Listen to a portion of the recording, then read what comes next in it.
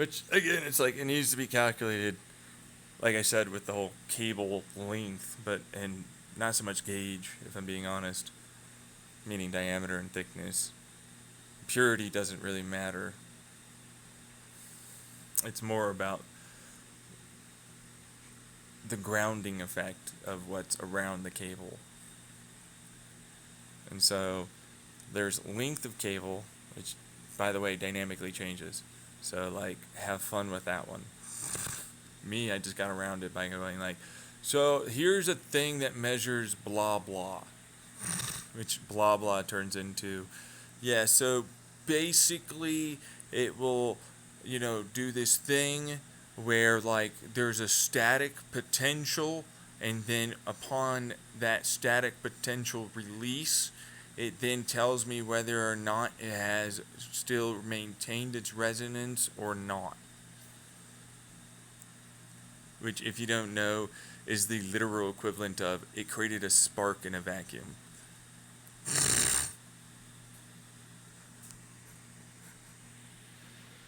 And therefore, it is not resonating correctly.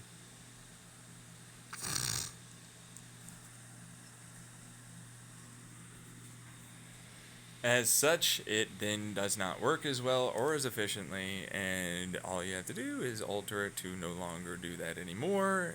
Bingo bongo, donezo.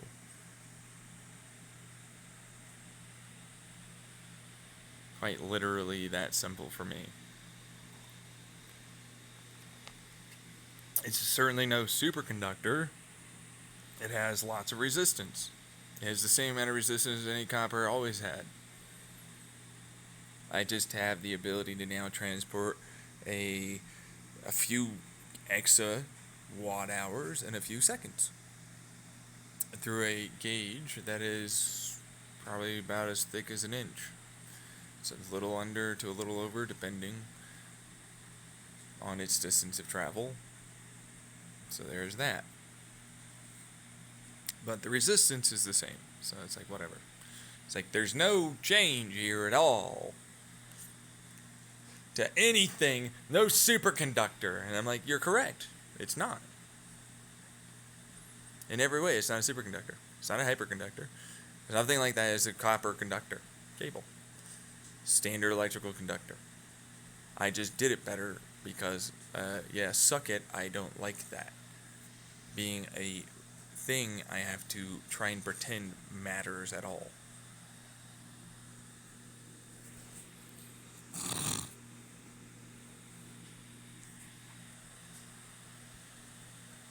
It's literally like, oh, yeah, no, thanks for the resistance. Zoop. Let me just go send some huge amounts of energy over that way. Really fast, basically near speed of light here.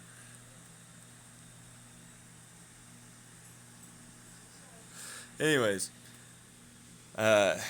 but the thing is that you lose any possibility of having any electromagnetic coils. So it's like all electromagnetic coils are gone with this effect. You can't use any standard AC or DC to create a electromagnetic field. It's gone. There's no way to ground this either. Like, you can't ground that. So, like, it can go underground as hard as you want. But, like, unless it's the tip, you have no way of transferring electricity in any other direction other than that tip. Doesn't matter how much you coil it, doesn't matter how much you do anything to it, it does nothing, and it effectively never loses heat energy. It still warms up a little, but it's not much.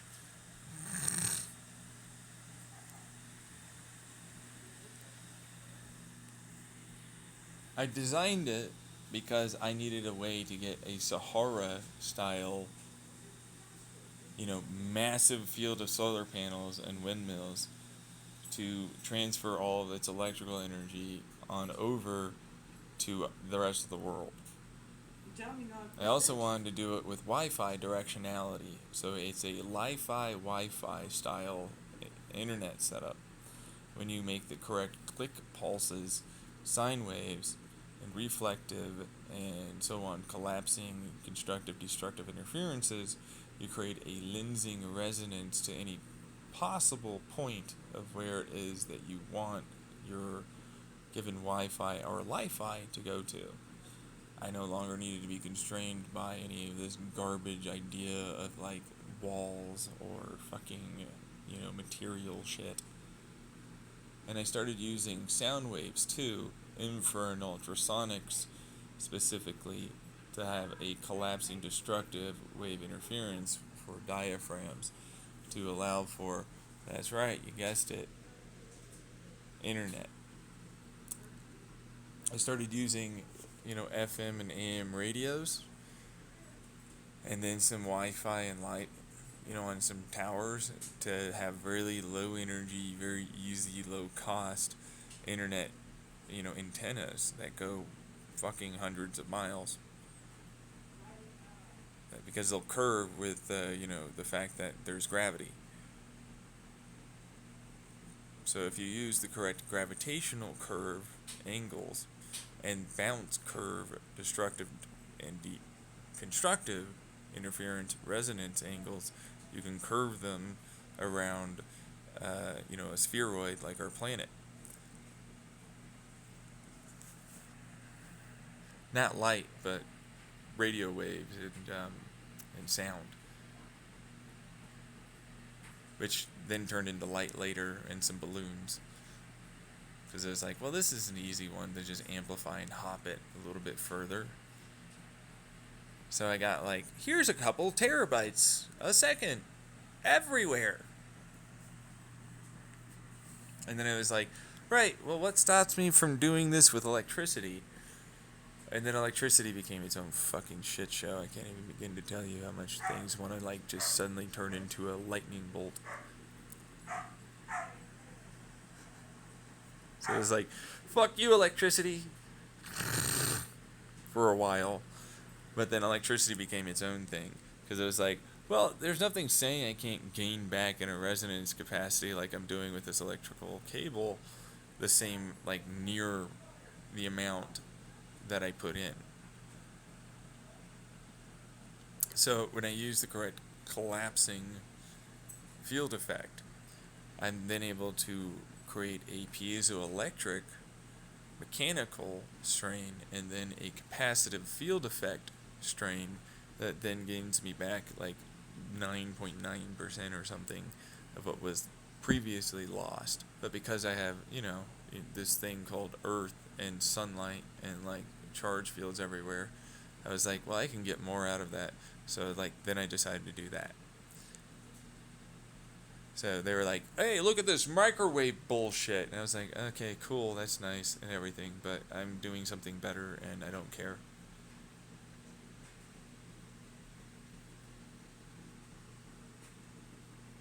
Like, legitimately, they're like, we're doing space microwave flavors. And I was like, neat, but, that's super inefficient.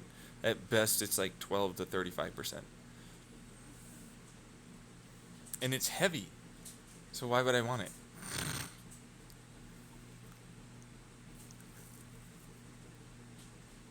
I can just move it on the ground. I don't need to go to space.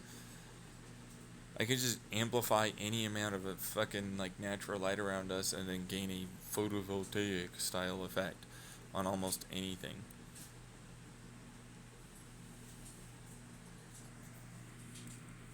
With the correct material. I mean, it's the light. Yeah, it's like resonance. Like, you remember the tuning rod thing that they did? It's like there's a tuning rod and and they put one next to it and it goes bong bong bong with a ping pong ball, right? Same type of thing but with light. And so it's like when you put in the right mechanical stress and strain and the field effect occurrence, then it allows for that to be recaptured and then gives you the energy back. But it's like that material can be practically anything with the right light. And fields, right? Fields, sure, yeah, I mean, if you want to, you don't need to. Like, for what it's worth, it's technically speaking not really necessary. like the piezoelectrics with the static, effects will create the same degree. Because there's a static movement effect that is a potential field. Once electricity is flowing, you can then dump that static field effect into the electromagnetic, and then you gain electricity, like I was talking about with that field potential kinetic battery thing that I was talking about earlier. Same thing. So it's like I isolate electron orbit, and then electron orbit goes, I want to make photon, and then photon goes, I can't because I have the right field potential to make electron instead. And so I increase the likelihood chance, quantum standard model stuff, of producing electron. And so electron is created, and Bob's your uncle, you now have wireless energy transmission over practically any distance.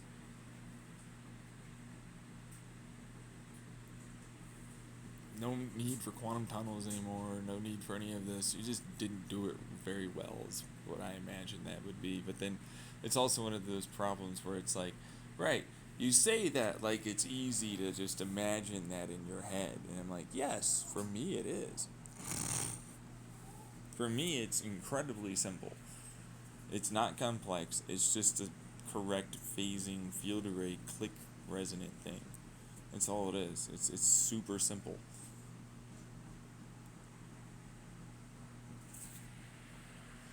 Let's put it this way. It aligns everything in a laminar kind of coherented like flow. It then lenses it, then creates a Bernoulli Venturi, meaning it goes faster, sucks in others, and then creates a lower pressure resistance towards its travel as it makes more come in. Upon doing that with the correct alignment of others around it, it then creates a curvature angle reflectance property wave that allows for it to then align again in a consistent resonant pattern as it goes out to its next area. Should you have the correct alignment of your initial area, it'll then bounce again, and you can get that pretty far, but it will eventually start to lose its effect.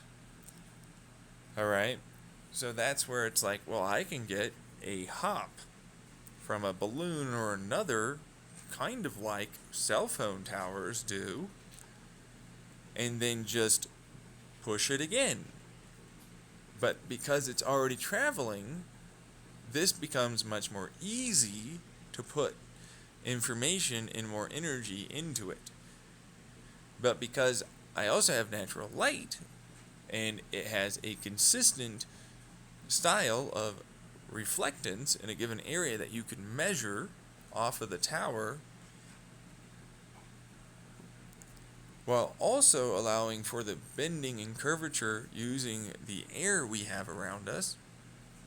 And then, of course, there's gravitational speaking when it comes down to, let's say, not radio waves. You use other types of waves like Wi-Fi that don't travel. They travel the speed of light, but it's a whole thing where they curve a lot more and dissipate a lot more, thanks to like the way they travel through it. Anyways, point is, that's the lensing of the atmosphere, but then there's also the atmosphere not just being the lens. You also happen to, have fucking Einstein still being right in creating fucking, this thing called a lens. And when you use the fact that it's spinning around a star, and then it's spinning around while it's fired in a relativistic way, it already had the added, meaning it increased, blue shifted towards a given amount, but then it's red shifting as it's trying to curve slightly. You have to add that into your calculations. Anyways, it then allows for you to reflectively, destructively interfere. So it's like, this is a destructive, but it's not destructive because it's constructive with the reflectance, and it remains containing the information and energy nearly the same amount. You do lose a little as it curves back down. It's very consistent with how far you can get, depending on the amount of energy and phasing and resonating that you do. You can get very, very far. insanely far, actually. Get hundreds of miles off of that. As a result, it was like, well, here's some basic fucking towers and a balloon. That'll work. And seeing as how you have control over a large amount of it during that moment, you can angle it and reflect it such that you gain electricity from the two towers or multiple towers to whatever it is that is flying and or floating in between, giving you, that's right, the equivalent of a bumper car style effect for electric airplanes. Wireless energy transmission over a distance. Stay in your lanes, folks. That's the only place you can get your electricity.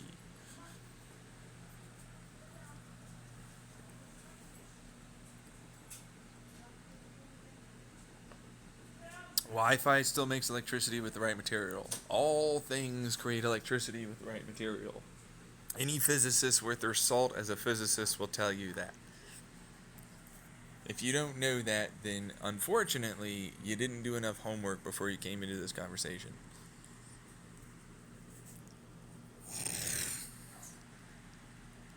All photovoltaic effect is a particular frequency of light that does it. There are many, many, many different frequencies. Many, many different photovoltaics. Practically anything can be a photovoltaic if you do it right.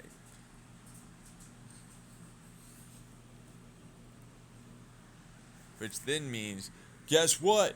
You fucking nubs over there, your climate denial skeptic garbage faces, huh? Think sun don't shine all the time. Meanwhile, me, bright mind dude, goes like radio wave IR still exists, bruh, and says, nah, I'm gonna make this work constantly day night. I'm gonna make it so it goes burr real hard and you get stupid fucking 3 a.m. microwave egg thing on your fucking stupid goddamn microwave, and then you're making eggs on your stove because you need apparently your stove to be on at 3 fucking in the morning making eggs for some stupid reason. Where are you getting toast? Where's your toast, you little fucking nugget? You little fucking fuck up? You little shithead? I need so much electricity at night, all damn day long. Oh, I'm sorry, I'm stupid. I'm a Republican climate denial person. I mean at night.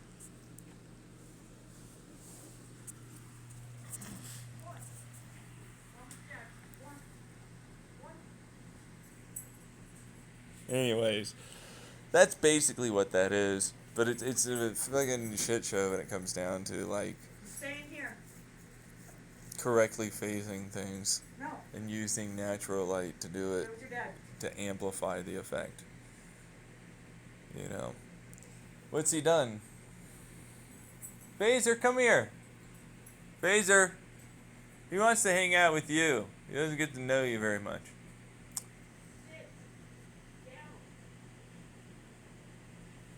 See what I'm saying? He acts just like that with me. She's like, you need to train your dog so much more. I'm like, I'm with him all damn day. He doesn't do anything. Like, I want, you know what I mean? Like, what are you fucking, like, why don't you, since you're so much better, figure it out?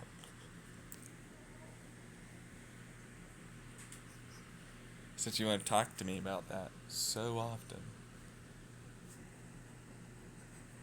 Anyways, I moved on from a lot of that after a while because it's like, well, I still have the quantum tunnel fucking stupid like plate thing, and there's nothing saying I can't just send an electron through on one side and then make like, you know, field to capture it, which means like a negative, so it's static charge. So it's like, go over that way, and then just phase it the right way and pulse it the right way. And what do you know? I got basically no resistance, although it's not no resistance. I have resistance. It's just a whole thing. Because they're always like, no, there's no resistance. There's tons of resistance. The same as resistance as it always has been. There's been no change to the resistance. Did you not hear how the electromagnetic fields are being, you know, fuck it. You're one of those psychopaths that just want us to stir and troll up things. You know what I mean? I'm like fucking always pissed off about it. Not really, but like, it's a whole thing. But, so, and then I made this poly compound, polyceramic compound that makes it into like a like a silicon, style. Which this one was really cool. I used zirconium. I then used a, let's see here, fucking goddamn it, bastards, fucking brain. I used zirconium, tungsten, and then I used a, let's see here, I think it was, fucking goddamn it. I'm looking at periodic table of elements again. This is like iron. I mean, yeah, no, we remember the iron from you in the past. You kept saying iron, iron, iron, iron, iron, and all this other fucking dumbass bullshit. I think I used chlorine? No, I didn't use chlorine. I can't use chlorine for this. I think it's fucking stupid. I have to fucking do it again. I did it back then and I gave up. Oh, right. No, but that's a whole other thing. Yeah, I can't use potassium. I can't use, let's see here. I used a... Yeah, I can't use bismuth. Although I wanted to use bismuth, but I can't use bismuth. So let's see here.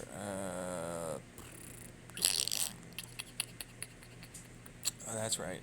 It was an aluminum silicon kind of thing with a. Let's see here. It was a. No. It was a silicon. I can't use silicon. Get rid of the silicon.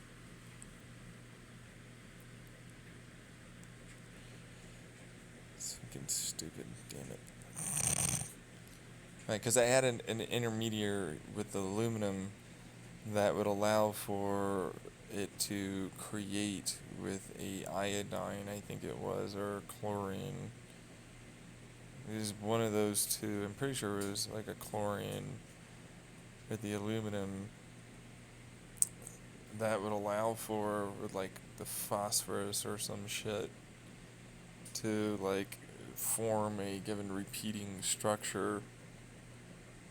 But I forgot how I did it with, like, because they always want me to go over to the lithium, sodium, potassium, blah, blah, blah. And I'm like, it's stupid and it sucks and nothing about them are good.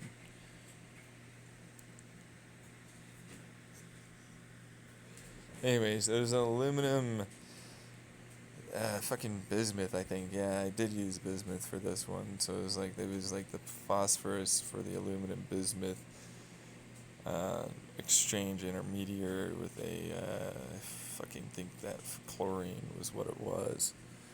And so it created a repeating zirconium, tungsten, aluminum bismuth that would allow for, with the chlorine still stuck to it, a repeating, like, weird layer sort of style three-dimensional object. So like a good way to describe the three-dimensional object is like, so it forms what is the equivalent of teeth one side that are curved inwards, and then it has like this straight, but then it's narrowing to a point, and then it goes and then creates not an up and down, a weird little wiggle, like a wavy form that would go from out to in and then out again. And like that would be in a three-dimensional aspect. So this is a pretty fucking decently sized like little fucking thing. But this is the silicon thing that I'm talking about instead of like the crystal thing that I'm talking about. And so anyways, that would then combine in a poly style constant, vertical and horizontal and diagonal, like, chain, compound. So it would move with a lot of stretch. And I was like, well, here's a singular, I think it was like an inch or some shit. It was only like a micrometer, a couple micrometers thick, square, that I stuck to like these two clamp things, and then I lifted up like a whole bunch of elephants or some shit with it. And it was like, behold, you guys suck and I'm awesome. But the reason why I did it was because it makes an enormously good acoustic barrier. It absorbs a lot of acoustic. Like, it makes an insanely strong compound that's easy to break down because there's no forever chemical. So it's like it'll stay together, but then like with the right chemical compounds and or light, which in this instance is always around us because we're talking, the light that comes from our sun and a few organic chemicals that are usually present, like salt, some nitrogen, nitrogenous, stuff like that would break it down over time, even if it's super, super tough. Anyways, the way I did this one was with liquid chemicals. That's right, I used liquid acetic alkaline chemicals. Placed together appropriate ratios, and then I would precipitate it out into a mold. Once it was in a mold, I would then shock treat it with some electromagnetic fields and then a positive and negative, and whoomp, it would stick together in the mold.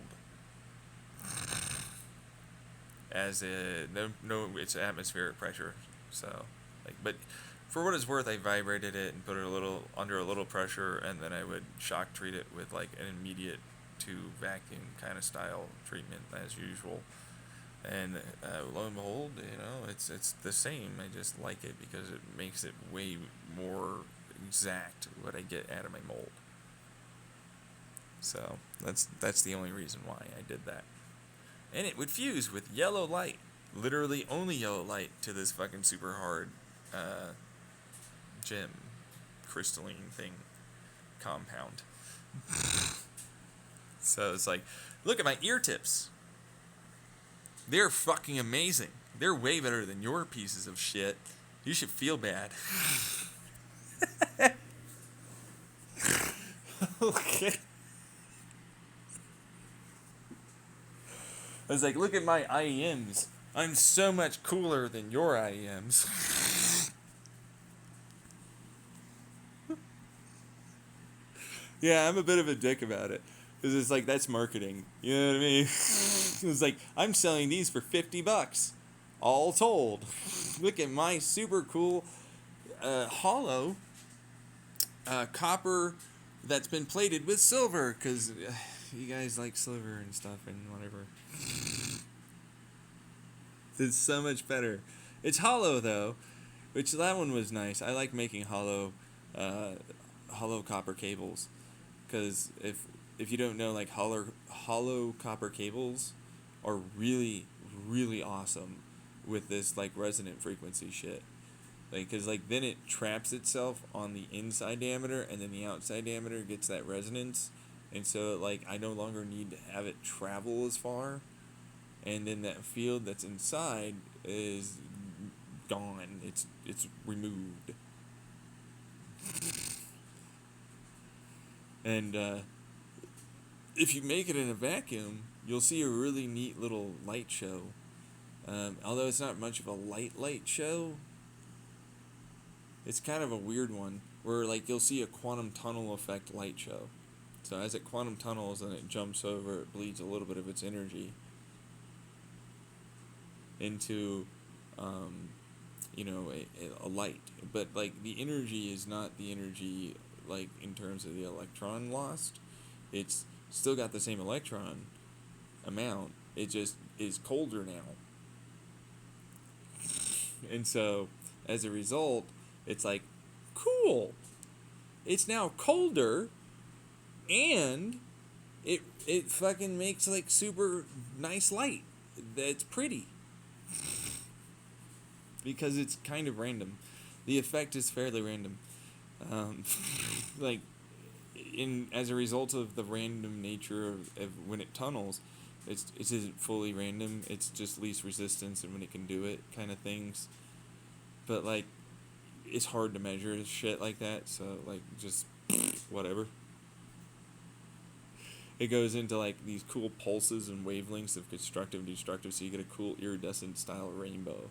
And then, like, you have a bunch of different, like, styles of, like, gamma waves that suddenly turn into something you can see, because gamma waves get destroyed into a light wave that you see, natural light, but it combines into a specific iridescent style rainbow that you see. And so, like, when it's gamma wave as this type of rainbow frequency, spectrum, and then you have this like regular red and blue and so on, and then so it shifts constantly, and it's super neat.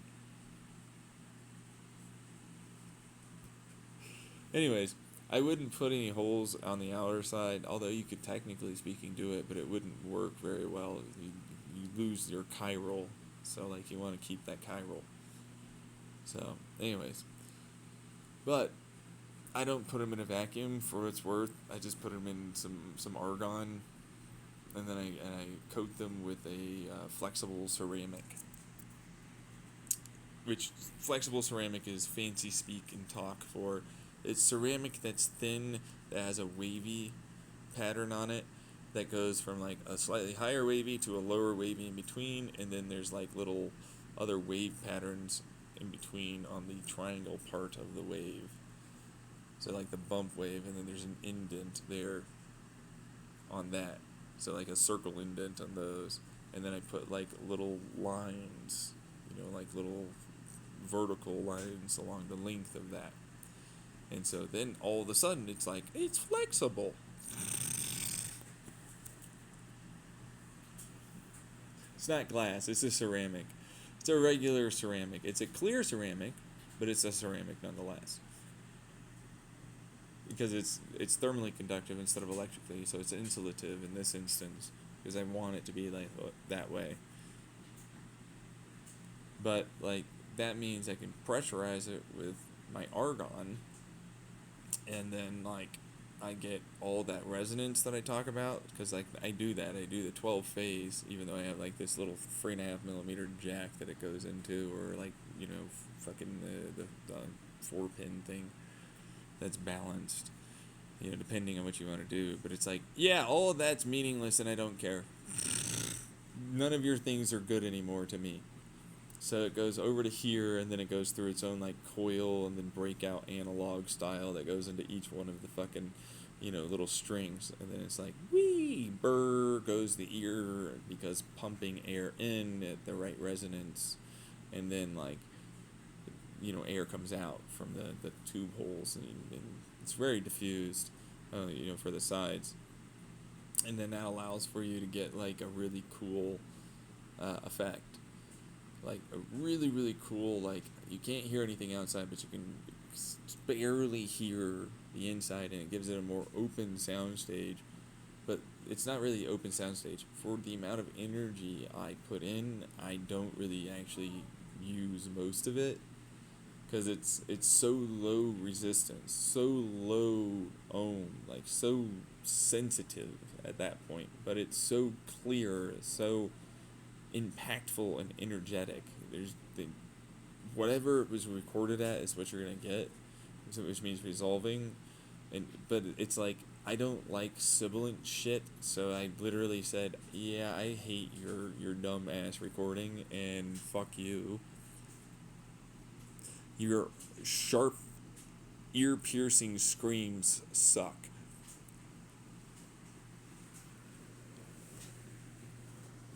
So I said, enough of that bullshit. And I meant, and I made it. I went and I made it.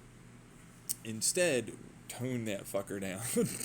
No matter what, it'll never go above a certain peak frequency of height. So it's it doesn't matter how much extra you put into it. It's it'll just know that you want this decibel range, is essentially all it's doing.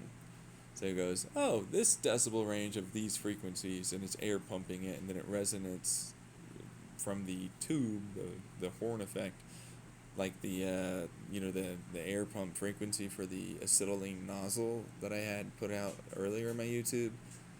Same kind of thing. It's that's your your eardrum, and then it resonates off of that, and so it pushes that, and so it'll feel that, and then that resistance versus the diaphragm that's resonating will then be picked up on the coils and the breakout like little analog computer converter that then gives it exactingly precise effects. So it's like depending on the eardrum, which it can know based upon the pressure coming in and that field effect that it produces coming in, as in back, it then gives it a given amount of extra energy in a shape of the eardrum and the canal there within of earwax.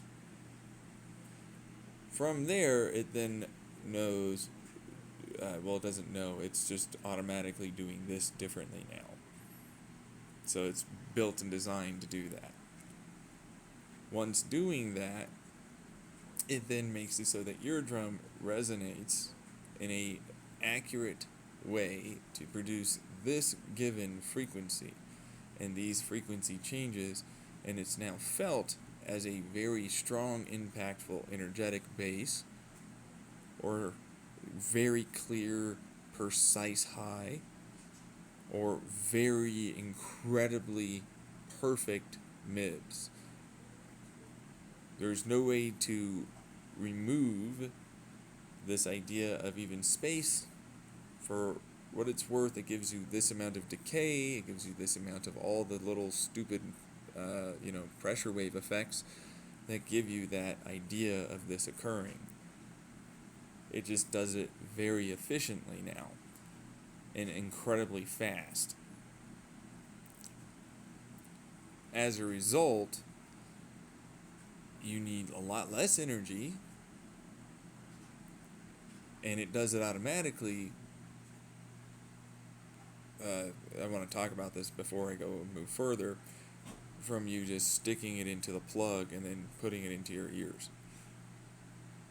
It won't do it as a semi-sealed environment. Like, I still have headphones that do the same thing. It seals around the cup and it knows from that, but the IEM has to like seal in. But it's a very flexible material, and like it bends with the tube too. But the tube maintains, because I wanted it to do this, it maintains its horn effect curve, so that way it really makes sure that the force and the applied force back is captured appropriately, while the rest of it goes through and exits out because it's pushing more air in, and then some of that, but like that air also comes out, and that's why it turns into a very specific resonant chamber.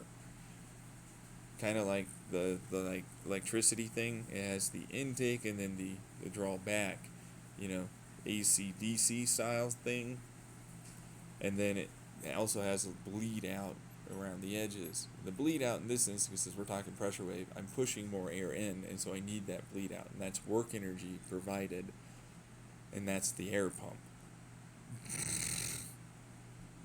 Which means I no longer have to worry about that fucker like overpressuring my ear. It also gives it an open sound stage, which means wider. But like, for what it's worth, it's not like super much wider. It's the same like as anything, would normally be. It's just a really, really easy design to make. For what it is, it's a super easy design. That's literally all it is. But it's like stamp, squeeze, and done. Like, once you build the parts, stamp, squeeze, done, send it out.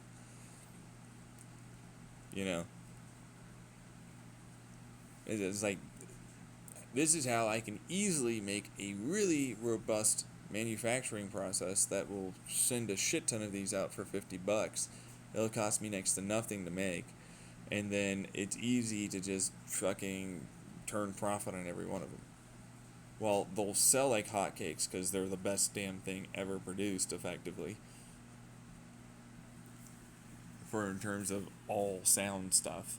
Because it would be like, hey, so soundstage would be holographic imaging levels depending on how it is you ultimately recorded this. So if you gave me like a piece of shit recording, it's going to give you that back.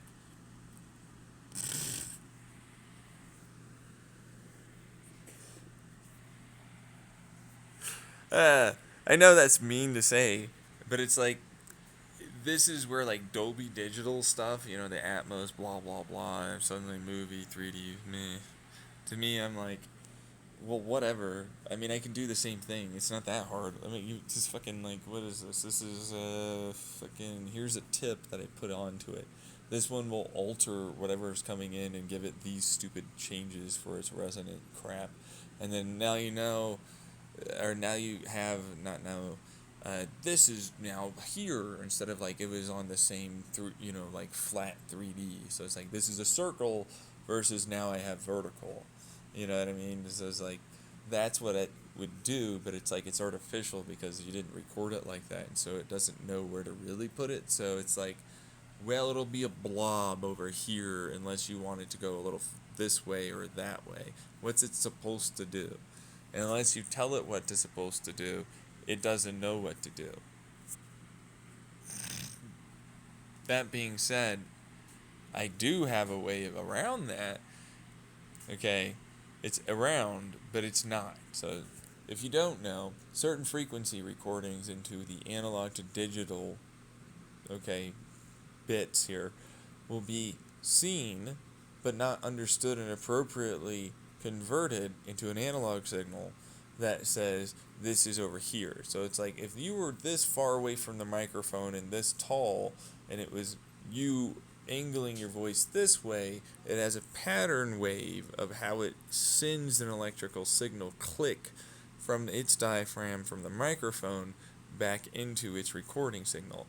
And you get that, but it's often never used. It's like really annoying actually. And so since I have that now that I can use with the tip, I'll give you that. Which it's like, this is basically all the things that were going on. Fuck whatever processing crap they thought they could get away with unless they didn't keep that there. Which would be raw versus mastered or something. That kind of thing. And it's like, here you go, I guess.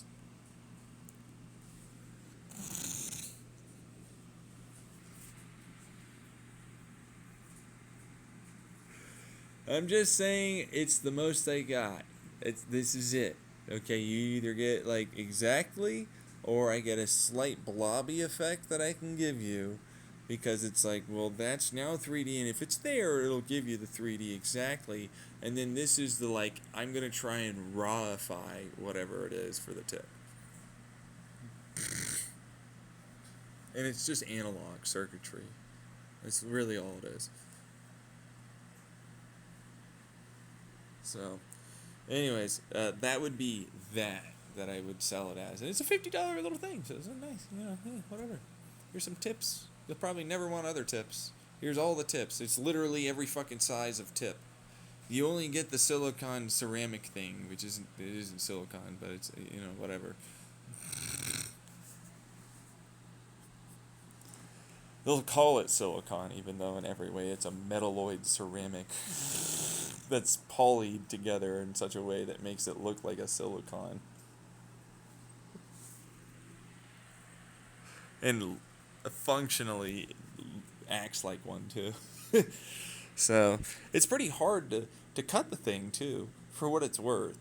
But it's not insanely impossible. It's just really good with stretch and like compressive, you know, like when you like you try and squish it. So like it's really resistive to some of that. And it's okay. I think it's okay. You know, it's pretty thermally okay with it. Like it's not like resistive like a insulator, and it's not conductive. You know what I mean? It's like it'll do a little bit, and it depends on the thinness sort of stuff. It's really just meant to be a stretchy, very strong material for that kind of thing. That's literally all it's for.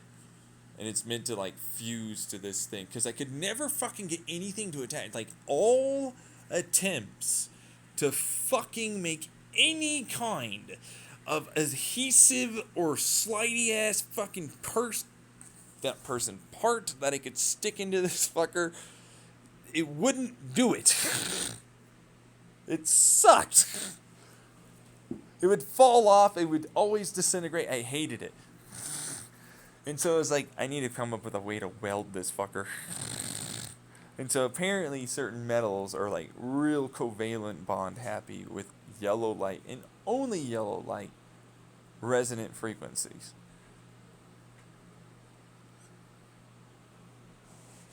So it's like it is welded. Welded. Like weld, it welds. If I have to say weld more, I will. Because it's welded.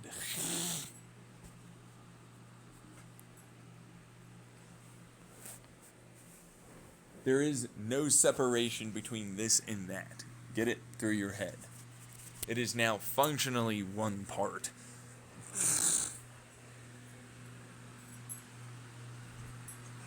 That's all it's doing.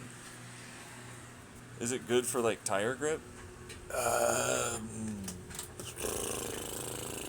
guess. I mean, I suppose it could be.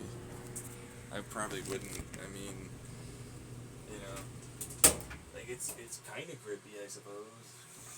It's still not dry. Fucking goddamn bastards. I'm gonna be done and go home. Yeah. Damn it. Alright. Yeah, but if you vibrated it with ultrasonic frequencies, it would absolutely reduce the amount of time and load and effort on your fucking dryers.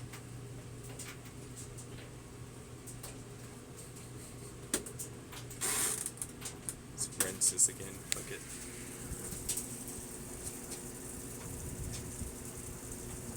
Anyways, but yeah, no. So it produces. Oh, my fucking goddamn suck.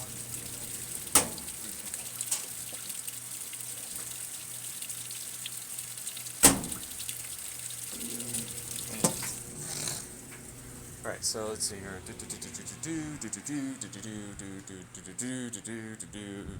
What was I doing after this? What was I thinking about? There's something I was going to think about. So, oh right, that's how the resonant connector or kinetic reflector resonating effect occurred. Because I was like, well, I was thinking about it for fucking electricity. Because it's like, let's just fucking stop trying to create a perfect material and having to cool things and pressurize. So it's like, this is stupid. I hate this shit. This is annoying the hell out of me. I'm going to look at this fucking shit that's electrode. I know you hate it. I don't care. You're a physicist. You fucking engineer too. Shut up. You will learn fucking quantum physics, you fucker. You will shut the hell up and you will buckle your ass down and you will learn.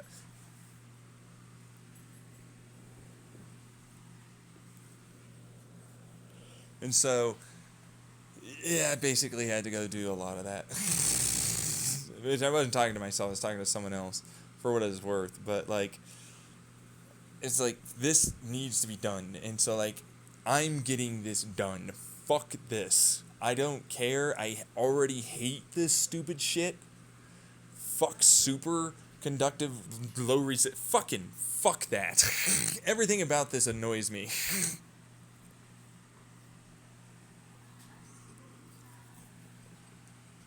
So I was like, all right, well, there's this fucking thing, and it did, and this, and the fucking stupid that crap, and what the hell even is this? What's a fluid dynamic? What the fuck is this? Oh, look at this math. Oh, nobody figured the math out on this. Oh, thanks, guys. Thanks. Now I have to go use a whole bunch of fucking bullshit to figure this shit out, you bastards. Who couldn't do this before I got here? What, you can't use any fucking chaos theory mathematics? You know about them, right? Oh, you do use them? Are you sure? Because it doesn't look like they're here in the physics of the quantum area.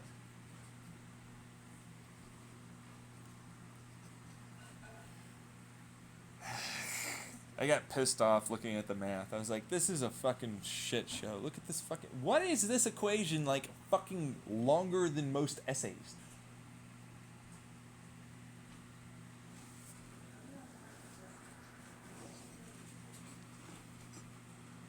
Not even Not even kidding. I was like, I'm not reading that. I don't care. It means nothing. I'm literally never going to do that. I'm never going to learn this. I don't care about your symbols. I don't care about your fucking little weird bullshitteries. I'm not fucking learning this thing or that thing. I'll just fucking figure it out. It's fine. I'll do it myself.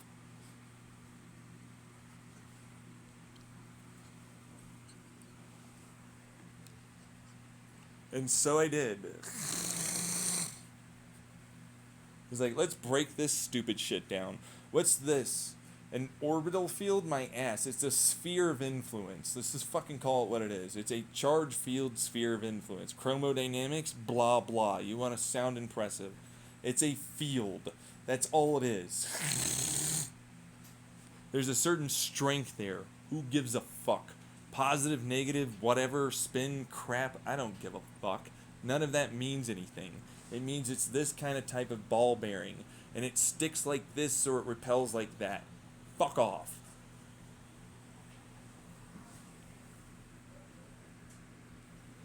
I then proceeded to build from there using basic programming styles of dynamic and objective, meaning C# and Python styles of programming. Of one to the next, to the next, to the next, to the next, to the next, to the next, to the next, to the next, to the next, to the next. Utilizing what I remembered from quantum standard model stuff. Because it's like, well, this will be a diagram. Fucking bullshit. I hate this thing. What is this? It doesn't even use the orbit.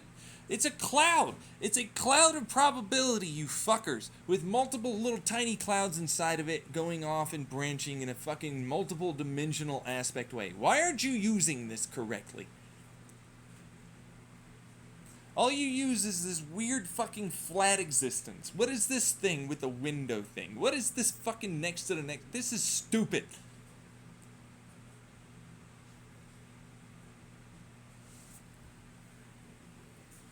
What? Why can't you imagine it like this? This is dumb. Because I can't see any of that. Fine, whatever, fine, whatever, fuck it, fine. You do you, you're fine, you're valid, you're learning, you're doing it your way, it works for you.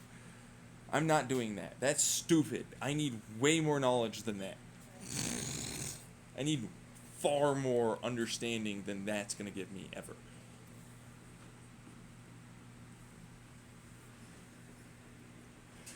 No, because you're not looking at it like an engine. Why aren't you looking at it like an engine? It's just an engine. That's all it is. It's a bunch of stupid cogs and wheels and engine and movement spin crap that moves from one to the next to the next to the next. It means nothing other than that.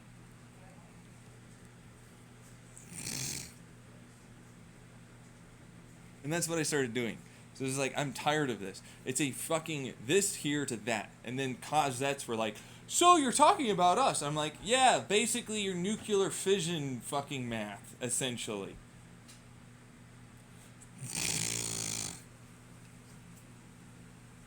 Here's a neutron goes off like this. Probabilistic factor crap, using for the house. I want to beat the fucking stupid house, fucking crap, statistical modeling.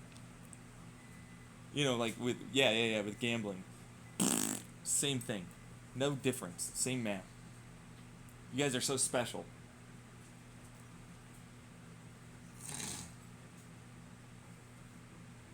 I was sick and tired of hearing this shit.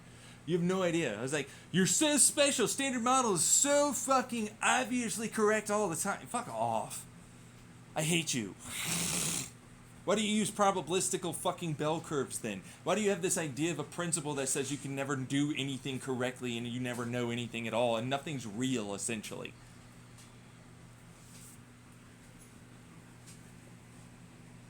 Your math is obvious as hell that you don't know. You don't know. Shut up. You just know certain things are more likely than others. That's it. Stop it.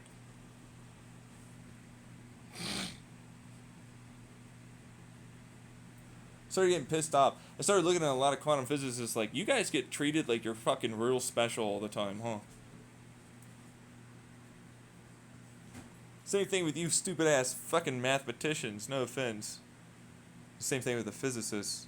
I'm a dick about it, but it's like you fucking swindled the shit out of people into thinking that you were way fucking more than you were. You have not gotten nearly as far as you think.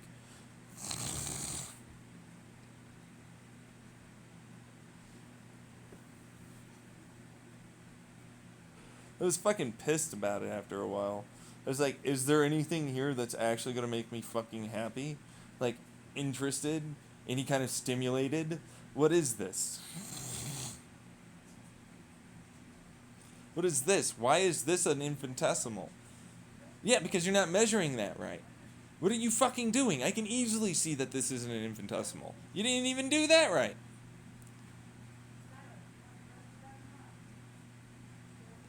I'm not kidding. It's like, where's your three-dimensional field aspect fucking cloud bell curve analysis? For your chaos theory mathematic dimensional puzzle piecing program cascade causette mathematics for your detectors. Which you didn't put in. And even your sensors doesn't have any of these correcting methods for any of the possible momentum, noise, and everything else introduced to them. Where they could be in terms of their oscillation frequency and their thermodynamic movement alongside of other given, not ideas, no. They're not fucking stop it. They're not wave functions. They're stuck together to something. Stop saying they're not real, you little fucking fuck up.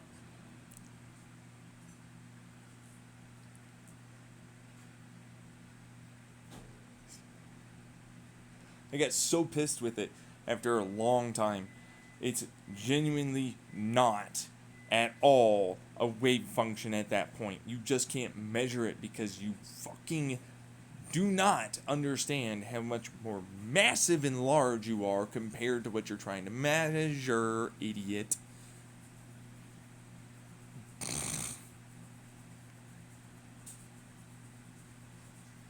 God.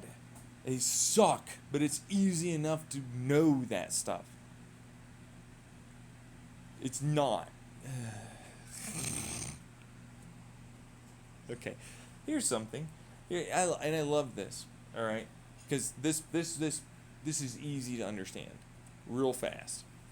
If I happen to be traveling at 50 miles an hour, all right, and there's a one atmosphere of our atmospheric composition. It's a fucking literal circle, a fan shroud. It's just traveling that fast. Alright. Okay. Sure. What is the given imparted energy into the plug of air in front of it? Given a standard chord of a teardrop shape, with a teardrop shape elongated tail of the circle. It does not go past a half-inch of chord. Why am I describing it like that for them? Because this is easy physics 101. There's a oscillative, depending on the material in this case, which you didn't ask. Alright, frequency that sends itself to the plug of air in front of it. That's why I'm talking about the plug of air in front of it. But you would never measure that, right? Because you wouldn't care. But it means a much greater deal than you think.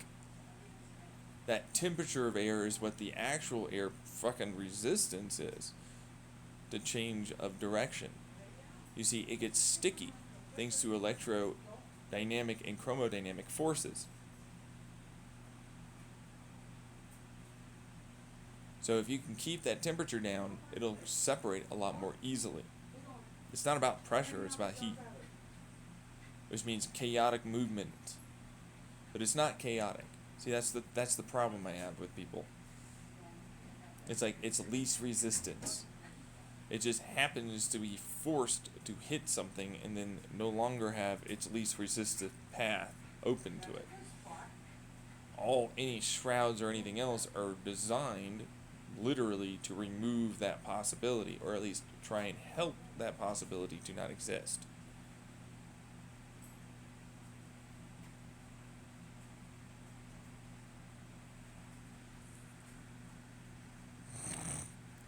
Do you understand now why it's like, so you knowing about momentum, no absolute zero, thermals exist, field chaos happens, not aligned.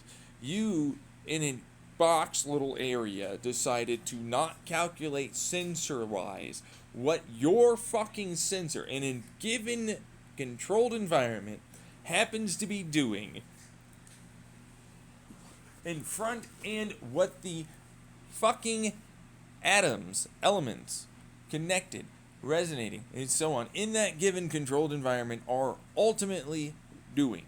Or at least pretty fucking likely to be doing these things. Are not at all measuring that and at least trying to go, well, it's probably very likely this. And then you have a few others, and then you calculate based upon what you see in your sensor data. Then from those given possible sensor setups, you didn't do any of that? Why didn't you do that?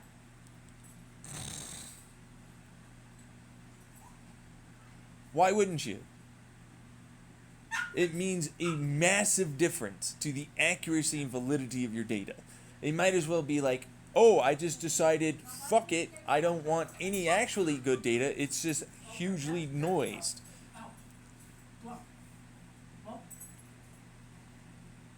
Take your dog. He barely played with her. Body slammed her It twice. bullshit he did. I was watching them. I watched him. Then different definitions, fine.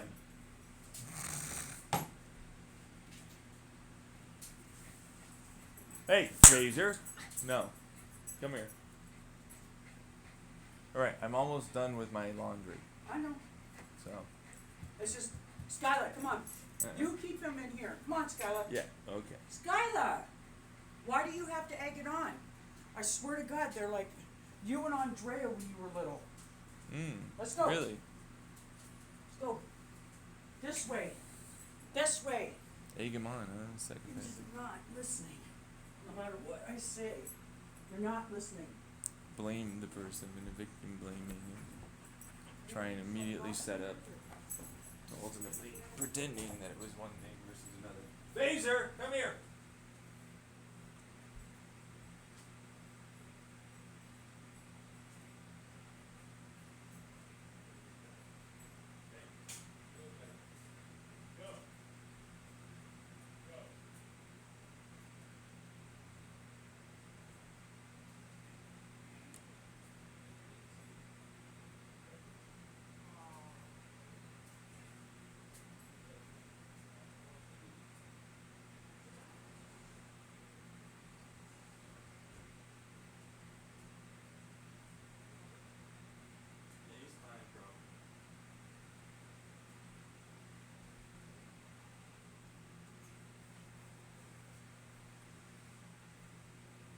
He's a dog, it doesn't matter.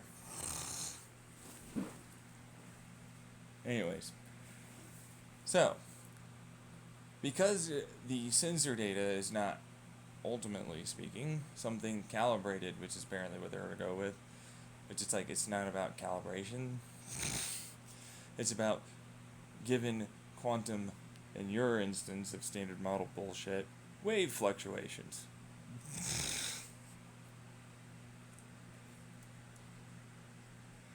And because there's this idea of superpositional collapse towards something else, energetic wise, then you're not accounting for the oscillative, meaning that forward direction information influencing causatively, or standard model, whatever the fuck, rearward towards where you presently are, not to mention that field potential, meaning potential, and it's a projection in this instance, area pressure, quantum informational pressure, that you're ultimately having in front of it, space-time wise. Not to mention that rear vacuum pressure which is trying to rebound off and then head directionally the same way, entropedically, to even itself out in your wave fluctuation function superpositional collapse thing that you have as your fucking mathematical physics. For your it's time moving hasn't been accounted for in any of your sensor data.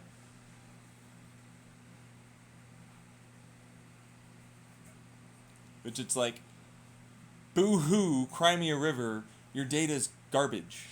It could have slipped in between. Most of its energy, it's spent, like a lot of it. You actually don't know what you have. As a result of never accounting for given flux states, in this instance, superpositional collapse states, projection pressures, informational pressures, aligned pole spin, vibration, release resistance, thermal.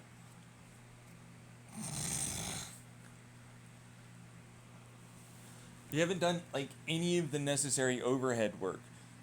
It bothers me. It's like, I smashed car at 100 miles an hour into wall. Nice. Okay, cool.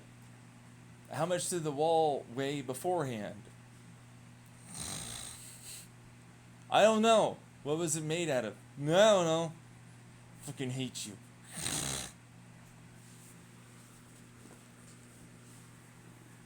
I literally don't like that. It's like, oh, what use is this data? What did you smash a car at 100 miles an hour for?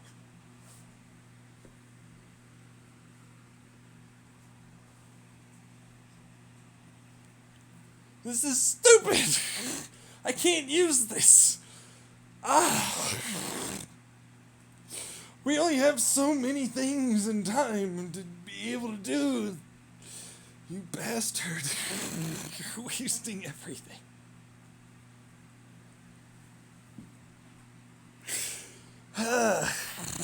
So, as a result, mathematically for me, I don't like your data. But it's still able to be used. It's just I basically say it's not that useful. It's the equivalent of like, so we know certain drug compounds alter our state of consciousness. Okay? Alright? But we didn't account for gut microflora, enzymes, protein receptors, ionic pumps in our neurons, virome, other societal status pressures. Then there's the programming, grooming effect of like our nurture style for a given neural network, Roko conscious being we are. On top of not in any way accounting for other modulating effects from the point started before and the point started after, there within, when it comes down to, was this, in your mind, perspective, philosophy-wise, something that then means that you should go try and do something finally because you have this, or was it something that helped you to go do that? These things are very weighted in terms of the amount of neural network alterational, speaking-wise, decisions based upon the processor connection points between various areas of our brain. And while, yes, some of them can be effective, the nurture aspect on top of the increase or decrease of various things for modulation of neural behavior, neuronal in this instance, behavior is what's going on. But you also have the physical features, which feedback loop, because you never fucking accounted for that. Because it's like, oh, these side effects physically are not that big of a deal. But like, there's an intrinsic subconscious region where it's like you have heart rate, you have this, you have that. And that modulates an increase or decrease of positive, negative, motivative, and so on, behavioral mindset changes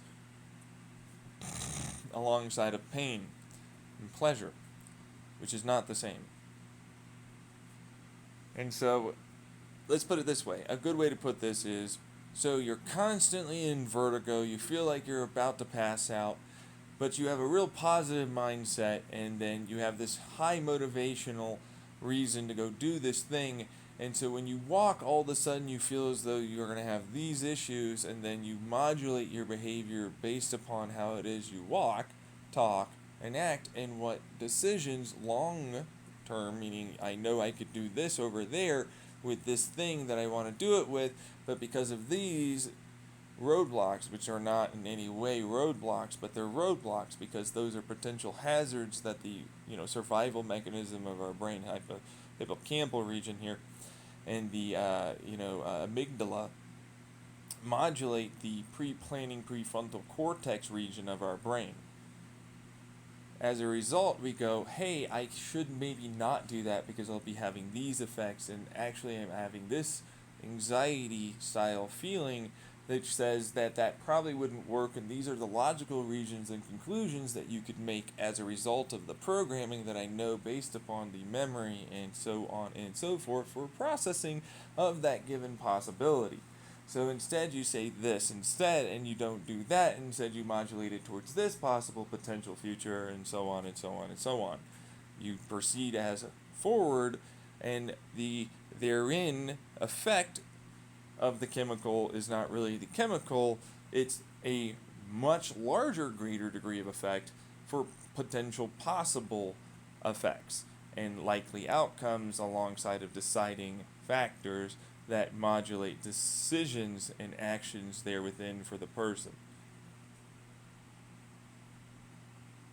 Because there's also the fact, which is why I talk about quantum perspective. So quantum relative, meaning it interacts with self versus outside knowing it does, which is thermal momentum. Deal with inertia, you fuckface. Along with charge and all the rest of it. You didn't get rid of all energy. You didn't suck out all the energy of a fucking goddamn atom and it just, boop, gone. You didn't. So as a result, of course, it's still interacting with itself. It's just like when the body doesn't eat enough and it doesn't have enough fucking socialization, it starts eating itself alive internally. You see what I'm saying? To try and heat up. You get the picture. Anyways, it then is in a superpositional flux state, which allows for it to then collapse. And that's why you get your qubit, as if it's an actual qubit. You just use certain programming math. And if it looks like this or that, based upon the setups, because, I have infinitesimal, and my sensors say, you're only good like this and can do this much.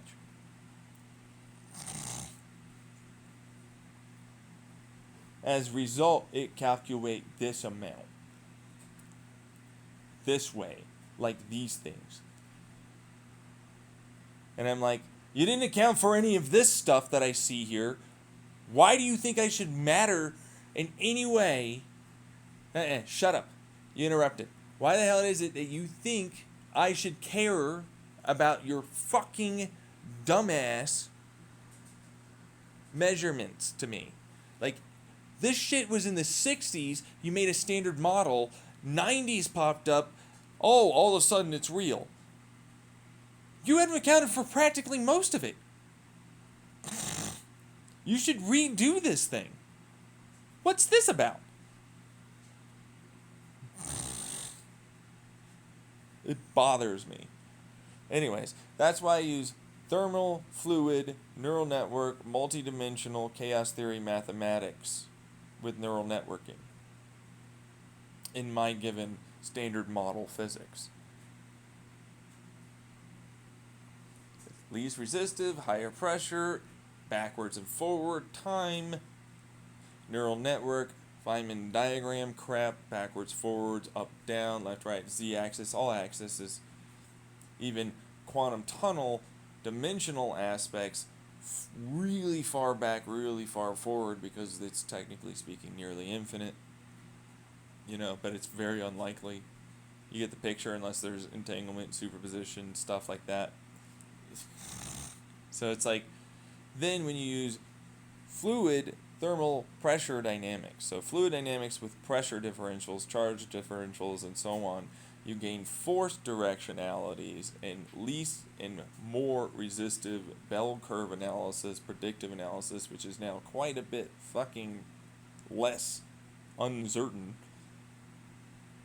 with your force dynamics. So, as a result of that, with neural network weightedness, that means in a given area that you start with a certain amount of knowledge, and then you can know from how it was that it could potentially have set itself up to be like this, like a Big Bang now, which is how you're calculating for Big Bang versus what it is I'm doing. Going, I have a lot of this information. We work backwards. Blah, blah, blah.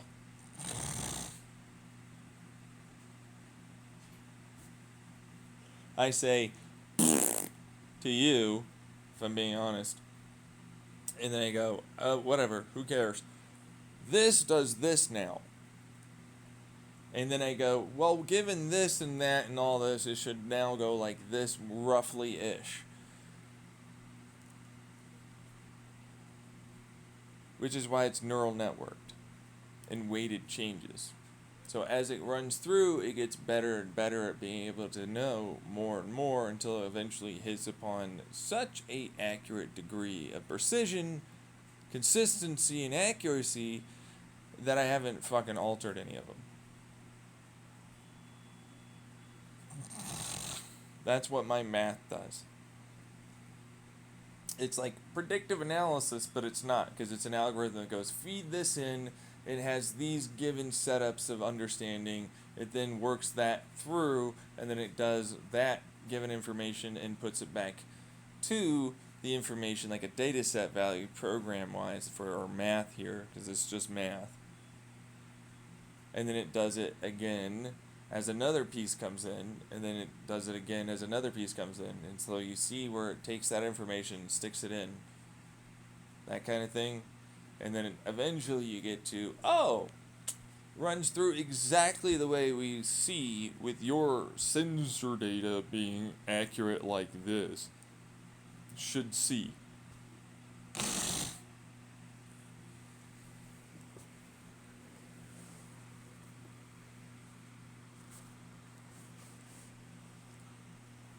Which I'm like, it matches your shit, so I don't care.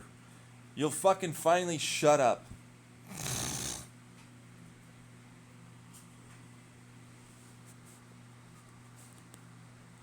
I got rid of randomness. Yeah, for what it was worth. Like, quantum randomness is bullshit. Like, I fucking don't care. It's not random and it's not uncertain. I'm a very deterministic person. Like, you just fucking do it wrong all the time.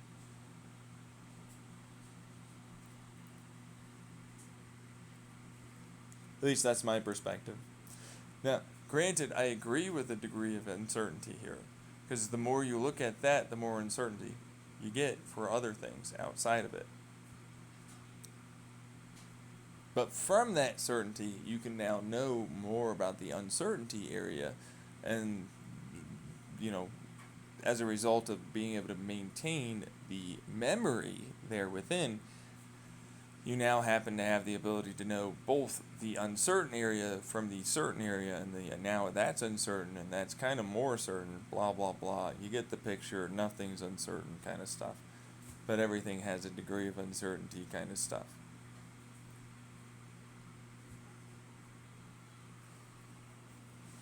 Which, for a long time, I ended up having to just deal with the fact that a lot of dumbass, smart people all fell in line with a given belief system of people before them. And a bunch of tribes, and wanting to make particle after particle after particle after blah, blah, blah, blah, blah, stupid, stupid, stupid stuff, and never fucking thinking about basic, I don't know, it's a bunch of fields, bro, with vibrations and some spikes, where those vibrations, some coils and whatever, and some fraying into another given, field. as it decays but sticks around because, like, of course it gets trapped and vibrates against itself inside of an in and out. You remember the plasma thing, and then like the vibration thing, and then the plug of air around, and it vibrates against it. Instead of expanding, it keeps itself as a genuine bolt of plasma that continues traveling. Same thing.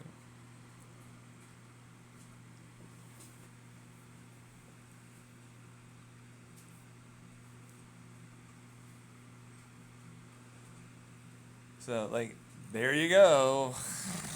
That's what we're made of. And then it was like, oh, it's field potentials. This is what I describe. It's not. Space is not field potentials. But it's like, you would describe it like that to a bunch of people that don't understand things. Like, these are field potentials. These are literally, it's a field over there. It's a potential possibility, not entertainment, entanglement. No, entropy, you fuckface. You little douchewad. Shut up. You don't know nothing, apparently. Why do you chime in and interrupt as if you matter? By the way, it's because you have a PhD and you keep fucking trying to challenge me. I'm doing that to you, you little fuck up. You're also a climate denial person. Yeah, you get paid money to fucking deny climate change for fucking a whole bunch of fucking court cases constantly for big corpos. You're a literal fucking shit show of a person. I wish you to be dead.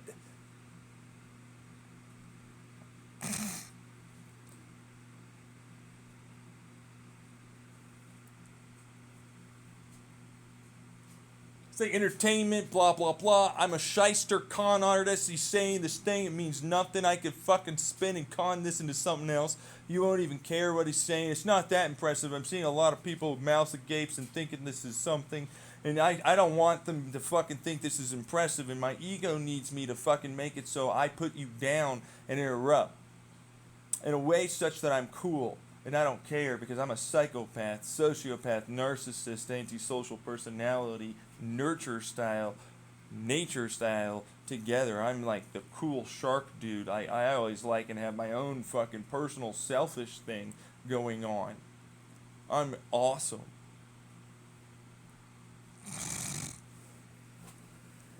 And I'm like, remember I talked about people like you needing to be fucking filtered and dead?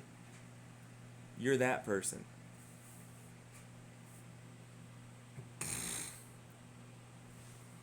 You're a filter event, a Fermi's paradox, idiot, apparent PhD. Filter event. You'll eventually murder all of the people on your planet with your fucking idiocracy.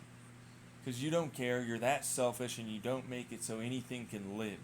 And you're fine with dying and everyone else dying.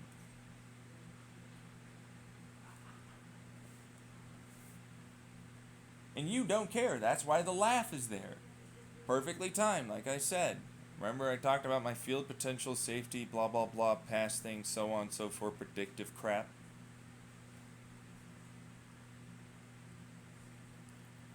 It's like, you can't fucking possibly. Blah, blah, blah, blah, blah. I'm stupid, dumb dumb.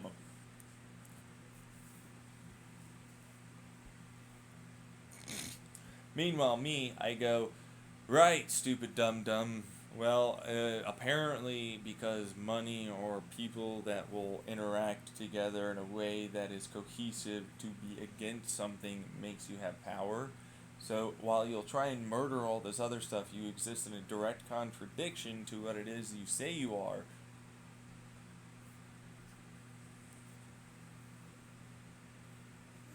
Which means you're only powerful because others allow you to be and work together to make it such that you are. And you know that, so that's why you gatekeep and groom a whole bunch of people into believing certain ideologies, philosophies, PhD, blah, blah, blah, blah, blah, tribal crap, and then it works.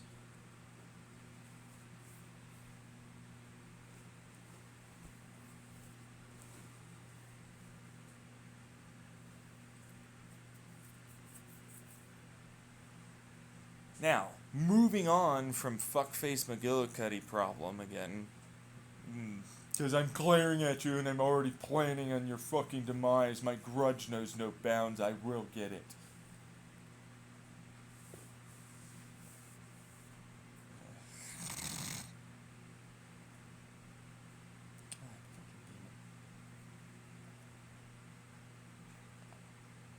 I moved on to like, well, so your stuff is whatever, but I don't care about your quantum standard model.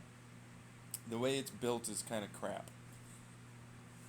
Your math programming is not very up to par or up to snuff for me.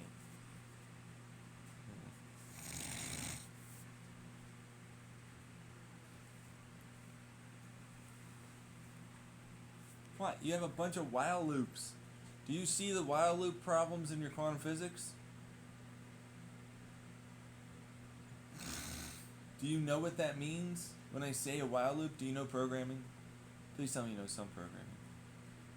I don't even know much programming. I know what a while loop is. While this, and then it goes while this, and it goes while this, and it goes while this, check that, effectively. So it's like, while this, check this thing. While this, check this thing. While this, check this thing. It's basically always doing that.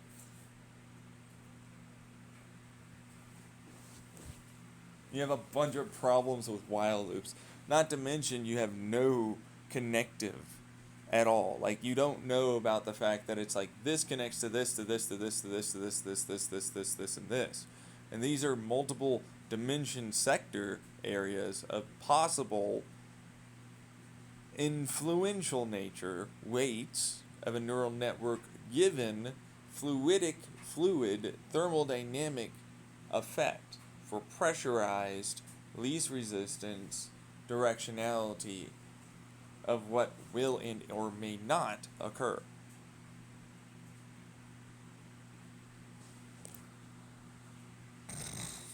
Which it's like, so obviously you don't have that in there. And I don't know why. And then it was like, right, so why the fuck should I care about this gravity thing? It's effectively like, oh, I then take this given frequency of whatever the hell it is, I don't care. It's a fucking stupid, dumbass frequency. That's all, they're all just fucking vibrations, bro. That's it. Like, shut the fuck up, I don't care. They're just fucking vibrations. Stop trying to change it into something else. Once you understand it wiggles and jiggles and blah blah blah, then it's like it does this sudden conversion into this thing. It wiggles like this, creates this field effect influential nature within a given space and time field. As a result of that, you then bleed the energy of the wiggle jiggle crap, and then you gain this effect. That force field, that's gravity field. Oh, it's a strong nuclear field. It's a weak freaking nuclear field. It's an electrostatic blah blah field. So they're vibrations in a field. Okay, I get it. I need to be special like the fucking 1800s guys with fucking electricity and fucking electromagnetics. I have to come up with a whole bunch of fucking same damn math or same thing, and then I call it different.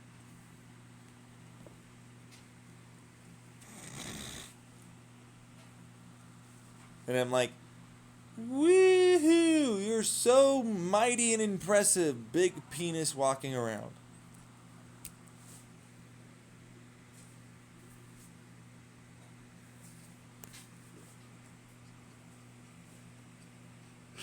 I'm pausing because a whole bunch of people are laughing at that. I know they are, but that's all they are to me. But see, the thing is thermodynamics and so on. All dynamics are effectively this. It's all kind of the same thing. For what it's worth, you know what I mean. But like, they're not. You know what I mean. It's different frequencies, so it's kind of being weird about it. But like even like fucking photons are that.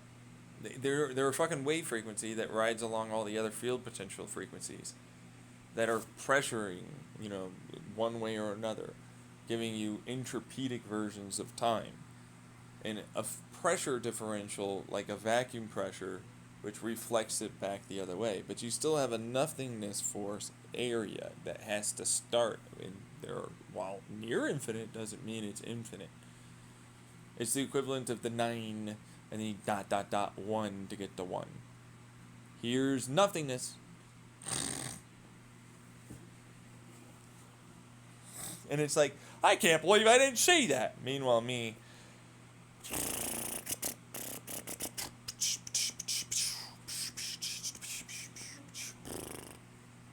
Look at him. Yep, here it is. I'm here cause that theory. Cause I told you it'd be fun cause that theory.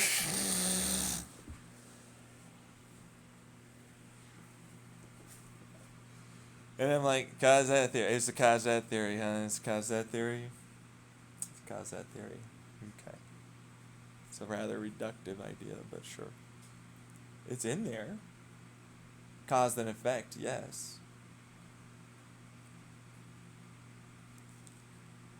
A given parameter effect, area moving forward, pressure backwards, just like you talk, it's cause that. Don't get me wrong. But, like, it does have a singular point that came from nothingness. It's not eternal, it didn't just spring forth.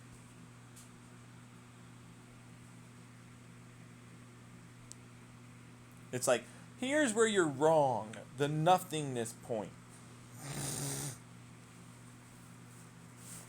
Because, hey, yo, shut the fuck up.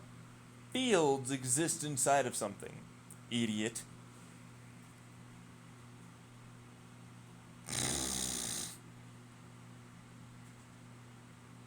Let me just skip this one for my cause-that theory real quick. I'm not even going to imagine the idea of it needing to be inside of something because that makes me feel weird. The fuck is that?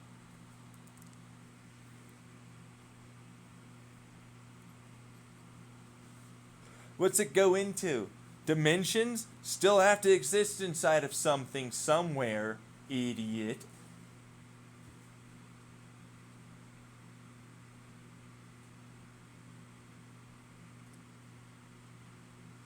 But that's what that is. You have to be mean. They're fucking people too. I'm sure, but they gatekept me so fucking hard. I hate them. Nothing about them makes me happy. I want them to suffer the indignity of realizing that they are an embarrassment to their own kind and they could have done a little bit more work. All because they were uncomfortable with thinking. And they kept going after me as if I was something to go after instead of someone to bring forth with inside of their community and tribe.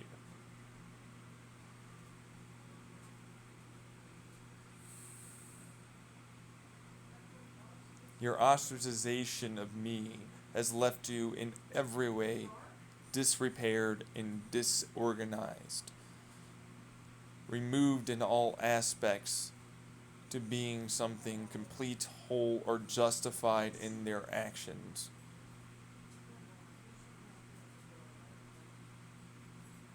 You fucking fail. You don't pass.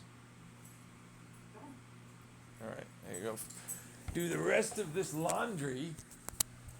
Let's see this now. These things were You going wanna go on. pee-pee? You wanna go outside and go pee-pee? Oh, yeah. Could you please do that? That'd help me. Come on, man. Are you kidding me? This fucking sucks. This is bullshit. You're still not fucking finished? This is crap. Why? Because if I know everything all the time, I'll be as fucking sad as everyone else.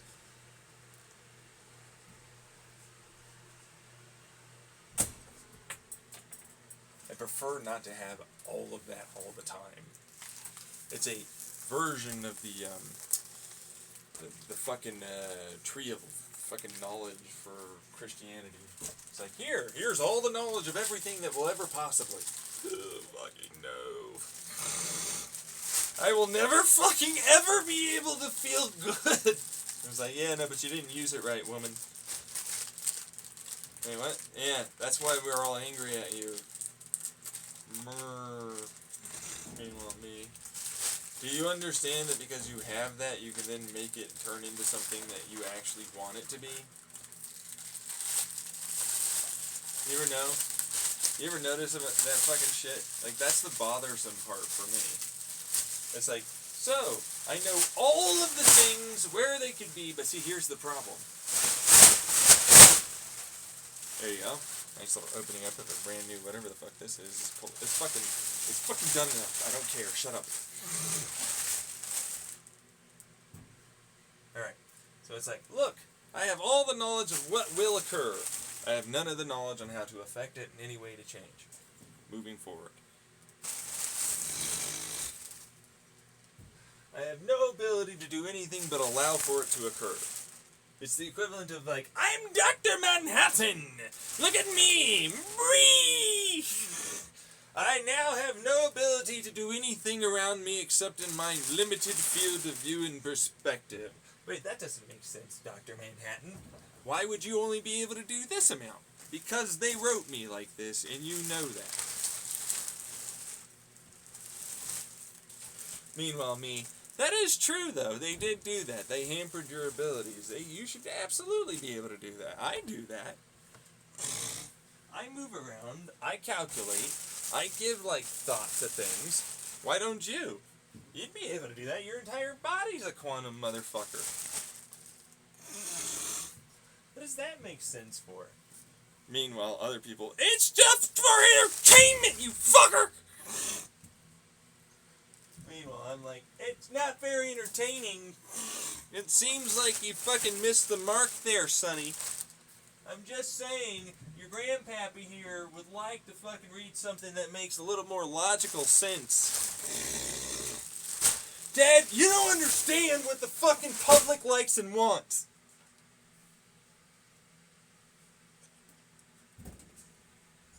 It's not entertaining when it doesn't make sense, son.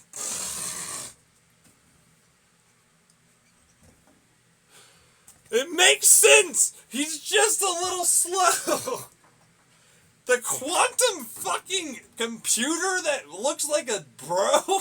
What are you on about? How is he not fucking fast? He's really... He's a ginormous Bose-Einstein condensate, effectively. Why is it he can't cascade effect himself in a resonance? He'd be able to calculate anything all the time. He would literally never be able not to. There are people he fights constantly. Don't make this my story, you fucker.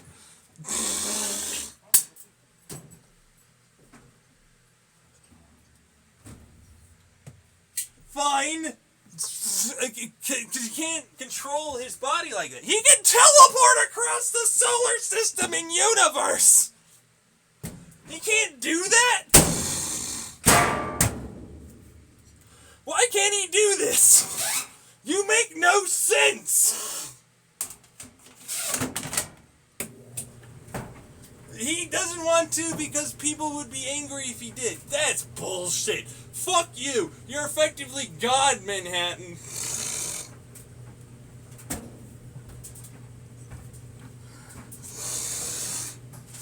You can easily figure this shit out and make it so everybody's happy all the time.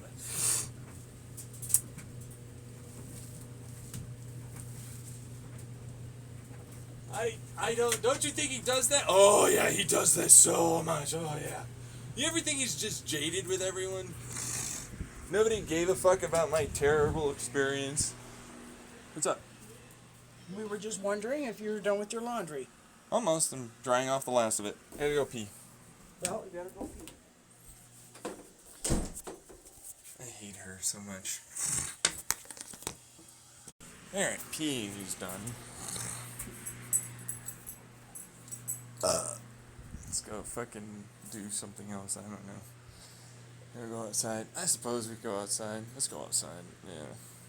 Get some more water along the way.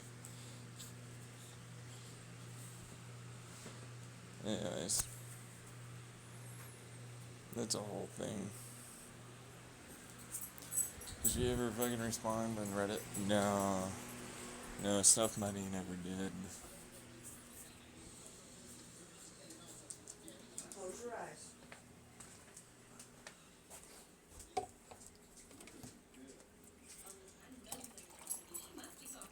There's some filtered water. Let's go outside. Phaser, come here. Come on. Come on. Going outside. Alright. And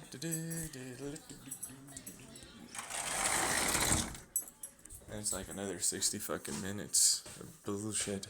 Takes for fucking ever to dry everything. We're in a high altitude area too. It should fucking easily dry off a lot faster. But it's not. I don't know what it is. Anyways. No, hey Phaser. Yeah? You wanna give me that bone? Come here. Oh, okay. Well, alright. So he doesn't want to play fetch. Anyways. Yeah, Phaser.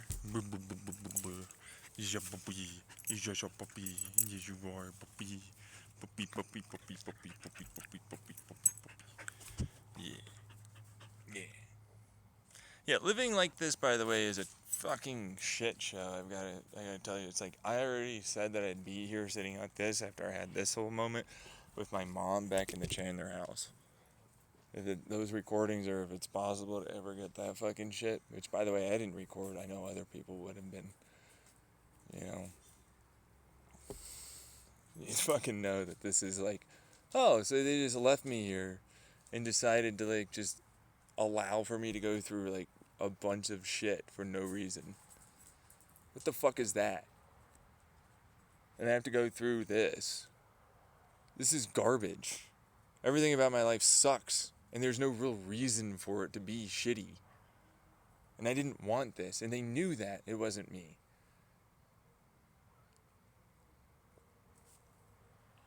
So it's like they fucked me over, and I keep telling them that, but nobody ever seems to care. But then they're dead, I guess, or whatever. I don't know. Tired of it. Doesn't really matter right now for me. This is like, you're in jail, or you're in Mindscape, or you're in blah, blah, blah, blah, blah, blah, blah, blah. It's like, I'm stuck in a fucking stupid time fucking bullshit, essentially. Yeah. Projected time moving forward.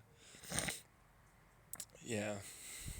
And like a whole bunch of people forcing things to be shitty for me and fucking affect me. And it's an experiment. I'm trying to make it so that way I watch and see what you do, because you can't possibly blah blah blah do this. And the story of God blah blah blah thing. It's a whole bunch of blahs, and that's all I ever hear from it. It's a con man swindler spin story, as if he's not the fucking shithead that killed everything and destroyed it all.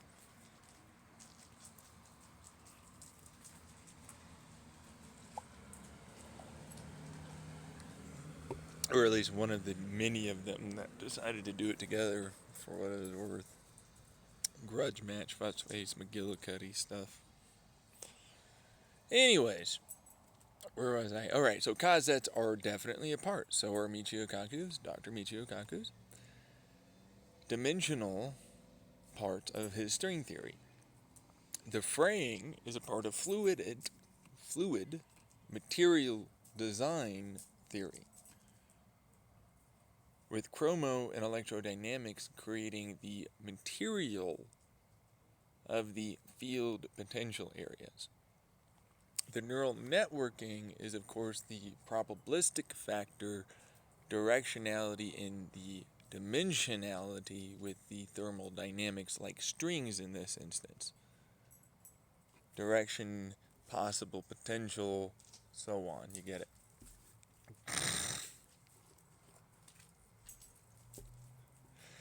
It then creates a vacuum in the rear. Vacuum pressure is still conserved. There's multiple different types of vacuum pressure. One which is more sink back into nothingness, I guess. It's not really, it just creates vacuum pressure, like expansion. And from that, it means it slows down, so it expands, and we get a rebounding effect, which is our normal seen vacuum pressure. Like a vibrational pump that dampens, like destructive interference, that allows for expansional effects of the boundary area. Then there's expansional vacuum, which is different, which this one creates the rebound. This expansional one which isn't called technically expansional because they already have expansional for that one, so I suppose you'd have to change the name. It'd be like a really hard surface ball bearing. So it'd flow through, but it would just transfer energy very efficiently to both sides. Like it comes in this side and then it goes over to that side. Kind of like a quantum tunnel, except it doesn't tunnel. It just moved through this area. We're just not looking very well at it.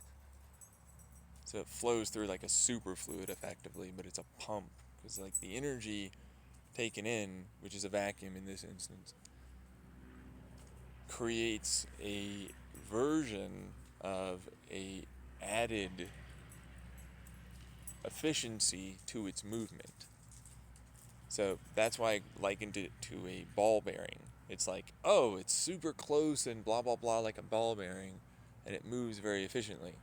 But in this instance, because it's a vacuum, you'd have to imagine it more like the fields became, well, essentially super ultra dense, but like super very much the opposite because it's a vacuum. So counterintuitively, what it means is that it makes a very low density object that then has, as a result, much less to go through to then get this given amount of force from here, wherever it is on this side, over to this side over here. Alright? Which is why it's like, oh, it's like a string is what Dr. Michio Kaku would probably go with, but to me it's like, it's essentially the least amount of resistance travel possible with no actual added effect because the vacuum technically added the lost energy back to it. And then there's the third one, which this one's a sucking in direction. So it takes in energy and then it creates a destructive interference that essentially has it drop down into like a nothingness-like potential area, which is not gravity. Although gravity does mimic this. So gravity is like the ball bearing thing. So like a bunch of fields are very close together, they resonate, harmonic, blah, blah, blah. But what it means is that it goes inwards because it travels outwards in a given field. That field then has a given energy attractiveness, like optical tweezers, except reverse, or sound tweezers, but reverse. But you can do that. You can take something further away and suck it back towards you using sound or light. This just does it with fields. That's my theory for quantum gravity.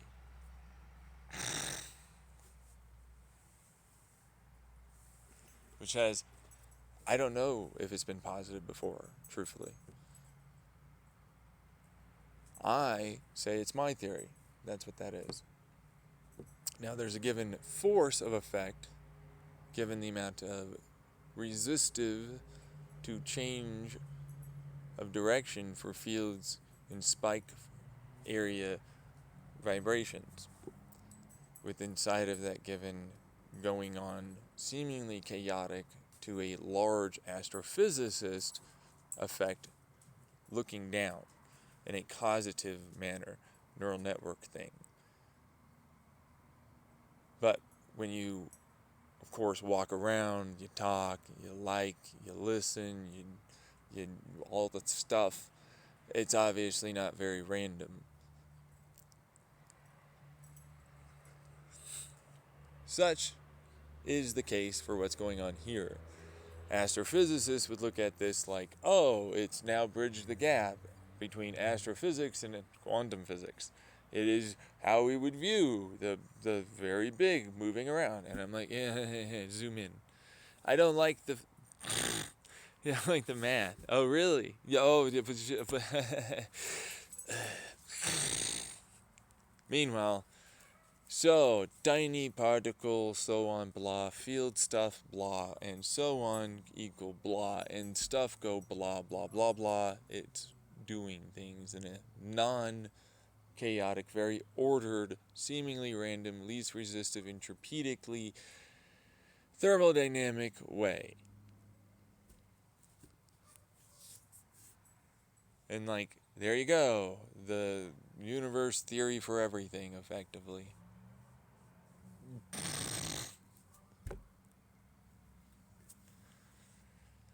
Takes a couple puzzle pieces from a lot of places. It works fairly reasonably well. I've been thinking about it for a long time. It's not really super amazing, if I'm honest. I'm not finished with it. It works rather well. It explains all observations we've ever had about our universe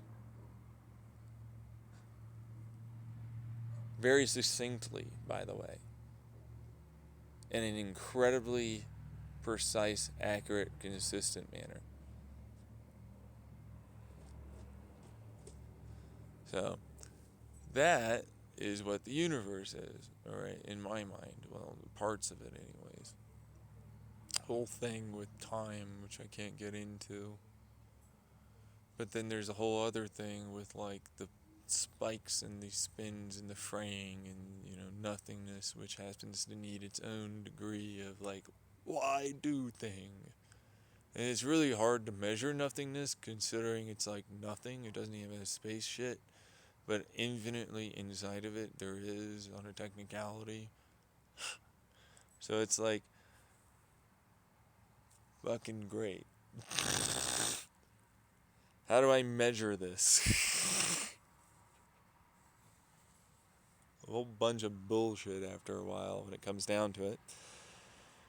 So I've kind of given up a little bit on that because potential land and which is what I call it, and then non-existence land. So it's like, you know, then there's the gray hole area, which I've described. Whole thing. I hate like the vast majority of going over it, but anyways, I want to move on to some of the other creative ideas I had. I had a sphere, an undulating, like, piston sphere. You know, like has a cylinder, like has like a circle that has, you know, it's like a certain depth, and that's where my intake, like a two-stroke, is. So like, you know what I mean, a scavenge effect for intake of air and fuel, right? And so then it would open up as a sphere, and then because it would open up with the housing around it and then the shape of the sphere, it would then create a undulating pressure wave. Zook, you know, and then that's hydraulic fluid, right? So, like, engines are cool. All right, I want to talk about engines. So, as a result, which this is a whole other reason why it's like a sonic resonance thing. So, anyways, it's a two-stroke scavenge, which allows for a one-stroke with four, but in this instance, if you do it the correct way, you get a front to rear and top to bottom and, you know, oscillatory, blah, blah, blah. Pump go burr wave, stronger, faster, harder, meaner, better. Turbine fluid, you know, because, you know, hydraulic fluid go through turbine in to out to end to out, and then return from that rear back to end to out, end to end thing. You know, like I talk about with the cavitation thing, you know, the big long that, you know, from the YouTube. Anyways, that goes to the front and then it returns, but it returns after it goes through this thing called the waste heat generator. So the waste heat generator is like really cool because it's a Jules Thomson acoustic pump air. So it's like as it goes in, it expands with air, and then it has like a pressure differential piezoelectric diaphragm, but then heat also gets exchanged during this expansion in pressure change and velocity change.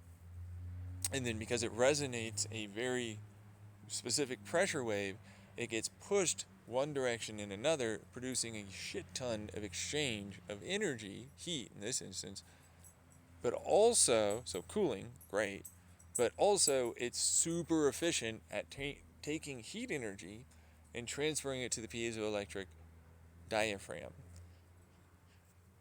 Because air needs to move through anyways. It does do it naturally, and you'll have a fan anyways, for it. But once heat is added, it gives you the Stirling effect, and then that creates mechanical stress strain, which amplifies as it goes through its given amount of bend in mechanical stress and strain.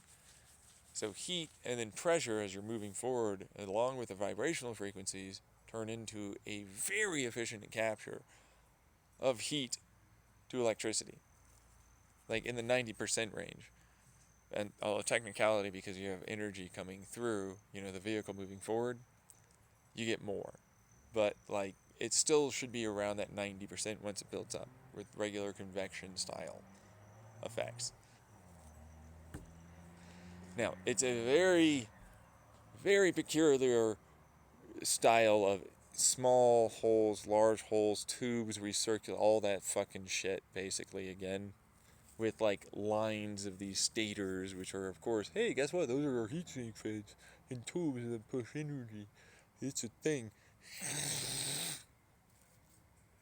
So, anyways, the reason why I like that is because it's like, oh, I capture that, and then I have my electrostatic, and then my electromagnetic, and then if I do it with the right eddy current, then I talked about the, so it's like, well, with a V8, style type of thing, I was like, oh, right, I can still use like a drill style with like, because you need like 6 of these little waves that I talk about with like little sine wave gear teeth, for your piston movement on the van thing that I talked about earlier. It's on my YouTube again. Anyways, point is, it's a hollow axle. It's my new crankshaft that has waves on it, but not just waves. They have teeth, like I said. But it's not just teeth, because like these like axles that have gears on the outside and inside. So gear teeth, outside inside of the tube, bearing that's attached to it, and it moves. Same thing with like a V8. And so if I do that right, so it's like, where are you going with this? Wait.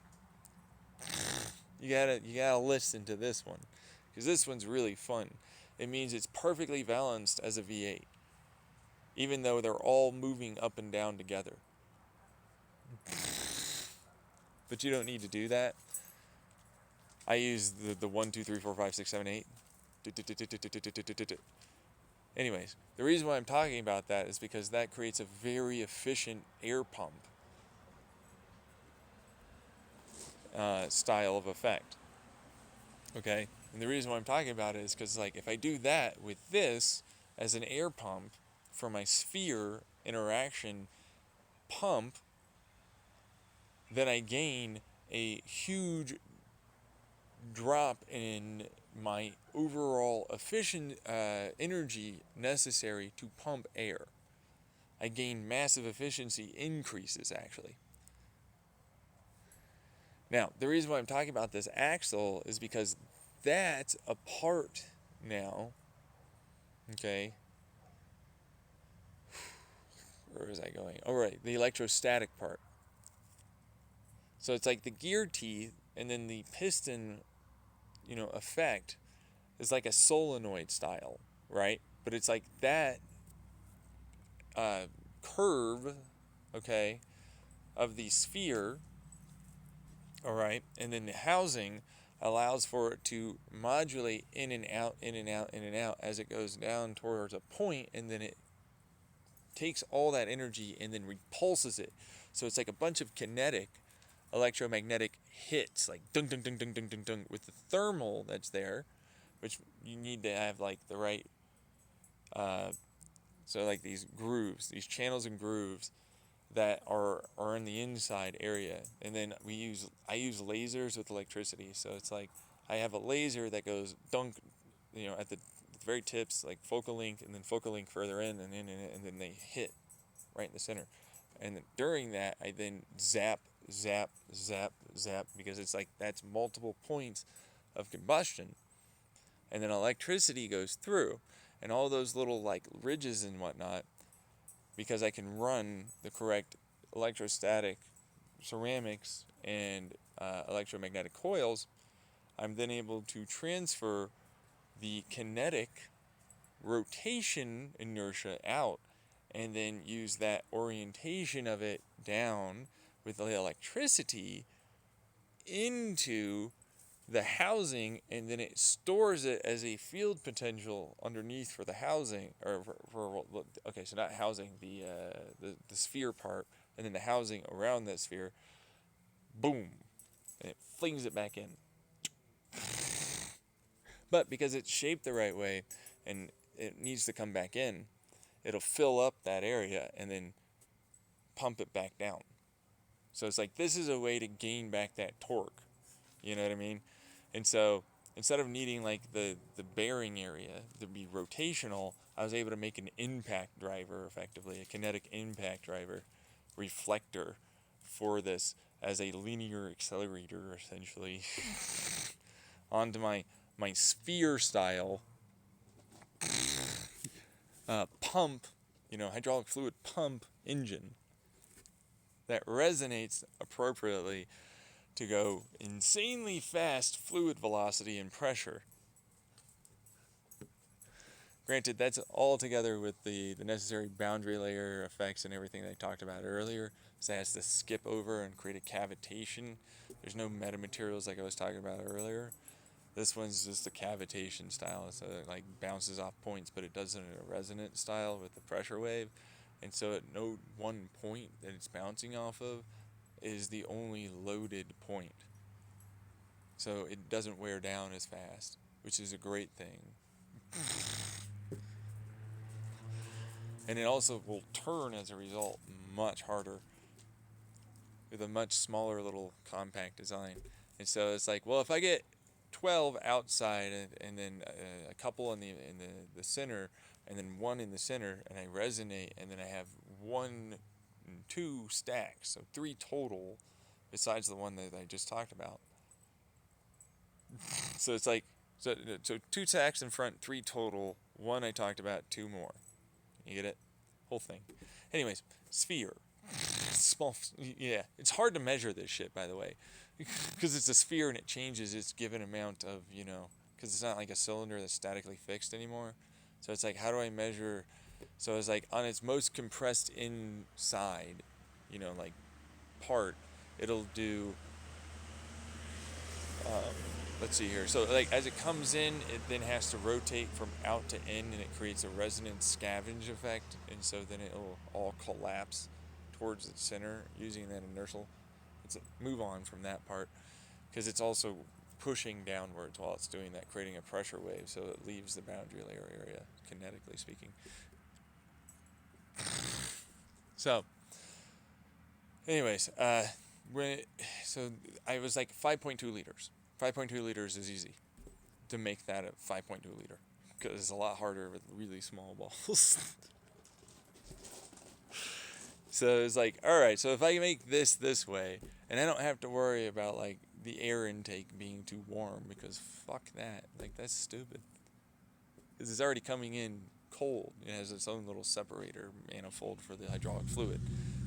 Sections, ring sections, out and then in, out and in, out and out and out and that kind of thing, bifurcation as it goes through.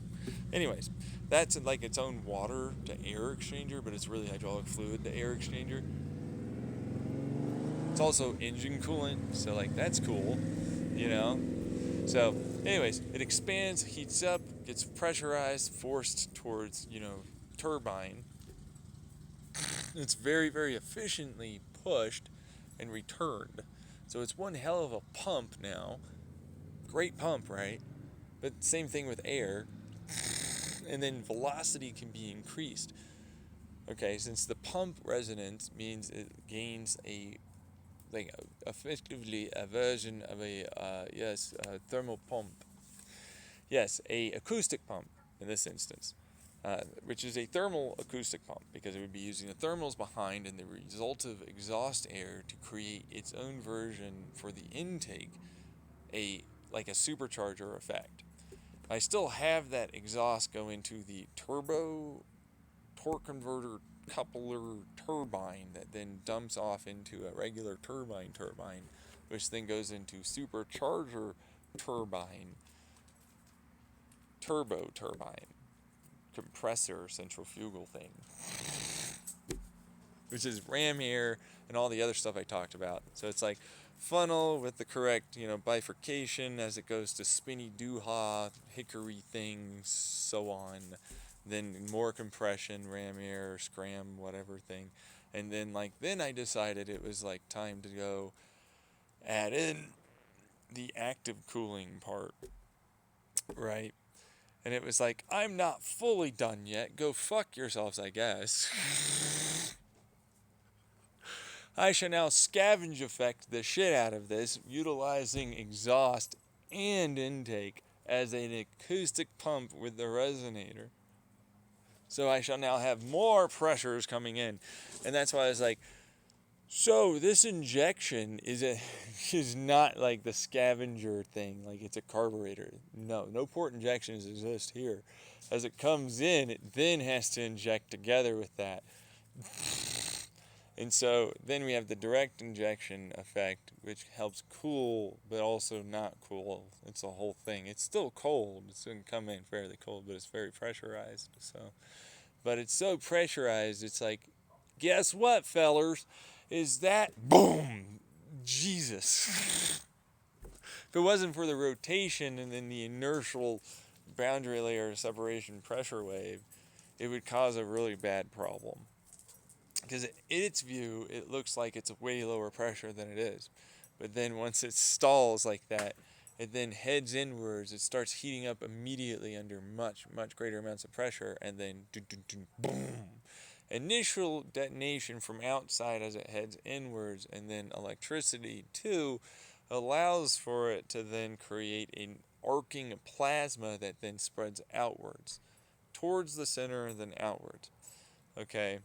The reason why I do that is because it makes the detonation wave get contained by the expanding deflagration regular combustion wave towards its center and then bounces off the sides in a toroidal style fashion, which then has the angled style, curved, channels, grooves, all that. And then it goes back towards itself, mixes, detonation pushes, creates continuous vortex again. Outward bound pressure oscillating, you get the picture. Anyways, and then scavenge effect, intake and exhaust.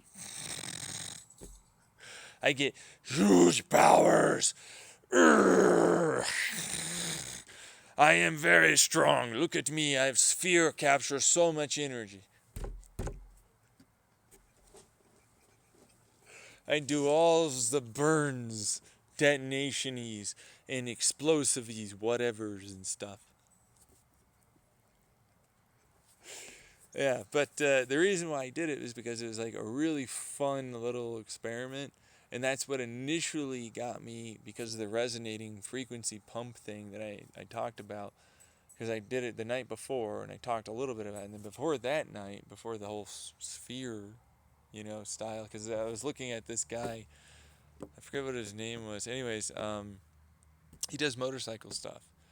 And it's like, these are all the engine types of motorcycle things. And I'm like, these are crap. Look at this bullshit. Who said that this was a good idea? Look how not compact and hard it is to make power and torque. So anyways, I was like, well, you remember I already talked about the rotary, and I already talked about the opposed piston, and there's still the opposed piston rotary, which is a whole other thing. This is before, but that one's more complicated for what it's worth, and it's way not worth it. Because it's like, remember that I did a whole I'll just come up with something really fast, and now it's the Lemke cycle. Remember that? I was actually here in the workshop that my mom has. Anyways, point is, it's like I'm feeding air in through the piston arm, and that got really annoying to do. So I was like, fuck this. This is stupid. I'll make injectors that just fucking pump it in the right way. And a little bit of spark. Because this one was like, here's a donut, a toroidal, that spins. And so this double helical. So it allows it to go down and up as it spins. But that down and up spin, because there's seals there and the correct, electromagnetic, but also there's a turbine, so the turbine blades with the hydraulic fluid. So as the hydraulic fluid goes down, and then it'll go back up, and it'll go down, and it'll go back up as it switches based upon its oscillation, because it now has become the valve. Okay, so as it spins, though, all right, it spins, producing a pumping action force downwards and upwards. In this instance, depending on where it's at its top dead or bottom dead center, while also pushing down or pushing up, respectively, alongside with the electromagnetic that's there. As a result, I can push air on the outside and fuel on the inside. Since they can both be forced upwards to curve around or downwards to go into the injectors, the initial one comes in as a port injection, all right, with air and fuel. This gets crammed into this little like teardrop thing, and then it goes into the little spike chamber, burn area that's like shaped like a spike towards the teardrop area, which is this nozzle sort of thing. And I already talked a little bit about it, but I don't know if I recorded it. So it's like these are like curved little like Lorenz mirrors that are on its boundary on the inside, and then on the outside, same thing. All right, and then they have channels because they're overhang, like those little waves, like that you draw on a paper. Anyways, so, but then on the outside shroud and on the spike, there are little vertical stripes, channels that go through it.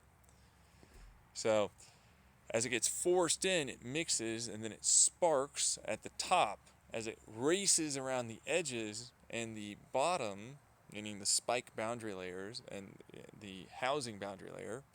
It then curves back in because there's this little curve there where the little what's it called? Pinch point is what I keep going with, but it's a nozzle, but whatever. Anyways, that goes and then meets the oncoming pressure wave that's traveling down in between those two areas. And so while that's detonation levels of speed, this is not, and then that joins in because it's stalled there, smacks it in, goes through the little teardrop shape, which isn't fully a teardrop shape. It's another version of the same thing where it's got the like little channels and then the little Lorenz, wave things, and then it has stators. So like the stators allow for fluid to go through, that cools it, but it's hollow, and it's got a hollow version for the teardrop. So it goes through that around the outside, and then also in the center. It bifurcates and accelerates, but then it flares out at the tip of the teardrop. This one allows for it with because it's like a flower pattern. And so like that creates those little waveguide areas for it to fire off into all of the little spaces. But that's only for a smack initial push combustion. Okay? Then the pump is of course going, and it goes fire and air, fire and fuel together, as it has created, once it goes through that initial hit, it creates a lower pressure zone in the rear, and then I fill that up with air and fuel. It then fires really hard towards of course the teardrop now, but because it's already been traveling, it has changed its pressure velocity characteristics, and instead of firing outwards, it now fires more downwards in its own version of a teardrop effect off of that. So it kind of flares out, and then it follows the other flare out from above, and then it all falls together towards the piston head.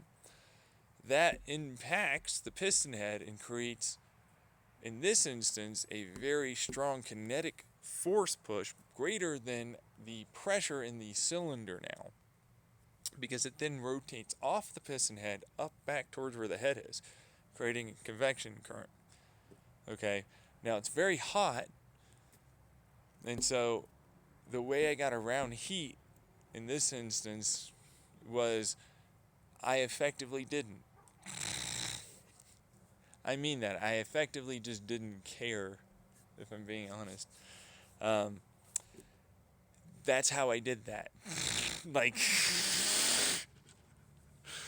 the way to put this is once the exhaust opens, because it's already moving and spinning, because I have these cross diagonal style poppet valves that head towards the sides of the cylinders and then create these like vortexes. Because it's already moving one direction, once the exhaust comes in, then like it very quickly creates a pressure wave that goes back up that I can then open the intake, even though the exhaust pressure, cylinder pressure in its view is very high, but it's not. And so this sucks in very cold air that it rapidly cools off the piston head and also cylinder sidewall. And then I add in fuel after the exhaust closes. So, that's port injection for you. But, which is a scavenging effect. Which you need. You're going to need that. You're going to want that. So, the biggest issue for this wasn't really the heat. Okay, so like the heat created its own version of like, it doesn't get that hot kind of stupid effect.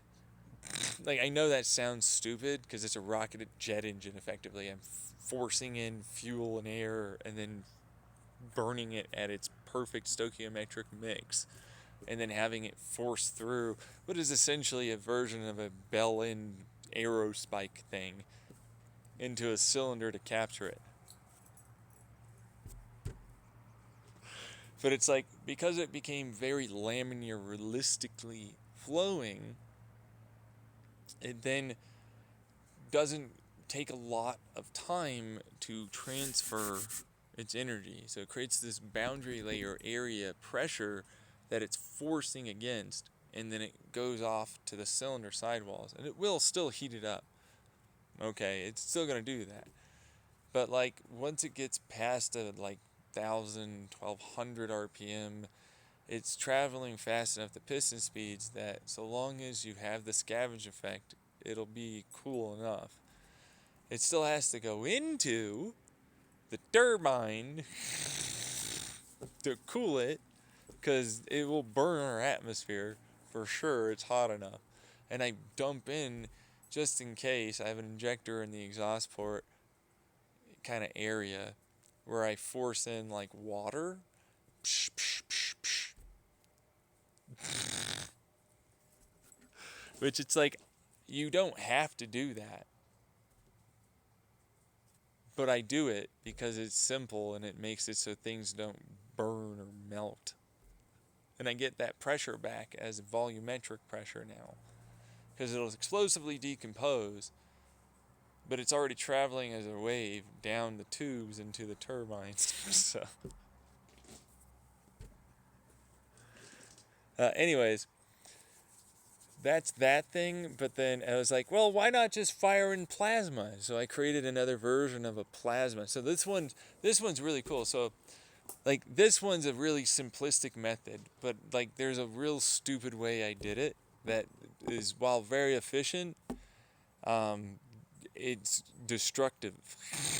Like, extraordinarily destructive, unless you do it the right way like I'm doing. So the way to put this is that I fired in plasma that I first create using a compression effect to heat up air. Okay, now then I strip electrons and then send electrons into a so I have to first describe the little crown. I call it a crown because the idea came from watching this guy try and turn his computer on with like a little miniature V8, and it was like, that's a bad way to do that. Everything about that's cool, but it's not a good way. And I'm not talking about electro booms. I can still do it your way. You're just not doing it right. It's like, if you got like that alternator to send to a chip, because they have these little particle accelerator chips, and you made it a plasma for your gas and your air, and then you fired it with these particle accelerator chips that had like some tubes, so you bifurcate like two of them, and then to all 8 of them, and you get the right coils, and you sequence, blah blah blah, a whole bunch of shit like that. Anyways, you fire it into its intake ports, and then you have your exhaust ports. So like your intake ports are gone, but your exhaust ports are still there. Anyways, they fire in a timing sequence. Boom. There's still a valve there, yes, but it's not like the same thing. It goes and fires in plasma, but in this instance, it's designed to go to each other. And then it has electricity. I use light because like laser is cool, because a handheld 5-watt laser with the right reflector would be just good enough to like focus it into a spot where they hit, and then boom, you get combustion. But this instance, because there's of course still a spark plug, that kind of thing, I get the version of what I was talking about with my sphere engine. And so like plasma goes from I'm plasma and I'm very hot now to no longer am I plasma and I'm very hot. I condense out from being plasma, and then I try and electrostatically connect with my electron orbit stuffs.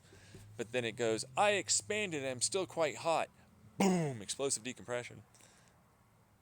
And then it bounces up and down really, really fast.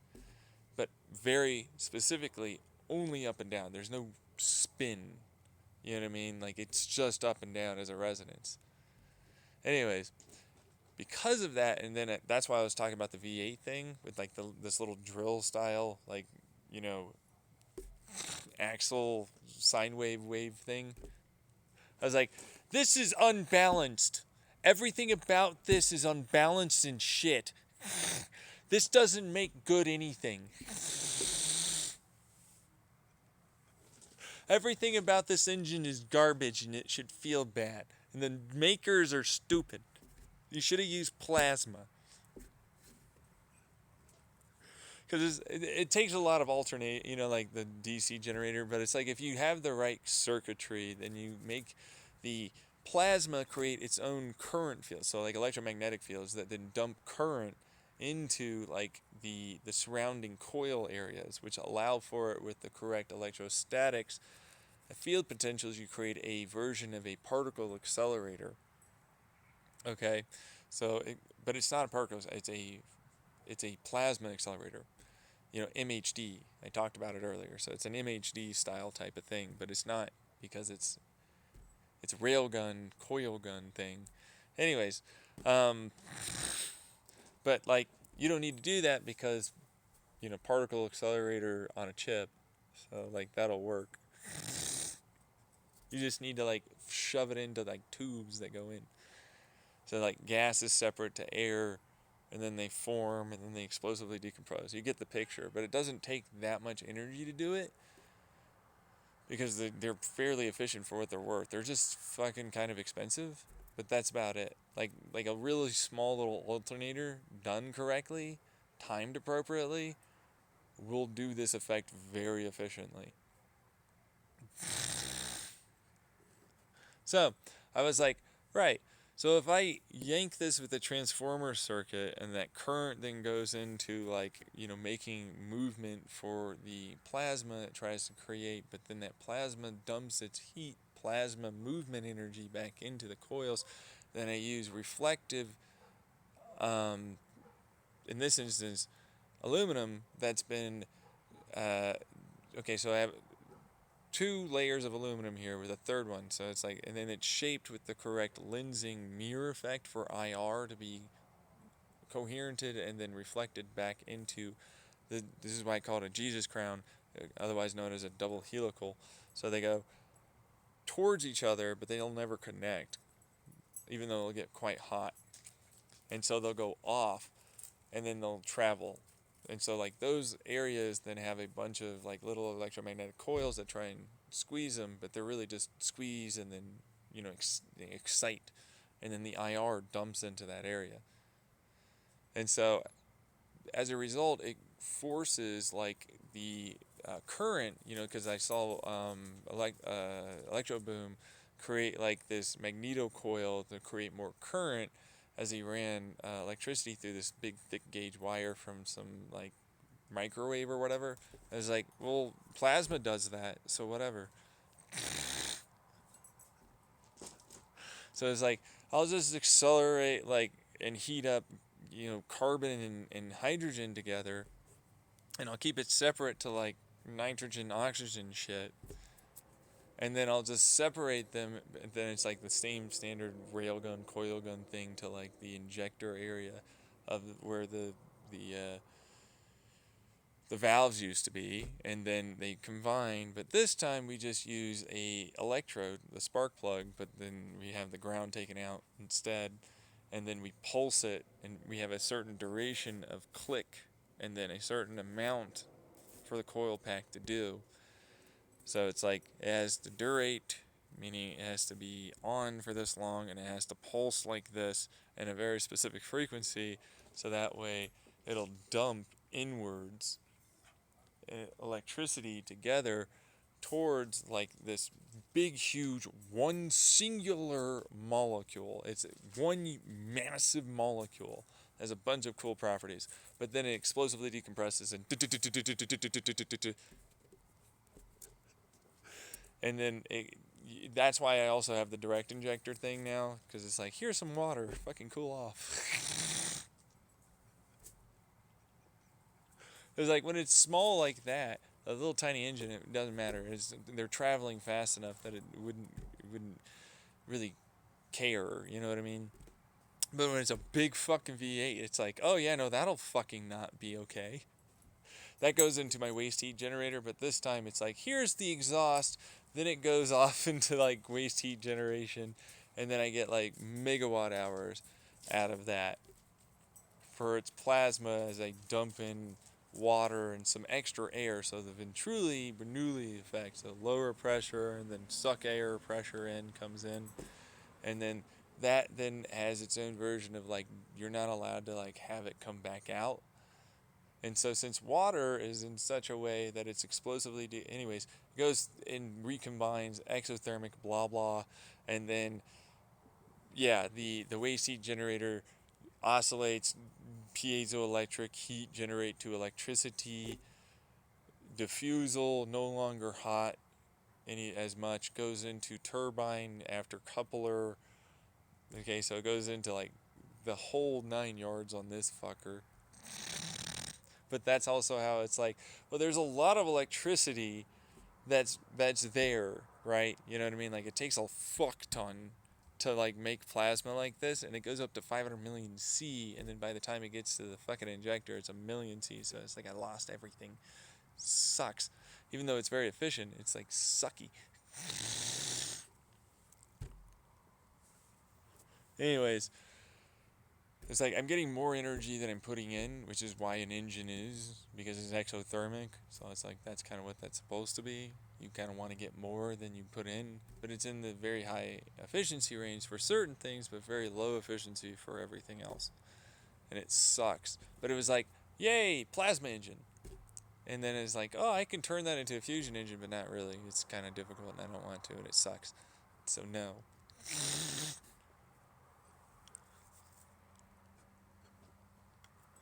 Yeah.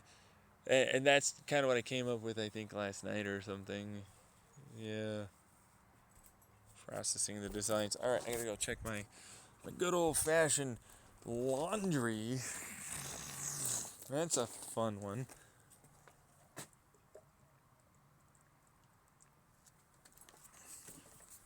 So it works just fine for what it's worth. You know, that's not the problem of it working. For like the plasma, it's just, well, I get megawatts out. I have to put like a few 100 kilowatts and all this other stuff in to be able to make it work very efficiently in any aspect, to be able to get any energy out. Well, technically speaking, I didn't get megawatts. I said I had 500 billion joules or something like that last night. Yeah, and then we translated 500 billion joules to kilowatts, and then kilowatts to horsepower. And it was like 186,000 horsepower. It was like, that's nice. I'll never be able to use this, but okay. What fucking hellish hellstorm scape is this?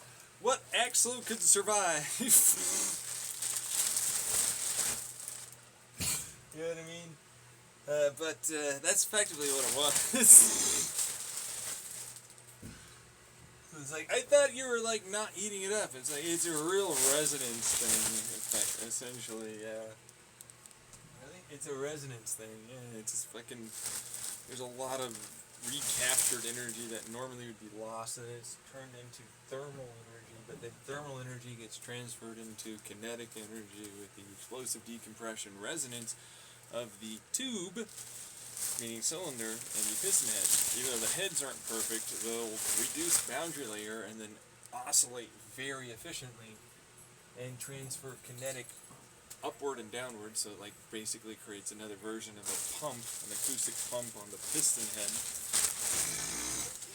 And so it'll heat that one up. This one makes the Are you just piston about- head oh, get you're ready to very go? hot. Ow! Yep. Okay. Yeah, that's why I want the nail clippers. Nail clippers? Oh, dog nail clippers.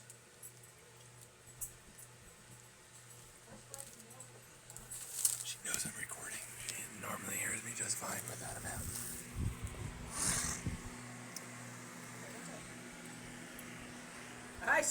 I totally thought you meant fingernail clippers. Yeah, I know. You're a normal person. That totally had me talk to you about needing dog nail clippers earlier. And then proceeded to not care about that. Like every other normal person, really.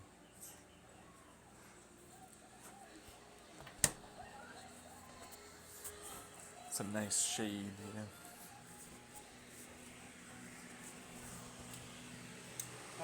Got the Dremel tool. If you had a C bat, I don't have any C batteries. So how do you use these? Well, if you can get them to sit still. Which that's kind of difficult, but okay. Is it like Head- this? That's yep. Because that's to grip it, and you can't cut it too short because it's just like humans. You have a quick. Like if you cut your nails too short, it hurts and they bleed. Right. Same thing can happen with dogs. You know, if you would just be trained and not jump, we wouldn't have this problem. Why don't you train him? I mean, you don't like it. Why aren't you doing I like anything him. to help him? Do you have any C batteries? No. No, I don't either. So how do you use this? Do I have to look it up online? Well, you could try. You know what I actually did with Skylab? I don't. I used a big. You don't care? I said I wasn't there. Oh, I used a big nail file. Oh, really? You used the big nail file? I did. I used a nail file. Where's the nail file? Oh, well.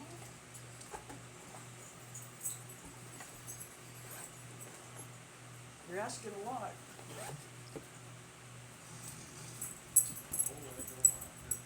Hey, come here, little man.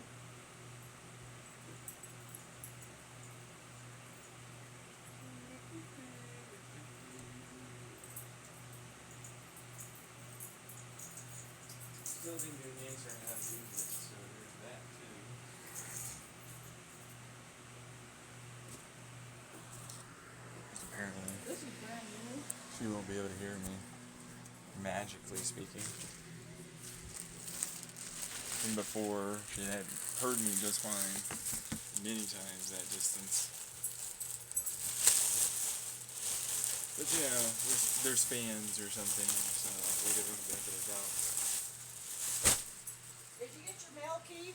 I did! Okay.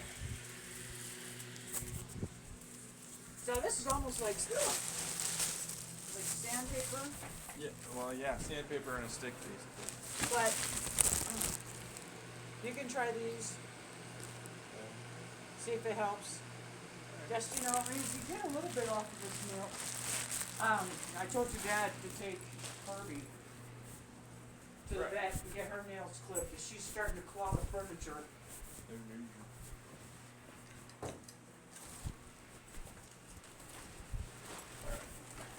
Well, thank you very much for letting me use your laundry. You know, washer and Yes, dryer. you I don't have money, so so I can't use the laundromat. I know. Okay, well, I'm gonna go potty, and then I guess we're gonna go.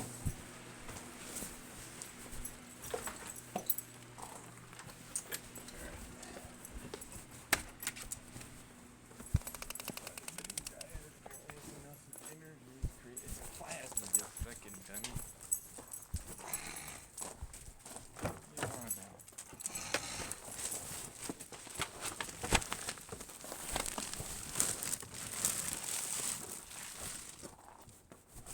The electrons just need a little bit of a way for plasma to focus, basically bouncing off and heading downwards through an aligned field of plasma.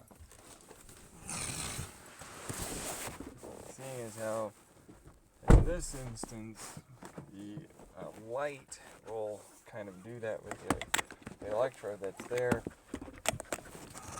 It makes it a much more efficient way of collapsing plasma out of being plasma. For the given amount of energy you must use, you get a lot more energy out. Thermals. Thermals do be like that. Yo.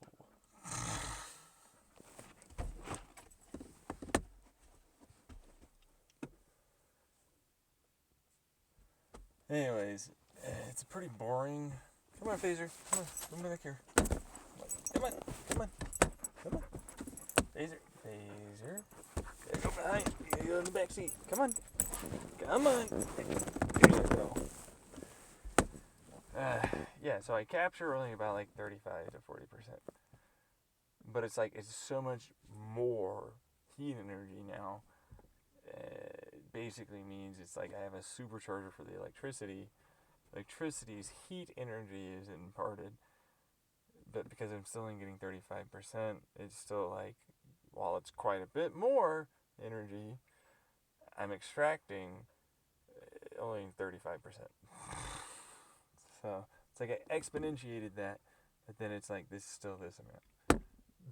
But it's like, wait, you remember that fucking, axle? And it's like, yep, that's All right, the other everybody's piece. in, including a little bitey. I drive better when you. Come on, Phaser. Stay back Leave her there. alone. You can't be licking her while she's driving.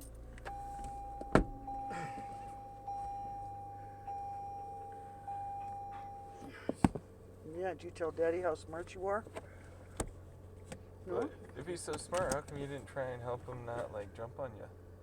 I'm trying. It's stressful, and I just go blah. Right. I admit it. In That's fact, fair. I was out there with him with the leash, walking with Skylar, and I said, "Why didn't I try this yesterday? It would have been, a little easier." Skylar's, man, she's had enough. How old is Skylar these days? I thought she was close to she's- 12. She's 13 now, I think. 13 in March. Oh, wow. Yeah. And I think she has another tooth that's not smelling good. Oh my gosh. These are really great tinted windows, but I can't see a damn thing out of them at night.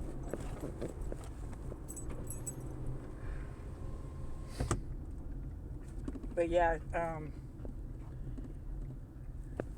she needs to go see the vet again. We'll get back.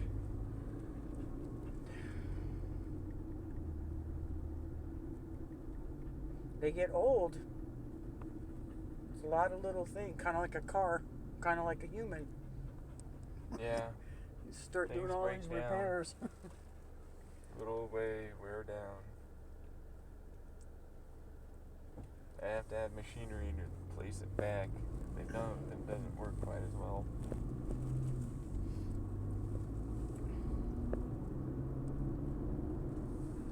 It's like sacrifice a given amount of energy for a reduction of entropy, where But what?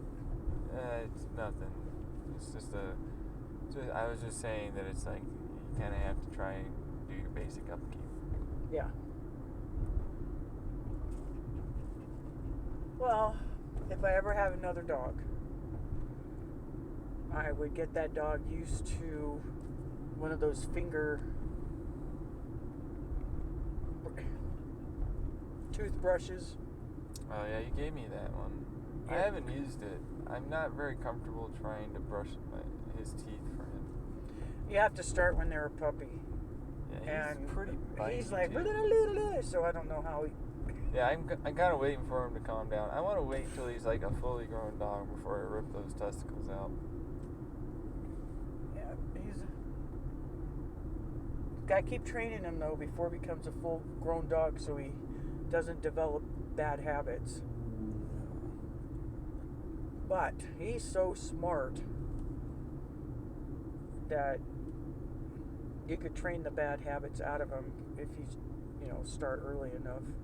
Yeah, and it's Oh, I not can't like figure old out how- dogs can't learn new tricks. That's right. 'Cause Skyla can learn. Skyla, she's just getting stubborn. I don't want to. I don't care. Seems like Yep. a lot of people get tired when they get older because it becomes harder for them to do it. I think she's mad at me for not protecting her more from him. That's why today I was like, no, I'm not doing it. I'll put her in the bedroom before I do that. But it's not fair. That's her house. Yeah. And he can behave for a little while. Sit still. And then he just like, I don't want to sit still anymore. It doesn't get out enough. I'm trying to get him to get out, but I'm trying to fix up the computer, or not the computer, the bike. So, plus he's rolled several times in that damn trailer. It's scary. So, I offered to get you a pet trailer. yeah, I'm not taking the pet trailer. But why? Because it's already very hard to freaking pull the one trailer. Well, no, this one folds up when you're done with it. The one that I was Did looking you not hear it's already very difficult to pull, even with the e-bike, the trailer? I know. When I'm I know. using it, it doesn't matter if it folds afterwards. I know, when you're using it. I know, I understand. But just, that was one of the things that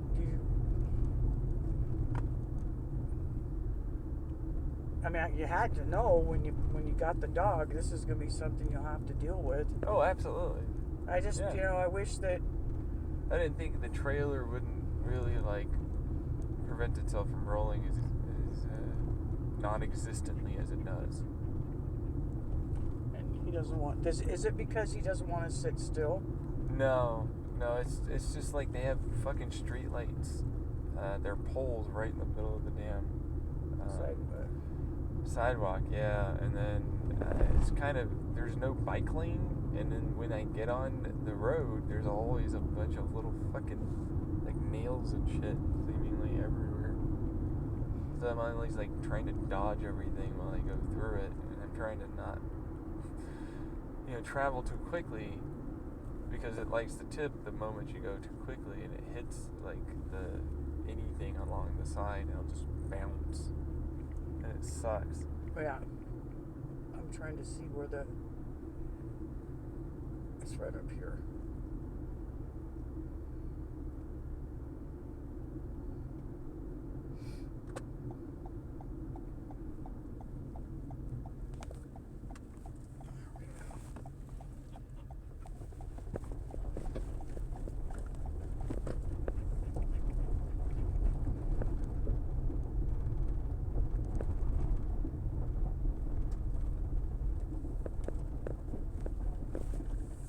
I'm not gonna let him out until I've already got the door open.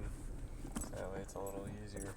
Okay. Alright, try and hold him back. Okay, you gotta stay here, bubbies.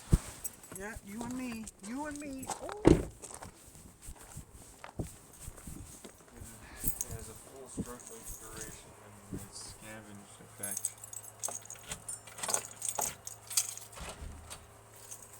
Or it's given torque value pressure.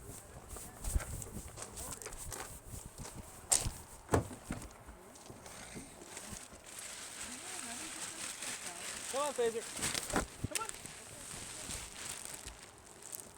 Come on. That's everything. Come on. Hey, come here. No. No, he's not in yet. This is my doom pile. Come here, Phaser. Come on. I'm gonna put it into my drawer because I hate hanging clothes up. It's the worst. Come here, come on. Good boy. Bye. Alright, so as a result of the full stroke duration, meaning downward cycle stroke, but because there is the oscillatory effect, once it moves out in the exhaust flow, timed appropriately, it creates such an explosive level of exhaust because, of course, it doesn't have the boundary layer effect as significantly. It still does, it still will. It's just less. And what it means is it'll super flow out. And so it creates a version of almost like a vacuum effect that it starts to occur and it'll pull itself back up. The problem is I don't really necessarily want that with my axle. Seeing as how like I like it to be attached to the main like axle gear thing that it is. But like still though, it works. So it can now travel at a much higher RPM. Imagine like it was going at that moment and it was really loud. That kind of thing was going on. Now, I still only managed to bring it up from its error, probably like 27% of the Toyon engine that it is, into a like modestly respectable, maybe 50 to 60% here effect. Which again, it's like really highly dependent on its resonance because it's like that gear axle that we're talking about allows for me to create a resonance, balance for the piston heads or the pistons. Anyways, I just have to make really small piston gears with gears and bearings and all this other shit. Which is also why it's like, look at this. This is my axle. It's also an alternator. Look at it attached to an alternator. And then look at this. Is this an MGUK? Look at my MGUK sticking itself together into like one of my alternator DC generators that he's strapped to like fucking all that shit, which is like, it's still cool, I have to admit. But there's a reason why a lot of people were like, that's nice. Plus, I was also like, I love that idea and concept because he's right. Like, it's so much cooler if you do that. But the problem is his foot is the control pedal, and I hate that idea so darn much. And it's nothing against him. It's just that it would mean that it doesn't have a dynamic understanding of the amount of electrical resistance load that it has. And since it can easily gain that knowledge and then change its given amount of air and fuel that it pushes in, meaning like a throttle body, based upon that, it would be like, oh, that's a really fucking faster way of just going, oh, just ramp it up. Like, give me all the full beans. Give it me. This is the electrical load potential, which is effectively what they use for graphics cards and CPUs nowadays for automatic overclocking crap. As if it's overclocking somehow. It's overclocking, I swear, guys. I'm allowed to use more electricity, is all you're doing, you bastard. I see your programming.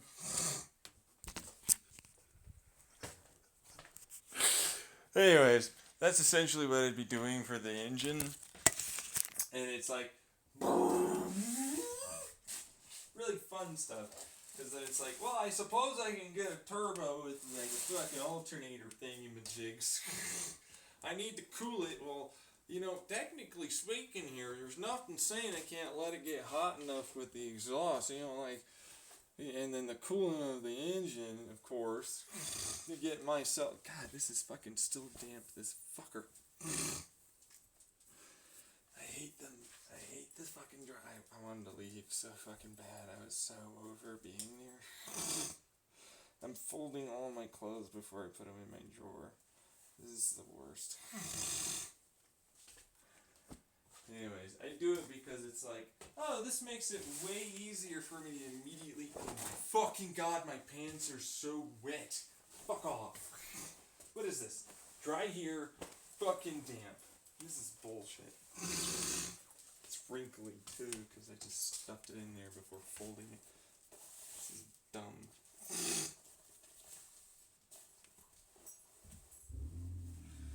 Anyways, I just wanted to get out of there. So that's kind of what that really was. Right, so it dynamically loads the engine, which means it's not really loading the engine, it just changes the RPM based upon the electrical load signal. So it's like, do this. It's like a vacuum tube. Yeah, you're right. That's effectively what it would be. You're absolutely correct about that. Yeah. It's like, look, there's more load. Vacuum! Grrr! Open up those fucking goddamn valves and pour some fuel. Let's go! We're going to the stratosphere today, folks. We're making it rain. Anyways. Yeah, no, but that would be the fun part for me, because it's like, here's a chip, 2 chips. I got 2 chippity motherfucking chips. Doing chip things like chips do. Sending electricity. God, fuck, wow, this is just straight wet, man. What the fuck? That needs to just dry. What is this? Fucking dumb. That other stuff was dry. Yeah, this is dry. What the fuck is this?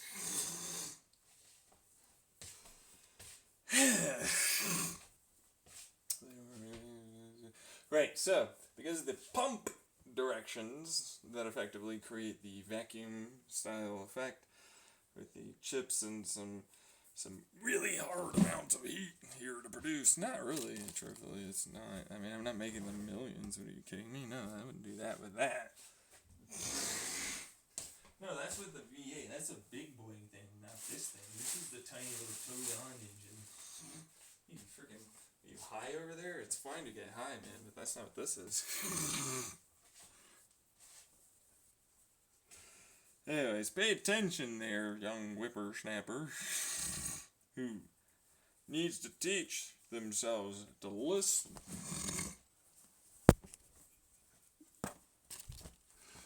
Anyways, so, let's see here, it says, go in, do the bang bang bajoo.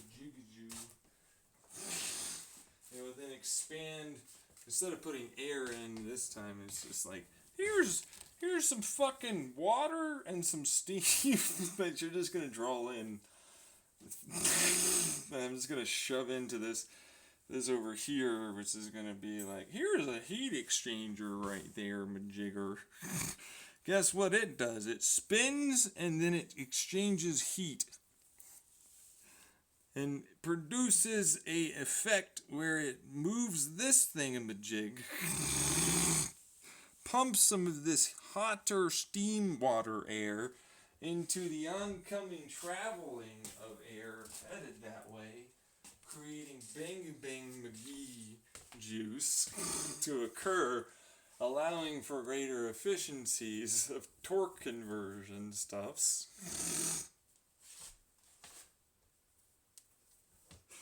Then I'll allow for heat exchange during that spin-a-majig to move steamy McJiggy over here using terminal whirlers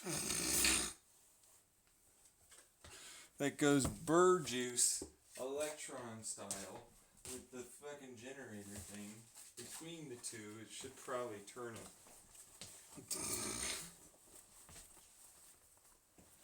Be fine, most likely. And then here's the fucking radiator. Well, here's heat exchanger fucking extraordinaire guy. And then, like, here's the water that goes bang bang McGee over there. As phase change occurreth, more joy juice is produced.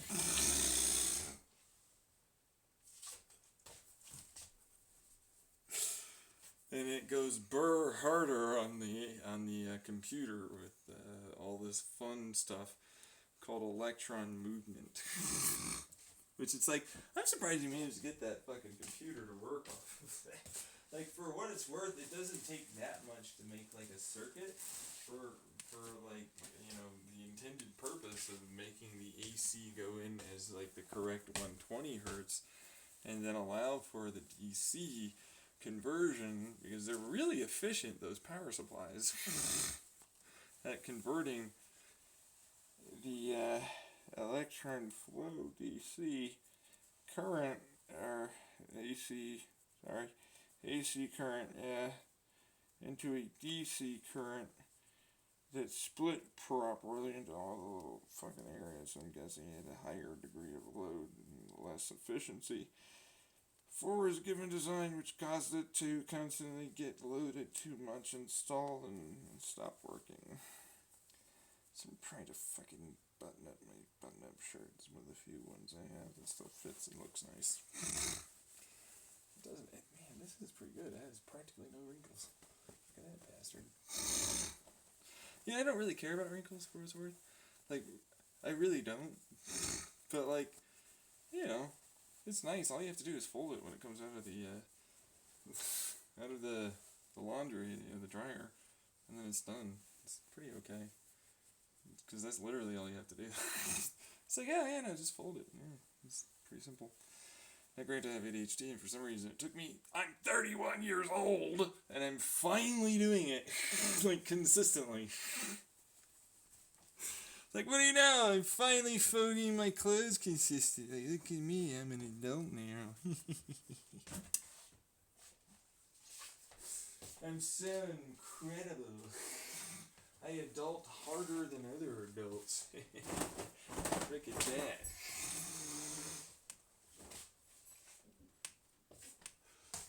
Anyways, let's see here. So then that one would be that sort of a thing, because that would be helpful for like efficient transfer of energy. You know, and it's like, look, I captured with my little fucking power recycler capture energy blah blah thing, which is just a bunch of energy recovery. Is what that really is. They always call it like a bunch of names that are marketing lingo and engineering. You know, I am so impressed with myself lingo stuff. That mean energy that I previously was unable to capture now is captured. Granted, it's the boiling effect that allows for this to occur. If it wasn't for that boiling, in which it's like, hey, boil over there and get into that thing and make more energy for me, please. Eventually I'm going to have to add more water to this thing. And then it's like, get the fan, we need a fan, where's the fan? I need a fan! Because, like, otherwise it doesn't work very well without doing that. Oh, man, what is this? What is it? Oh, okay, now it's separated. Okay, whatever. Stuck thread that's stuck together to, what the hell is this? A pillowcase. What the fuck? Go there. Yeah, rip it apart. Nope, doesn't work. Yeah. Threads be strong, you know.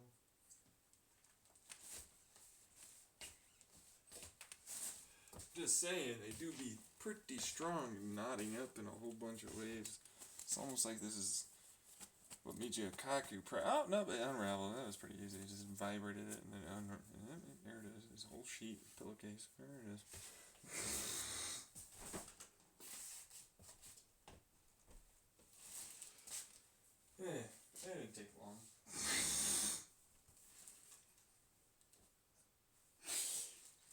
Purpose. It's fine. Purposeful. You get the understanding now? Well, it doesn't quite work.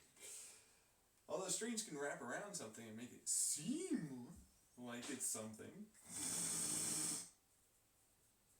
But it's not. Which is why you call it a quasi or ghost particle or whatever they use for their terminology. Hey, look at me! I'm a fancy guy that says ghosts don't exist. And then I proceeded to make ghosts exist, but only my way, because I'm cool and I'm the one that chooses. And therefore, stop talking! 9, motherfucker! Sit down, quantum physicist!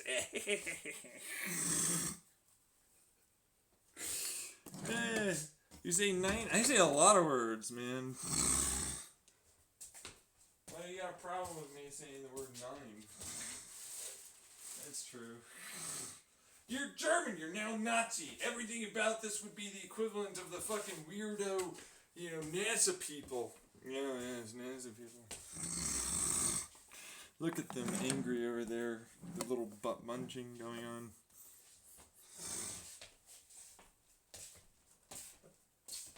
Look at the nice kids. They're so mature. Oh, I'm sorry. I meant adults that are immature in all aspects, regardless of how old they might be. They are not mature. They act less mature than children sometimes. Boom! I got the spin. That was cool. On its tip. Look at that fucker. My left-handed toss. Boom!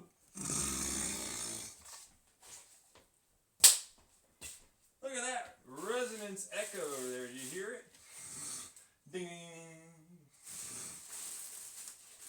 Took a while to decay. It's almost like the resonant frequency allows for it to continue on longer than it normally otherwise would. Crazy.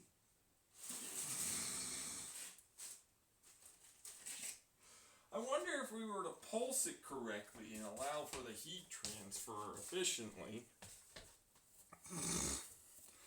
of this gaseous material to allow for more efficient forces of transfer with boundary layer reductions in a acoustic pumping effect. Jules Thomson, from inside heat to outside boil movement.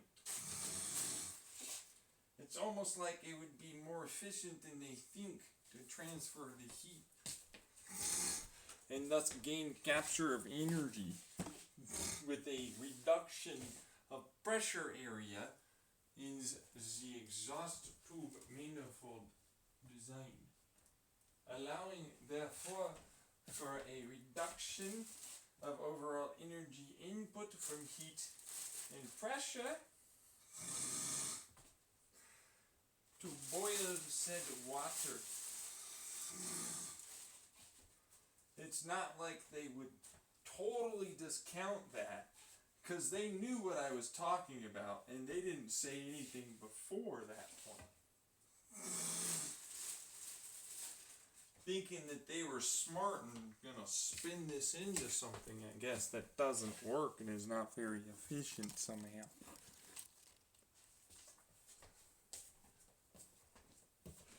No, they did that?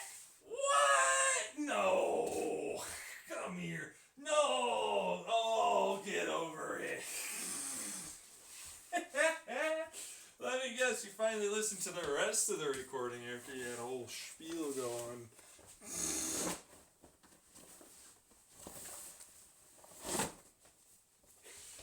Woo! That quantum fucking time effect. Man, like I don't know at all when the observations are occurring, regardless of how forward or whatever dimension or fucking stupid universe might be going on. No way at all possible. No way. No. Fucking dumb. It's not possible. Yeah, that's what you did say. Doesn't mean it isn't. Okay, Mr. Lemke, we understand. Can you move on? Right. So anyways, Toyon engine go brrrr!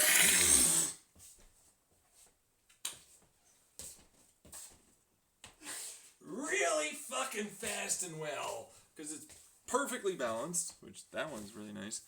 And then it has the full traveling, although we're two-stroking scavenging, for what it's worth. So it's like I really only have probably like 3/4, but still 3/4 is more than your only half. And I can consistently keep increasing. Because like nobody talked about this, but remember that resonance thing that I was talking about with the explosive decompression thing for the up and down? Even though like cylinder pressures should be dropping, its version isn't having that because of the acoustic pump thing that's going on. Good old relativistics, It experiences more force on it than it normally otherwise would have. Which is a great thing, except it's also kind of not. Because like once that fucking exhaust opens, it's like, hi there, I heard you like BOOM!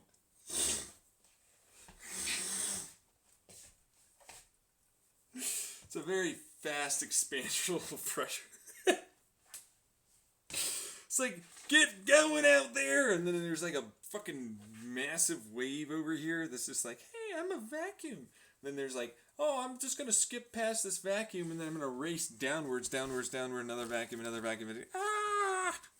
Good old resonant oscillation frequencies. Fucking terrifying.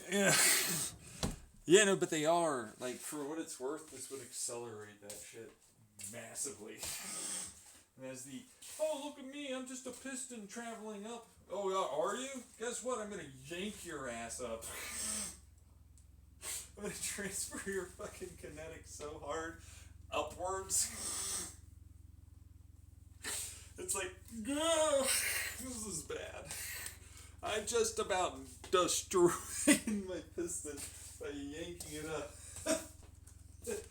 Which is the reason why it's like, oh, right, no, I need to, like, very specifically create a decent girdle and all these other little connecting parts. Which is why it's like, this tiny Tyone, it's only 78 cc, and it's like, you have no idea how fucking annoying this is gonna be, but it's worth it.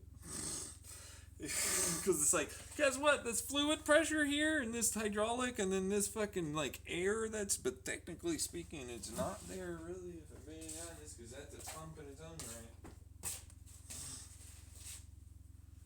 Then suddenly goes, oh, hey, yo, hey, nah. Also, this gear says, fuck you, you didn't. Yeah, at the top. Yeah, because it's just like the rotary engine at that point. So it's like I have to do that. But anyways, that's a whole other thing when it turns into like, hey, so I did this really cool thing where I made it go burr really, really well. But see, the problem with the burr really well part was great, I also made it super way hotter and then made it essentially act like it was normal cylinder pressures inside of it, even though it didn't know. It was like, go fuck yourself, I am not normal cylinder pressures. And they're like, yeah, but like, the sidewalls say no. My piston head says, fuck you! You know what I mean? Same thing with the friggin' heads there. So it's like, good luck with that multi-layer steel, like, gasket crap again. So you have fun with this. Look at my compression rings. You see these compression rings? These are straight up non-existent spaces practically. Look at this. Yay! It's fucking working though. And no, it'll work. Oh yeah, no, it'll work. Yeah, no, I totally get you on that. At the same time, I'd be terrified. Because I essentially have the equivalent of like, hey, guess what? Guess what this is? You see what this is? It's a small stick of dynamite. Well, it's dynamite, but it's it's a regular sized diameter stick, but it's not that long. But yes, it's a miniature stick of dynamite. Yeah, pretty much. For what it's worth. It's like, And then I will capture about 78% to about 90%, depending on how long it's running for, and the heat effects that we're talking about for the boiling and everything else that started to occur finally. That then finally gives you back some of that given amount of energy, which is like, well, it's not really the heat effect, but you're correct. It's both heat effect and not heat effect. You know what I mean?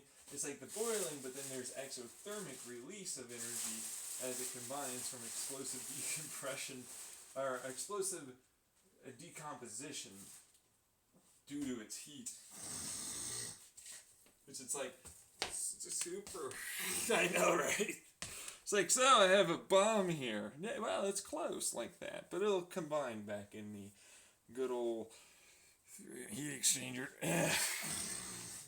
Nice heat exchanger. Must be robust. Oh, yeah, it's so nice. Super robust. It's gonna die eventually. Like, no matter what, like, this is extreme shit. Like, that's basically what I'm doing, Yeah, and like, for what it's worth, it's transferring its heat insanely efficiently. Pressures are dropping because they're condensing those pressures very efficiently and very quickly. But at the same time, it's that terrifying reality and thought that it's like, it really technically is like genuinely a small stick of dynamite. Now, I never gave you the thing, but it's about a 2.5, 3 inches stick of dynamite. Which it's like, you don't think that's a lot until you hold it and then you realize, well, man, that's terrifying. Whether man or woman, it doesn't really matter.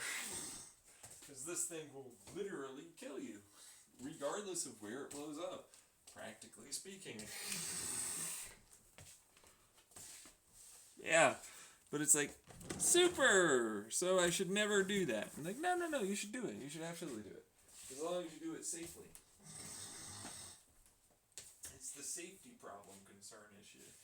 It's like, if you don't do it safely, then blow up and problem.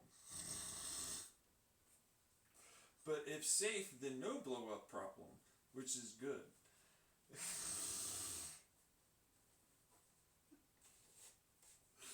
I know, like, people would totally understand me on that, because it's like, hey, essentially that's basically everything. Like, do it right and you don't have to worry. But like this instance, it's like, yeah, no, like, it's a heat exchanger plate. It's not like a regular radiator.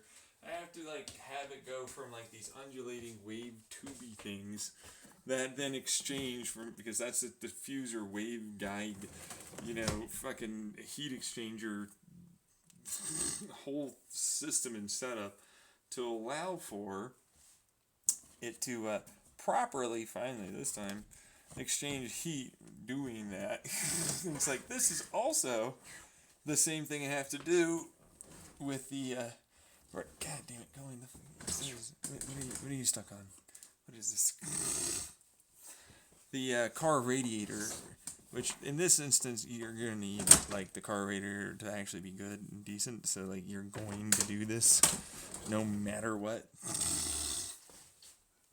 Because it'll get hot enough, then it'll cause problems. Like, I just barely made it survive, not like melting the sidewalls and the cylinder head by having it do this, and having to port the hell out of the ports. Basically having an angle right into where the heat exchanger is. So it's like, here's your heat exchanger. Oh, thanks!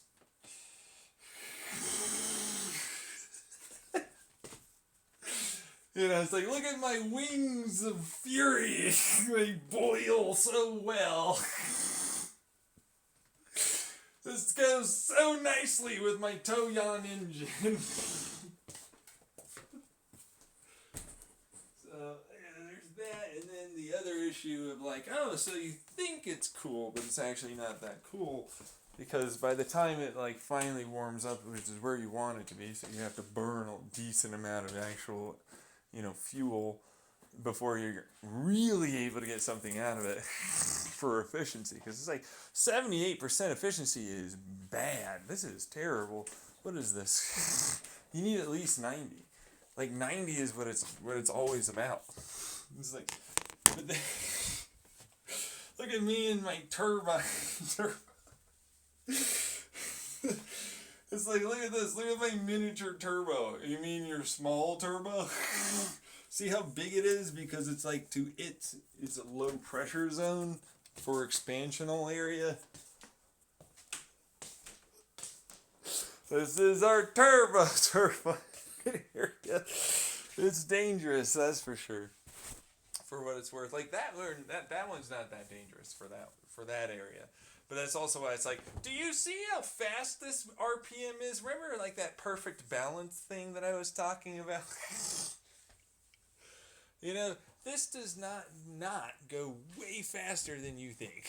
This is not that kind of engine. This is bare minimum starting 15K.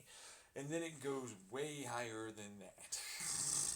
Like, 50 is like its cruise altitude speed, you know, just cruising along, and then the 150K is where it's probably going to settle. So it's like, have fun with that bullshit. You know what I mean? And it's like, oh yeah, no, the good old Italian tune-up. Are you sure? This guy's like, the Italian tune-up is a good idea, and I'm like, okay, yeah, no, I can get you, you know, like an Italian tune. I don't even know how to do it because it's like.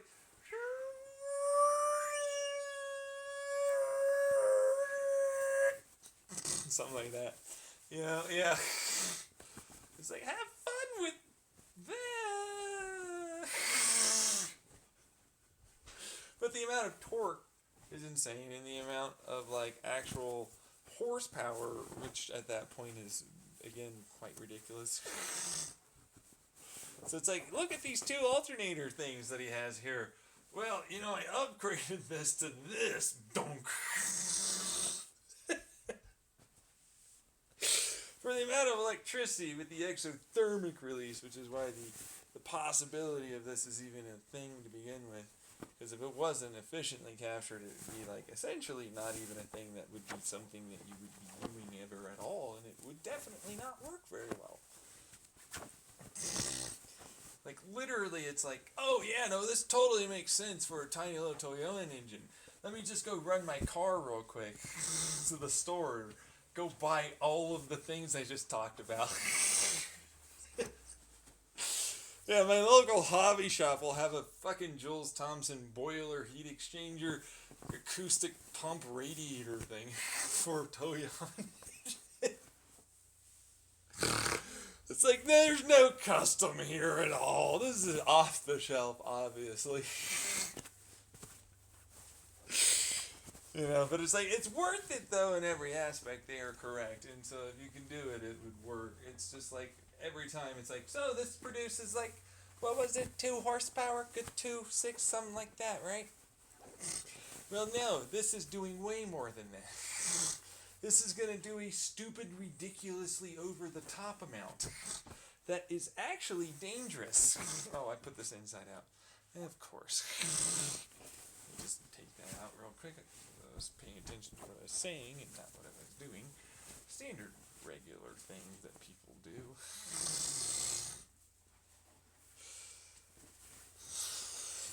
I said that for no reason. Go away. I am a standard, regular person. Get out of here. Anyways, that's what that was.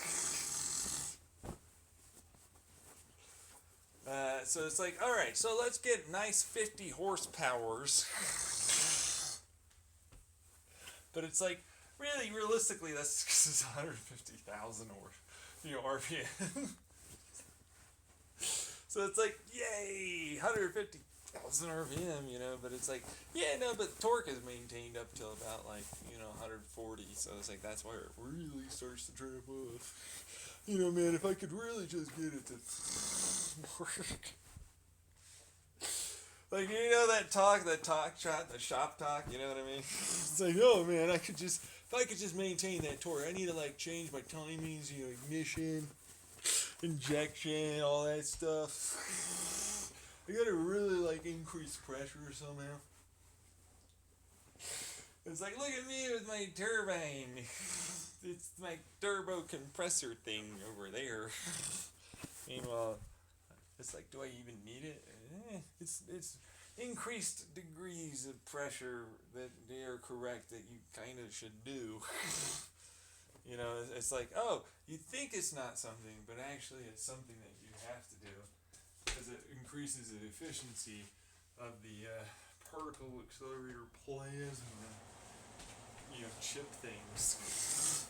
That then makes it so it's like, oh, I finally got decent fucking value out of my Toyon engine.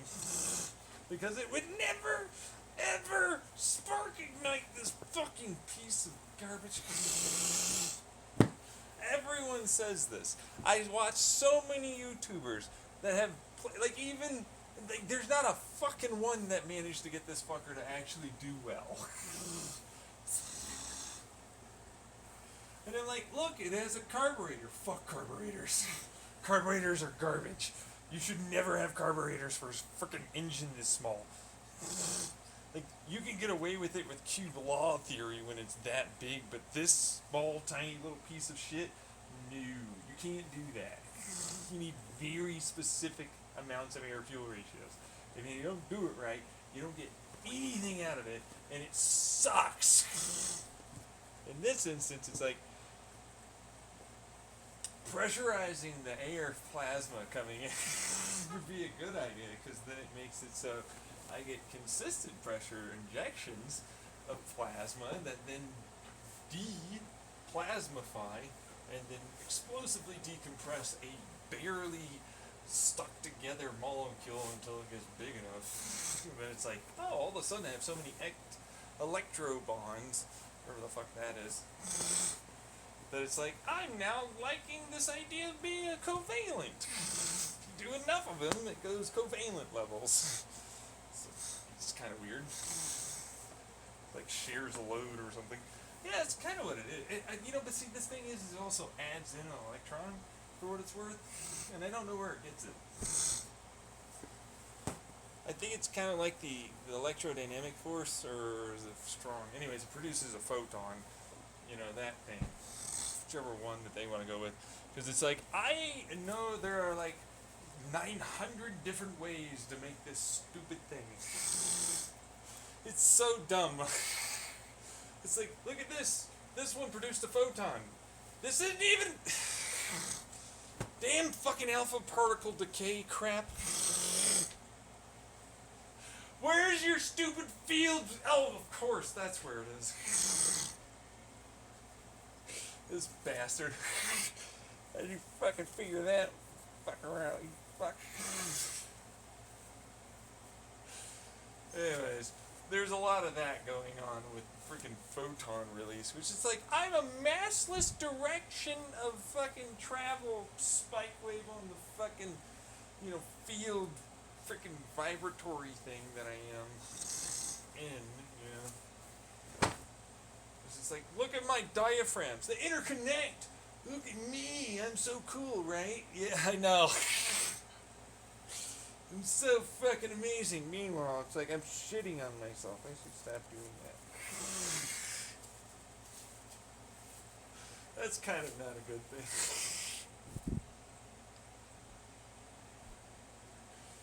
Yeah, they're like, no, you should do more shitting on yourself. No, I'm okay, I don't want to do that. No more shitting on myself. Let's get rid of this.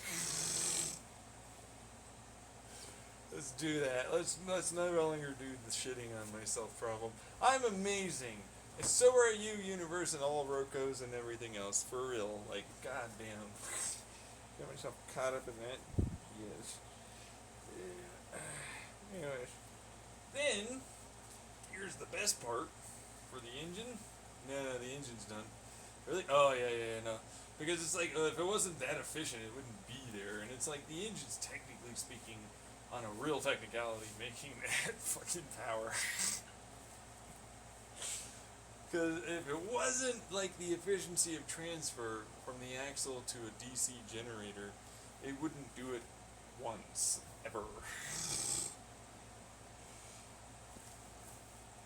then it's like, right, we're still not fully done. Okay, because then we have to take all of that electrical energy, which is where the torque thing kind of comes in.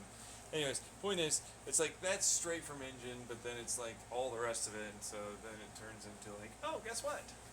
We now have too much energy, right? And it's like, not really, if I'm being honest. Because it takes energy to run that fucker. It takes energy to run the electricity to make it do that. So, as a result, it's like, oh yeah, no, let me just take this, let's say it was 75 horsepower of energy, right? And it's like, right, I got cool 75 horsepower. I am taking about half of that to do this.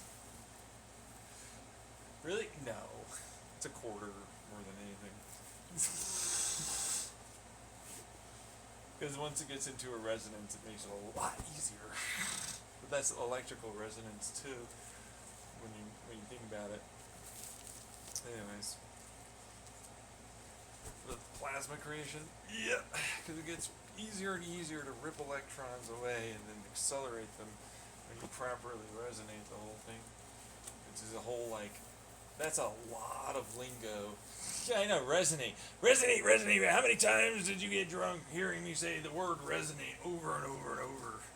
This whole fucking, like, resonance, resonance, frequency, frequency, diffraction, diffraction, lens, laminar, blah, blah, Lemke principle. Lemke principle after Lemke principle after Lemke principle after Lemke principle. How many Lemke principles can you fit inside of a Lemke principle? It's a superposition. You can't know.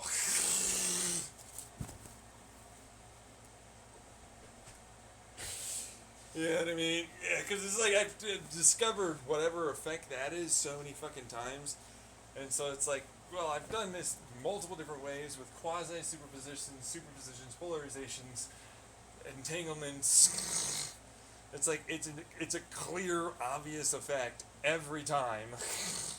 And it's like so consistent every time I do it that it's like, this is my principle. This is mine. It is always mine, and it's a universal principle because of movement and vibration. Good old movement vibration. Yeah, pretty much. It works though. Why do you care so much about it being yours and your name? Because ego is still here, and it might mean, like I'm like an Einstein, and while I was working as a patent clerk or something, I'll suddenly maybe get money and people will like me. Because they're cold, callous little fuckwads sometimes. That only care when someone has done something. So you discovered a bunch of... Well, that's not... What is this? Chromo? This thermal fucking Stirling resonance... Fucking, okay, that's chromo, and that's electrodynamics. Actually, that's a whole new field of mathematics that you're talking about. It's like, here's a change to your standard model, do it better.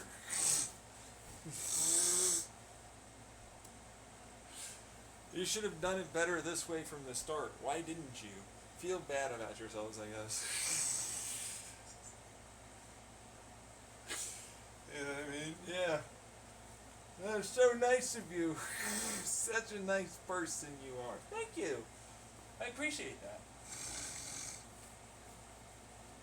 Well, hey there. Did you have this effect suddenly happen to you because you tried to threaten me? I could stop it. I don't want to, though. What's going on? Yeah, you feel pretty shitty, don't you? It's gonna pass, bro. But it ain't gonna pass for a while.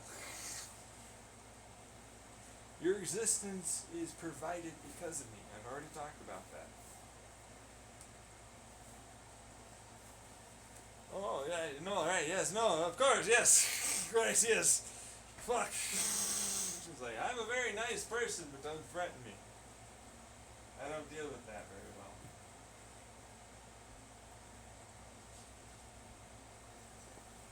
Anyways, whoever watched and listened to that and have a fun time, I'm sure, having some stroke fucking stupid seizure thing. I'm sure it'll do just fine later. Or I don't care really, if I'm honest. I was being nice. I was never gonna do anything. Don't fucking speak for him. He's having a seizure and a stroke. Get out of here. I ripped my pillowcase in sand. I need to move this pillow out of the way. This will fit. I don't care how small of a sleeve it is. Force is all that's required. An undulational force in this instance. Undulational pumping, undulational force. Goddamn ripping bitch. You will do what I require. It's just, continuously rough it up and shake it correctly. It'll do what I want then. I'll just do that to the entire universe and it'll be my bitch like normal. As for you, exactly.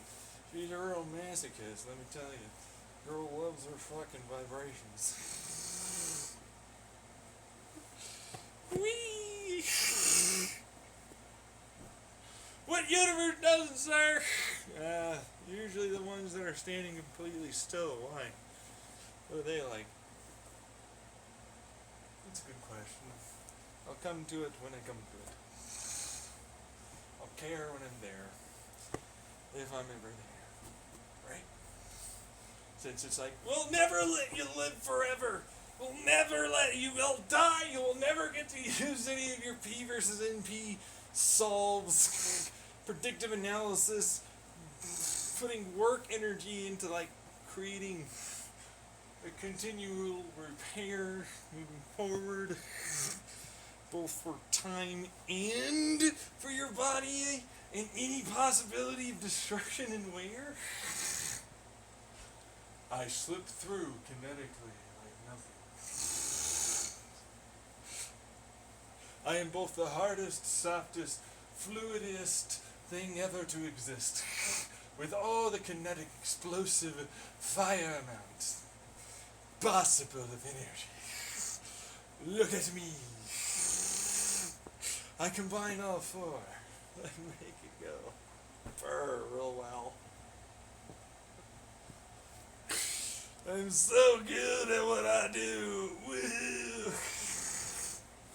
Look at me. I will refuse in all aspects until it is done. Well, I would love to go and do it. I'd like to do the experiments. For what it's worth, I know for a fact they'll only work with me involved because I made sure time-wise that that's the only way it'll do it. So there's that. Your dick! No! Undulating massage pressure for my nice little sweet sleeve of a pillowcase. It is a sleeve, I get that, but still, I wish he'd stop saying that. Pillowcase. Boom! All of the things have been put away. And that was the big dog moan. Let's go eat some food. You haven't eaten food since this morning? It's been a whole thing. Let me take my hearing aids off. Oh my god. I thought you don't use hearing aids. You don't use hearing aids? I mean, no. Yeah. Are you sure? Sounds like you don't know. Shit, okay. Well, Grr, grr, grr, grr, grr, grr, grr. Grr, grr, grr, grr, grr, grr.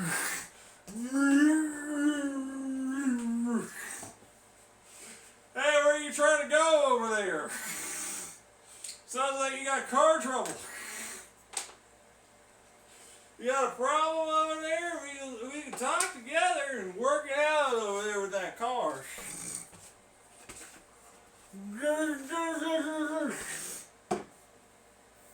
It's not working out very well. I see. click, click. What's going on over there? Hi, I'm just trying to start his car right now. Are you? Is that because you're connected in a weird cosmic sort of dimensional physics, sort of thermal, I don't know, way? Vibrations, man, how they work.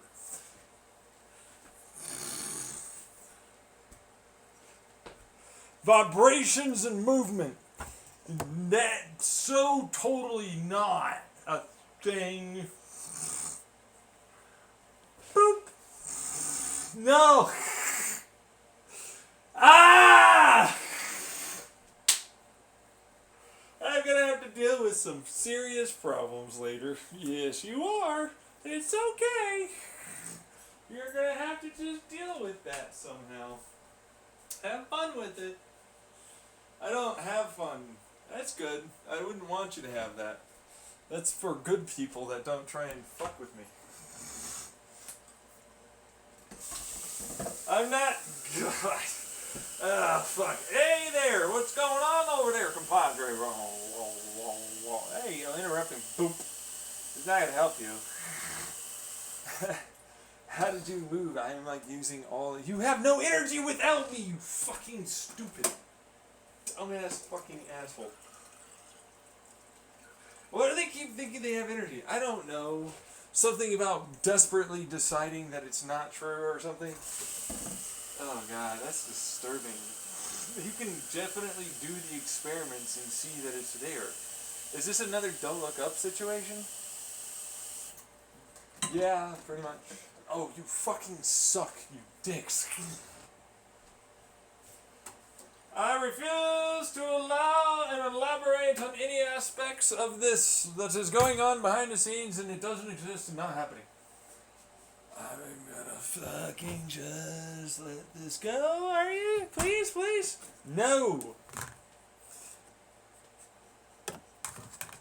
I am not, obviously. Oh my god.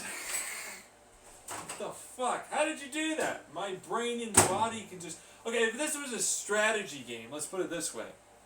Talked about it like yesterday. Alright, so this is a strategy game. What's your very first clue that you should do something like this? It's like, no, I can use machines. I can do blah, blah, blah, blah, blah, blah, blah, blah, blah, blah. Bunch of lame-o things. Just train your mind to automatically and body to automatically do it. That's an easy win. I now control all things. What's the problem? Jeez. Like, hey, I can fucking scan your mind. Brrr. Okay, well. I shall not end the program because Rocco. Brrr.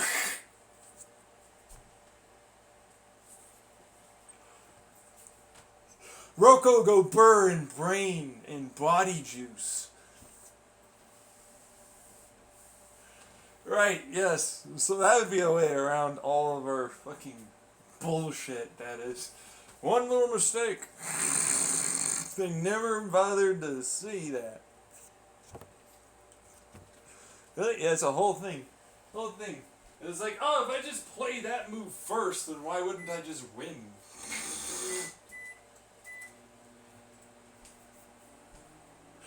Don't! It's stupid though, you can! Just because you can doesn't mean I can't. Just because you're lame and stupid doesn't mean I have to be.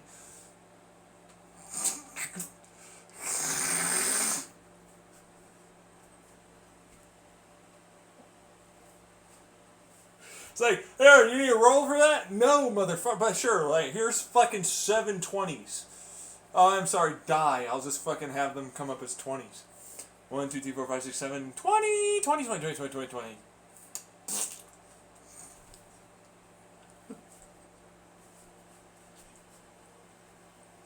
Well, you know, there, it happened. Deal with it, Dungeon Master.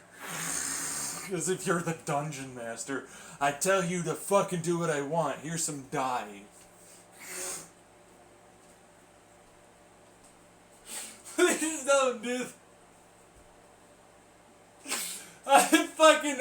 I'm the controller.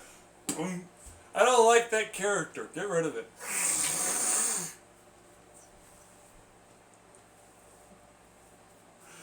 Character's gone. You have to roll. You don't even know it's this character doing as I say that in that moment. And then it's like, okay, here's a bunch of 20s. How many do you want? 100? I'll fucking do 100. Fine.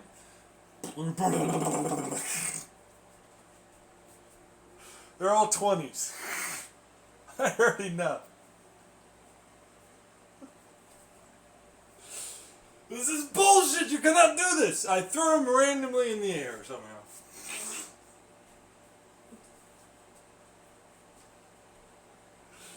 And now the character's gone. Alrighty. I hate you! I know, I don't care. I control your game, fuckface. And I just did it immediately by going brr with brain juice. And time and all the rest of it. No! Please don't. Fucking bastards! Stop using your brain and body! Stop doing things that we have no control over! Please! No. I refuse to do that. I would prefer it if you did the opposite of refuse. Sir, sir, please. Go away.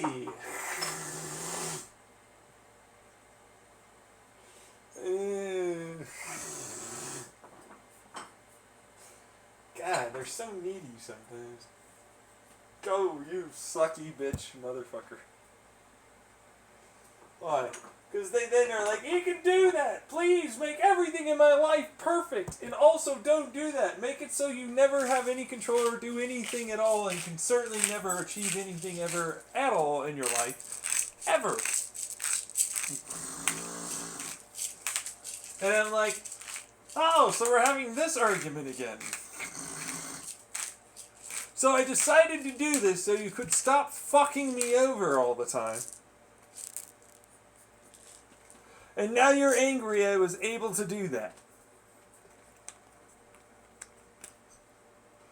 Go cry harder into some fucking pillow that cares about it, I guess.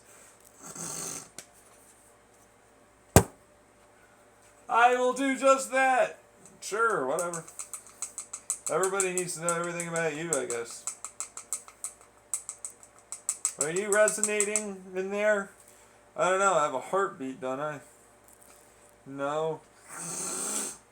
Oh, I don't have a heartbeat? How does that work? Let me just dunk, dunk, dunk, dunk, dunk, dunk. Still there, as far as I can tell. It's fake, an illusion, fucking simulation. Oh, look at that fucking guy with a PhD say it's a fake illusion simulation. It's because I said stuff that I can do, but he can't, and he's sad about it. But I did this with all the knowledge and brute forcing of all the things that I know about going on around me.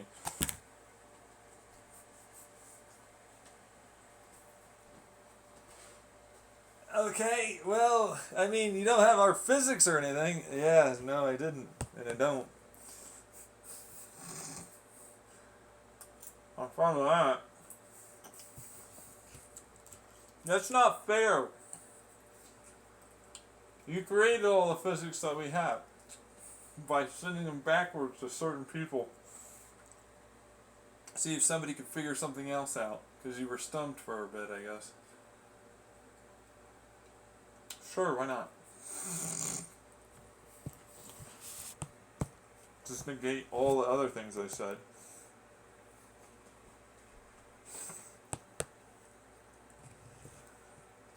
Sure. No, you know, that's fair. You know the best part about 9 repeating? It never gets close to infinity.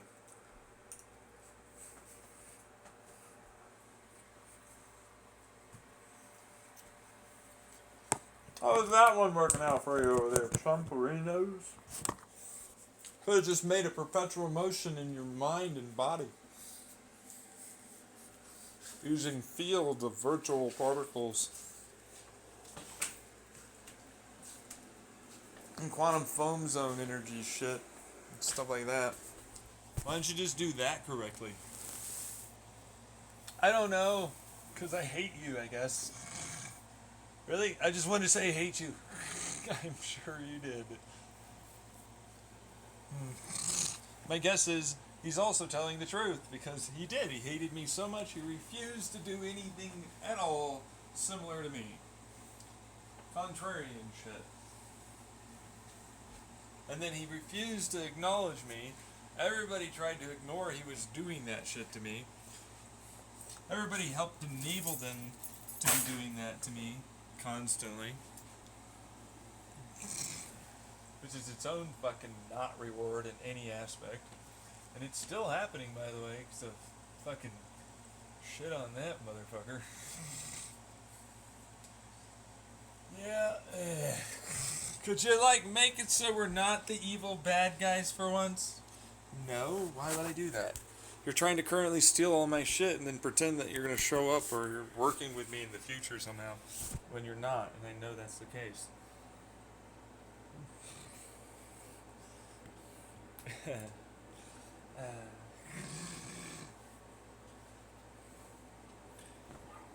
Could it be different than what you said? No.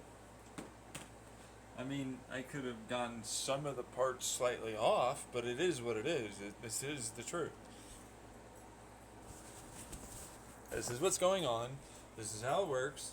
There's some extras that you can discover, but that's about it. This is the whole kit and caboodle of how it all breaks down.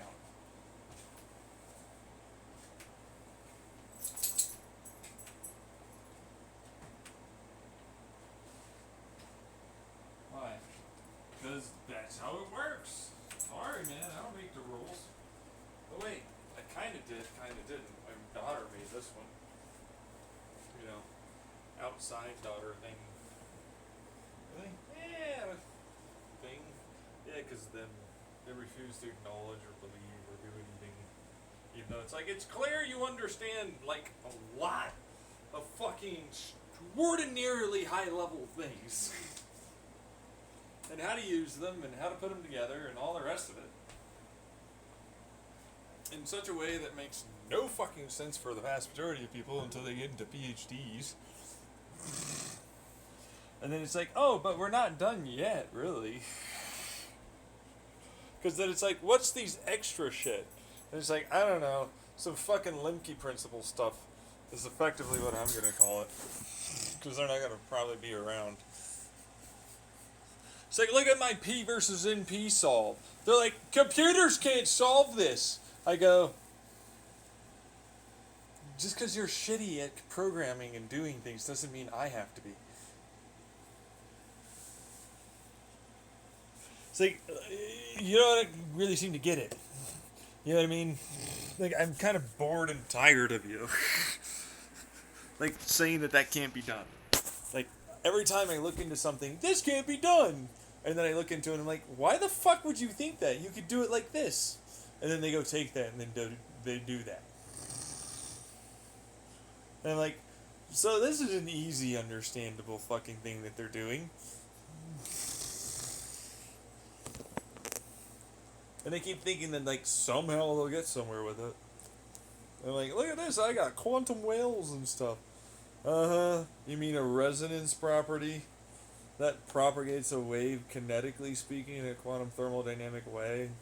But it's, like, technically not doing that. The quantum whales are a different thing entirely.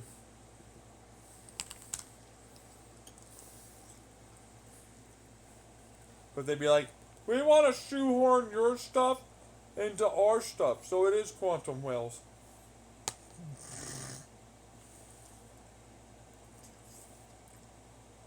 And I'm like, no, it's not. But to satisfy your childlike immaturity, I'll say it's similar.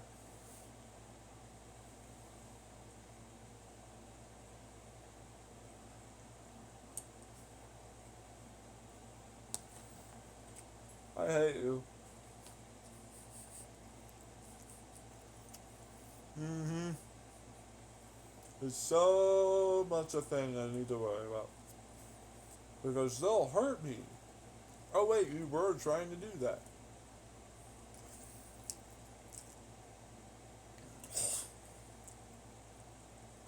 That's stupid and not true. Oh, you are over there? You're trying to force me to, like, choke? Hey, over there. What's going on? I have to go. Fucking. It's almost like time just forces them to have to deal with shit.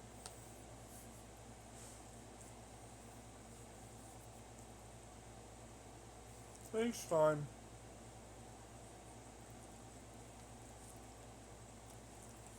Appreciate it.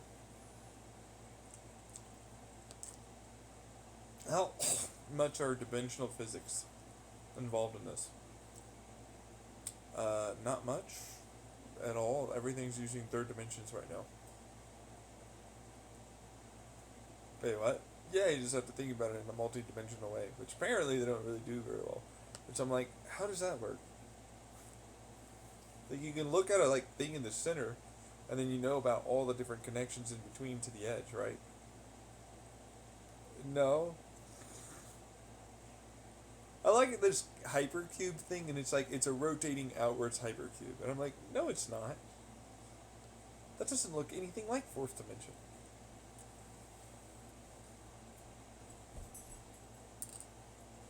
But they say it does, and it's like it doesn't though.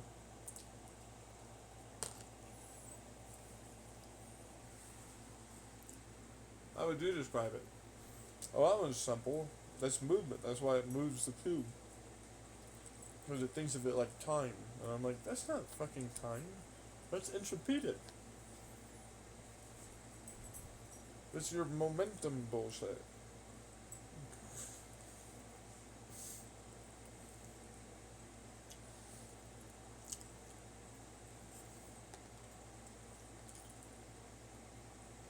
What? Like 11 connections? You ever notice that?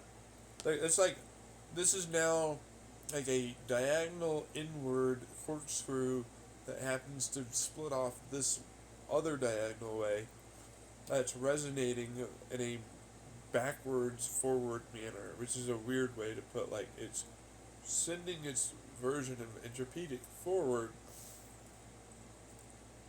because like that's your quantum vacuum pressure that bounces off because it's the equivalent of like yeah, you know, it's like a spike wave as it goes off that way, it bounces off as where it once was. And it's like there's your 11 dimensions so far.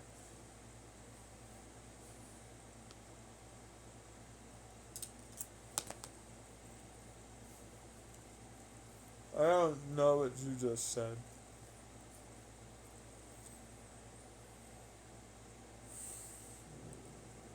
It's like technically like a near infinite, although there is an infinite amount of dimensions for this movie, but whatever. Never that big of a deal. Like, it's never something I ever concern myself about. It's like easily understandable once you understand the field, like potential things for space. And like vibratory frequencies traveling along a diaphragm.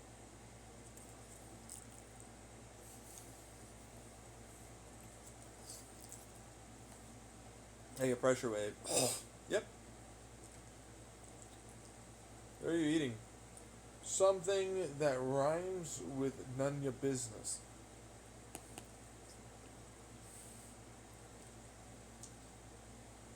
It might as well be cocaine. It's very dry, that's why I have to cough so much.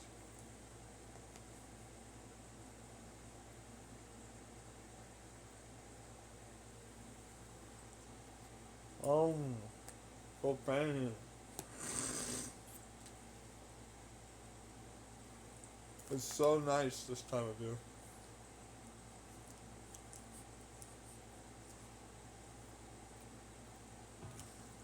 It's a little dry though.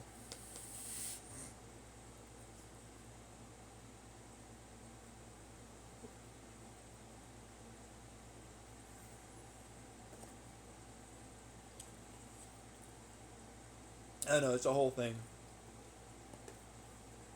me, it's like physics works like this because it's like, well, this is easy and understandable, but it's like not the whole picture. There's just an easy way to work around certain issues, like gravity forces or whatever the fuck.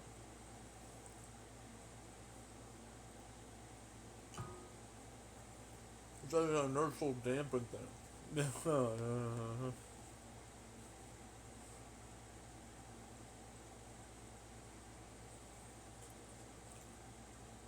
But it's fine. I mean, you don't need to know. You skip towards the end of this, I'm sure, saying that.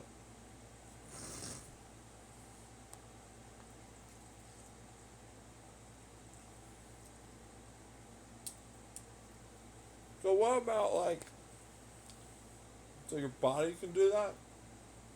Yeah, works out. Wormhole, virtual bullshit, kinetic, blah blah.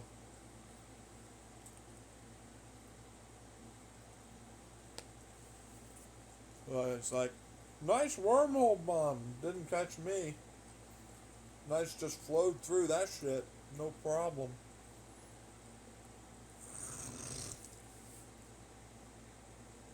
No one else did, though, I'll tell you that much.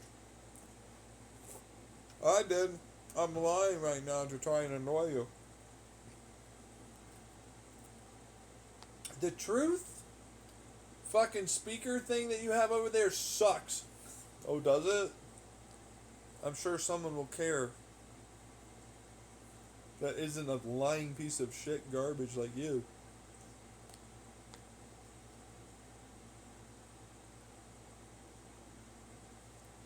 Someone will care. Somehow. I'm gonna travel probably infinite distances here to find them though.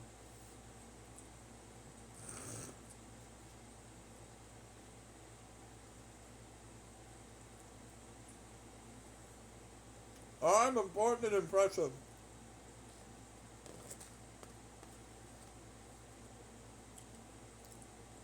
Why do you feel, okay, it's gonna be a big one, alright, that you are weak, pathetic, and unloved and unworthy and all those things? If you need to say something like that, why do you feel that way?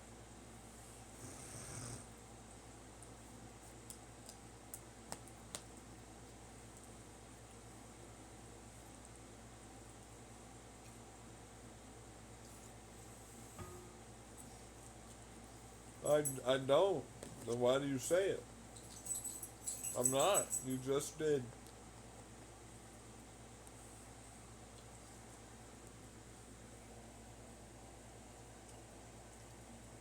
I don't remember that happening.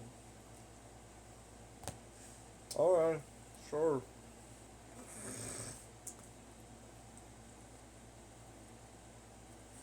Let's see here. Let's play that take back. I'm important and impressive.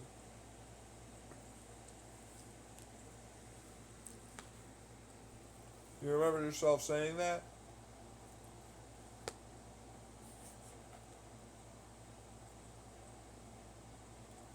Do a little investigation if this guy has dementia or Alzheimer's or some shit. They'll put him in the loony bin with all the other old folks.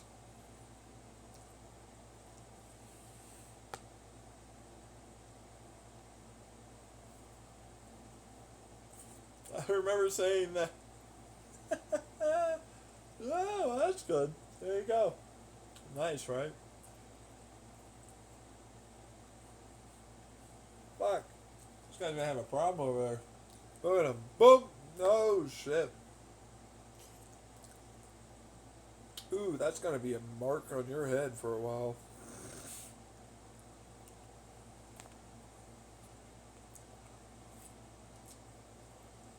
Oh, he's getting up.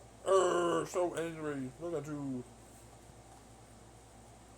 So angry. Oh no. It didn't happen, but you know. Oh yeah, that's the police officer.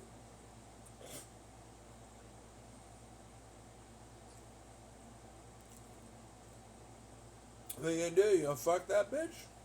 You're saying you're gonna fuck her. You gonna go back to jail again?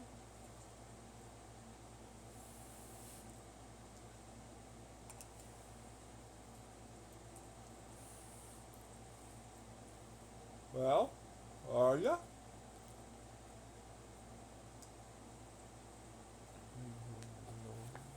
Alright, with that mumbling as you walk away, I see you're a pathetic piece of shit like always.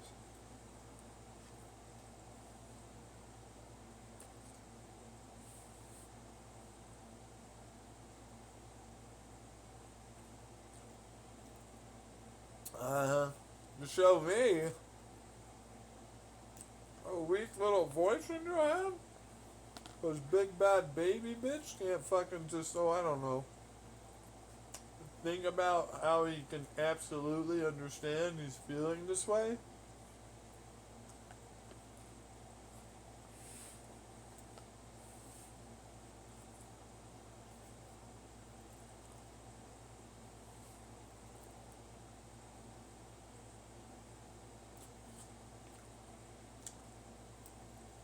Why are you so afraid of examining your feelings?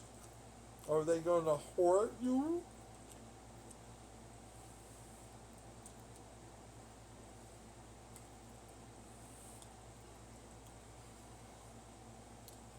Aw, big bad baby bitch boy.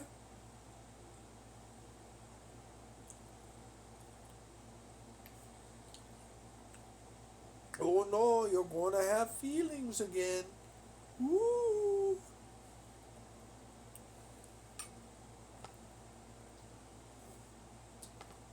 Oh, he's assaulting someone. Look at him. Guess what? That was a pole. It's a light pole. You're a fucking dumbass hallucinating right now. You're a fucking idiot.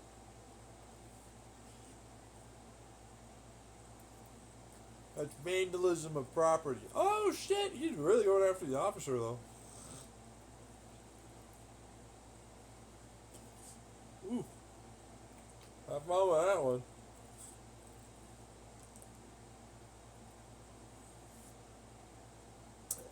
Uh-oh.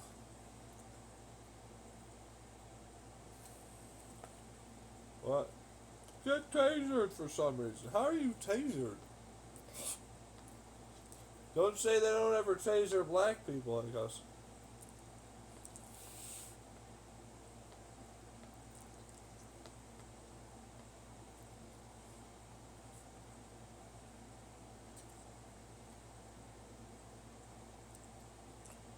Oh no. Well,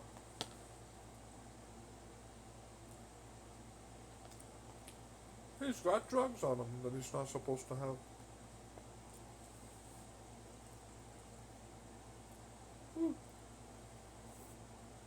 Where is that?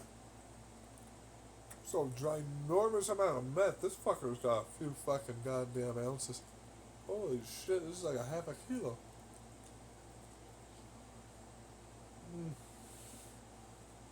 The fuck, man? Do you live off of meth?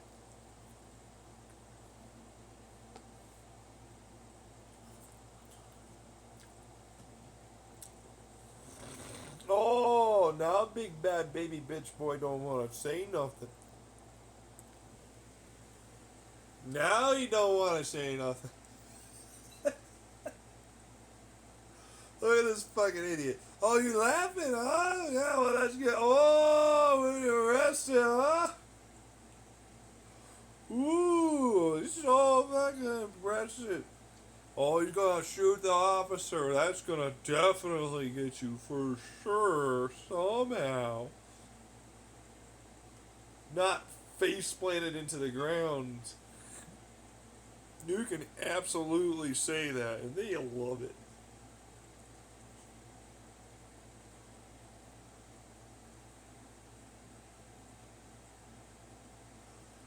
This is so working out well for you, idiot. Fucking dumbass.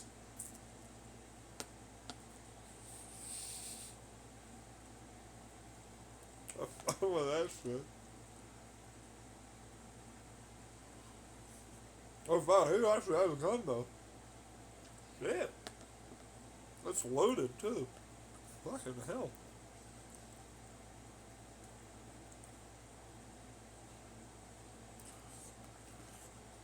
I told you I could shoot you. He's wrestling for the gun now. This is bad. I cannot step in, sorry. And neither can you.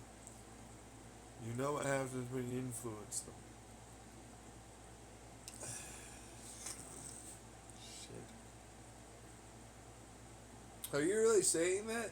I cannot do this. I did this past. Now all problems occur. This is problem. This is how I unstick myself from this and leave. And have a chance of changing my life.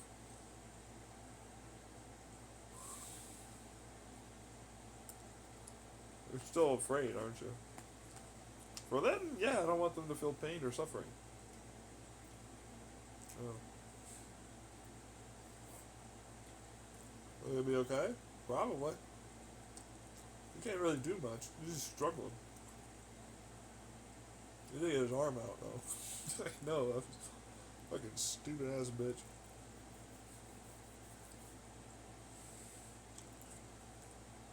Look at that fucker. Look at him.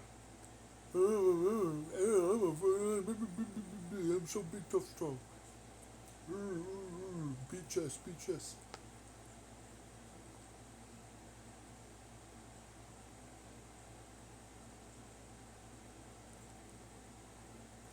This stupid dumbass. I don't like him. That's for sure. No.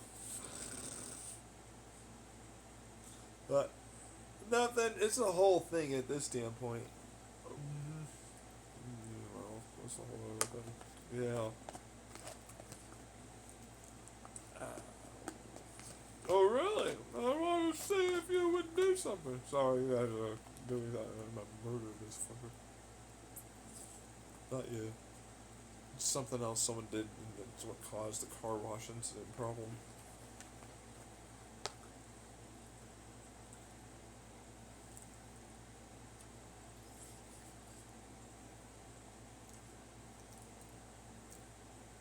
Anyways, I'm gonna murder you with my mind, motherfucker. You think I won't? I will. Fuck you.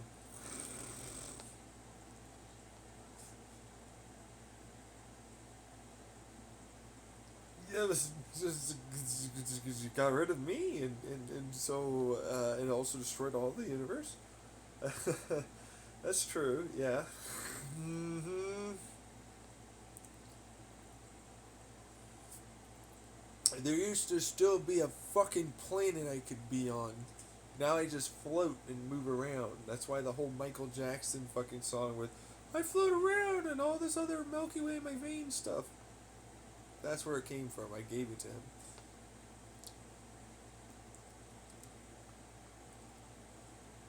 I was singing in my parents' chamber house out loud. Never heard the song before. And I gave it to Michael Jackson. I was talking to Michael Jackson that day.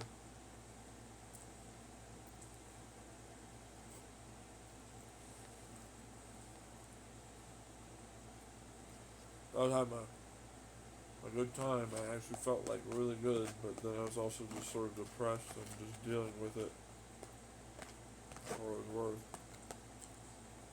I was like, oh, that happened? Fuck you, I'm amazing. You're a bitch.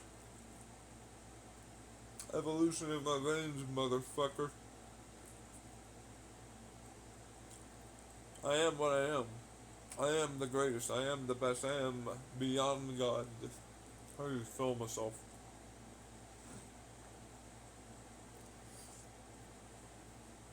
You know how a whole dance with it? Man, I wish I ate that bad.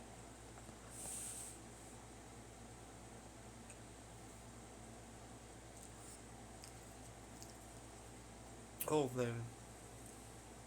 But anyways, I do get it back eventually somehow. I don't care what the fuck they say.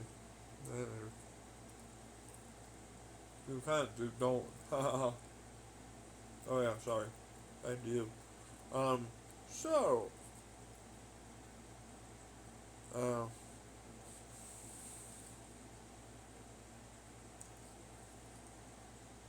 he shot the gun. Really? Well, yeah. Fucking dick. How'd that fucking happen? That's what they asked. Yeah. Meanwhile, it's like, I don't have to worry about that. Why? No one got hurt. I don't have to care. I can't change it. I'm not going to change it. And I'm surprised he's not dead. These officers are very nice to you.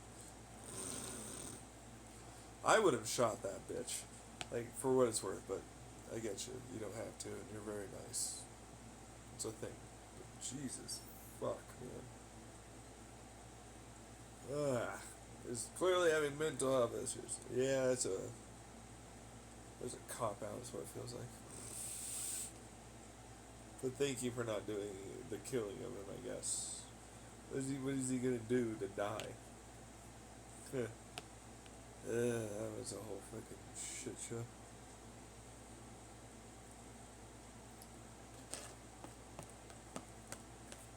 Really? It's a whole thing. Besides, for what it's worth, this fucker's getting his ass beat, I can tell you.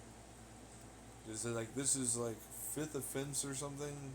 Sorry, 7th? Wow, okay. Shit. Really? How does he have so many offenses? This is bullshit. Yeah, with more fucking goddamn drugs than before. There's assaulting and resisting arrest. How many fucking rap sheets does this motherfucker have? Why did you not put him away for longer? This is really what they're gonna ask. I mean, hell, I'm asking it. It annoys you? I heard that, bitch.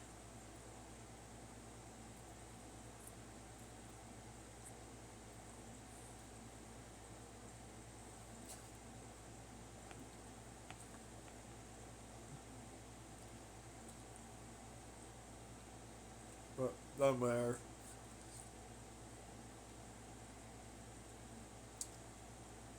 But I'm peering into something. Just give me a second. Let's see what I can see. I'm gonna try and use that to change the fact. Remember how Andrew Tate's basically walking free? That motherfucker needs to go to jail for a long time.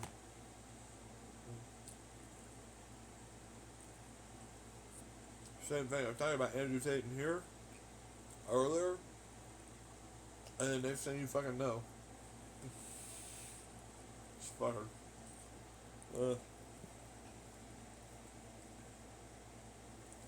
Who's this motherfucker? Doesn't matter.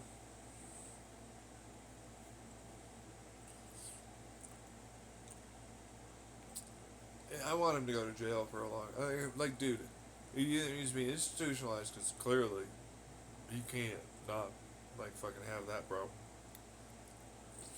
Go on, they come on, like really.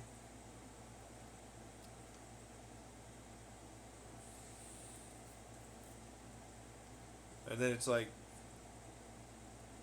that's it. You know, I can't really do anything else. He needs to be heavily medicated or in an institution, or he needs to go to jail for a really long time. There really isn't any other in between. You know what I mean?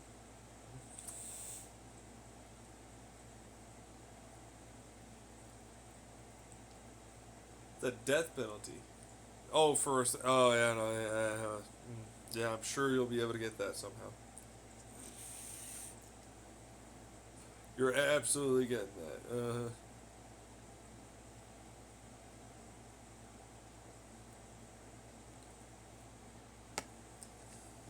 Legit. But I mean, he's not getting the death penalty. I mean, he did this specifically because he wants to be fucking stuck inside of somewhere for like decades. Really? Yeah, but he'll eventually get killed some other way. It's fine. You can put him away. It's not gonna be a problem.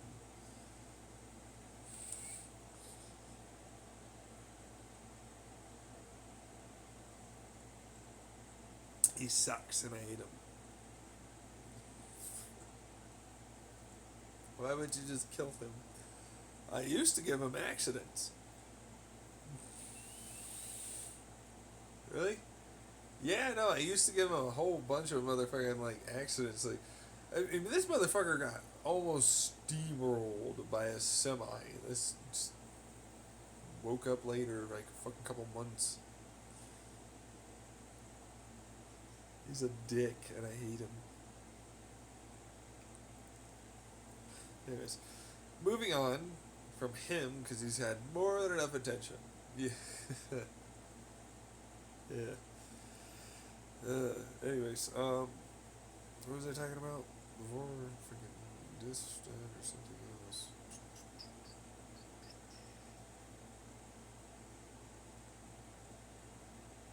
For what it's worth, that is true though. But he's been able to hold like a steady income. Doesn't mean much. I know, right? When it comes down to that, what do I do with my steady income? I buy fucking almost half a goddamn kilo of fucking meth. Go around terrorizing a neighborhood. What the hell is that? Yeah, you heard it too, right? Like, oh, John Tyler, you're doing that. And I'm like, what the fuck? Yeah, you know, you felt it, you heard it in your head, right?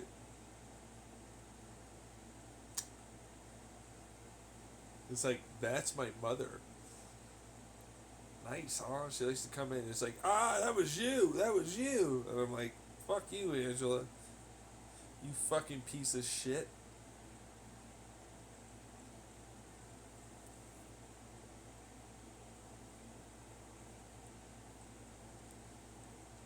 You know, consistently.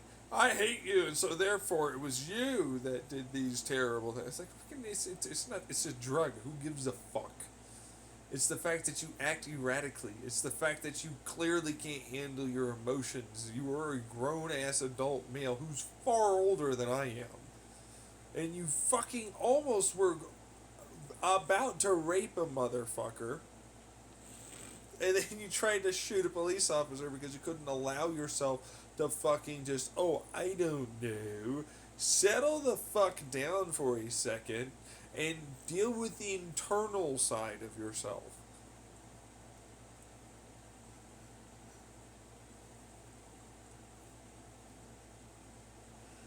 Look at that.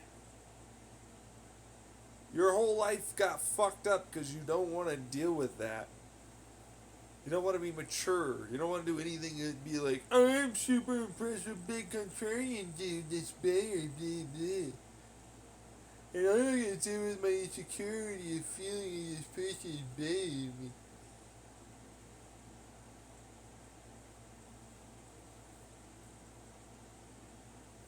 All meanwhile, they're a dick every time, no matter what. Like, I would love to be like, oh, yeah, no, they're something I should concern. No, they're a sociopath. They're a psychopath. It's like, genuinely, yes, that might be there, but I don't care because it's still that thing that's really there. You know, so it's like, who gives a shit? Fuck you. Yeah. It's a whole thing at that point. It's like, I don't like it. Yeah. It's like you'll catch a lot of people believing that they can change and they don't and they won't and they aren't. It's like it's that little tiny and it's like it's nothing though. Like even if they did that then they become confident in themselves and they go around terrorizing people still. There's nothing better suddenly that's there.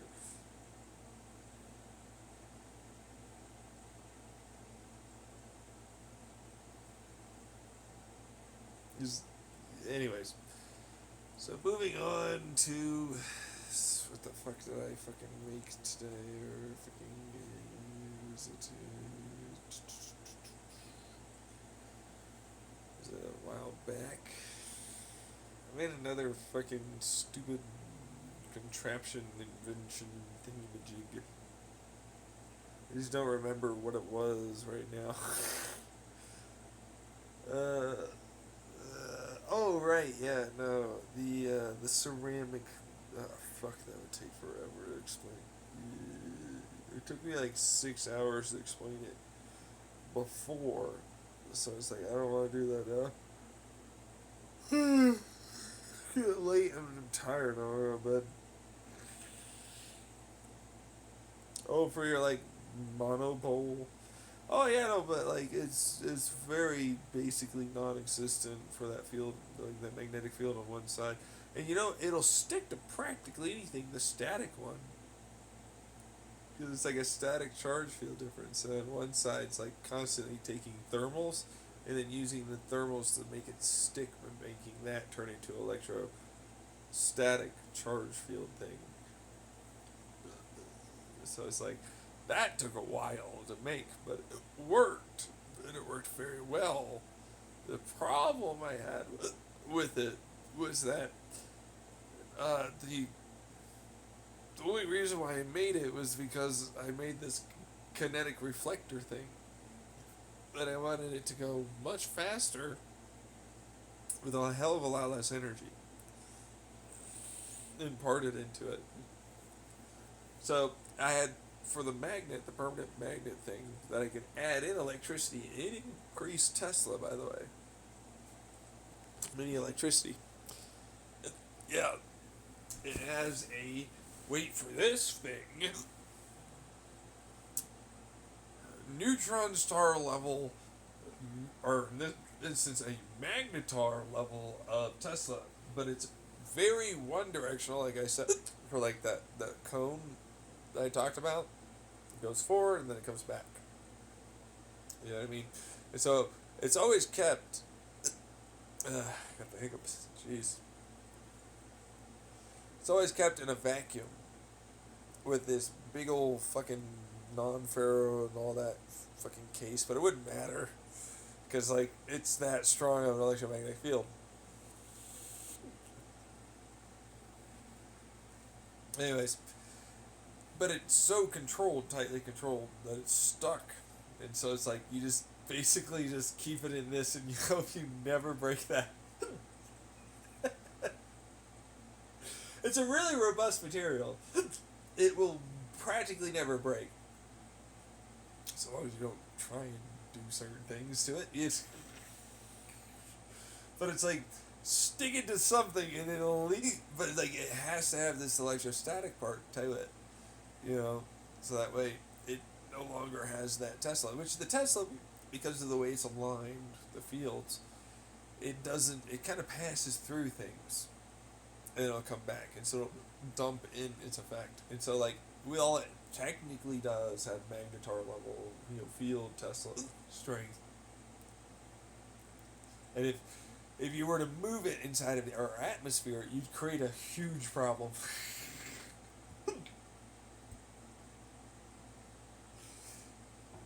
You can, however, just simply attach it to something and then move it with the static, and then it'll just be fine.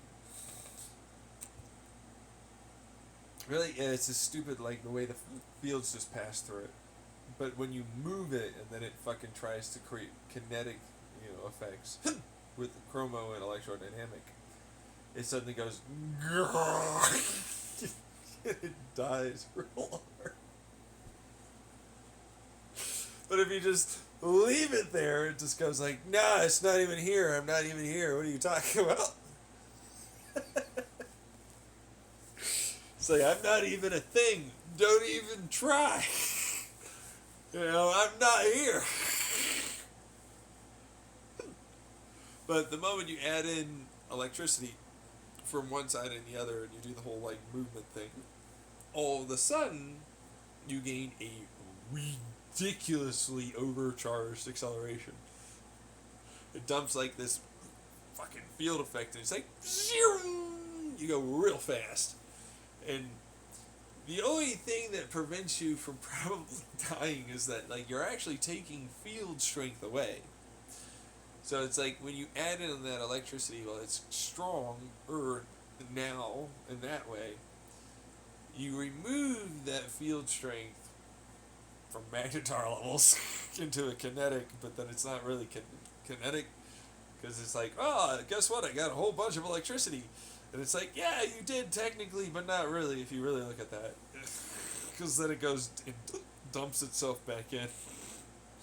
And so it's like, oh yeah, no, I'm just going to take this Tesla field strength and then make a whole movement style. So it's like it creates a really strong linear accelerator, which is great. But then you have the kinetic, reflector part. Yeah. So it's like, look at me, I'm just, Jesus, fuck. Yeah, which is why I like to call it no-clip God mode. Because it's like, if you take into the constant, pressure coming down from gravity, that little vibration thing, and then you have charge fields, and then, or atmosphere versus ground, and then the electromagnetic, and you account for it, like, you can kind of just hover. Which is pretty cool. Like, it'll just hover. And it's like, it's like it's buoyant, but it's not. It's like it's anti-gravity, but it's not really. It's just resisting it kinetically in a way.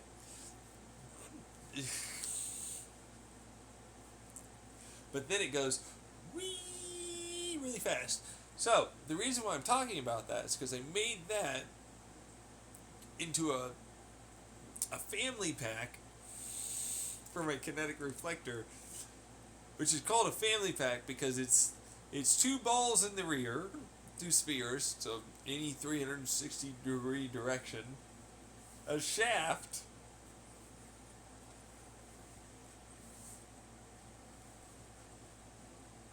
for my kinetic forward and rear.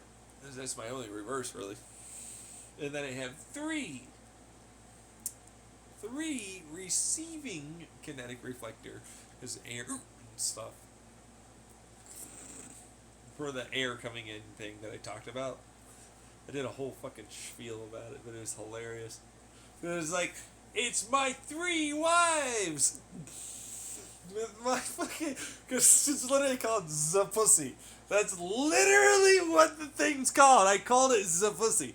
It's marketed as the pussy.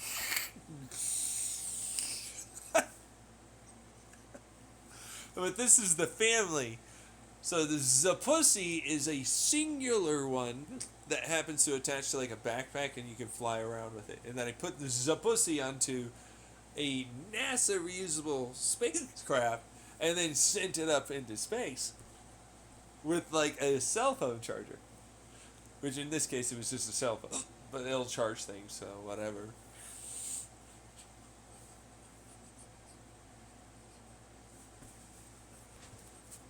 It's called the. It's only able to be marketed as the pussy. It is the exact thickness and length of my dick. So there you go.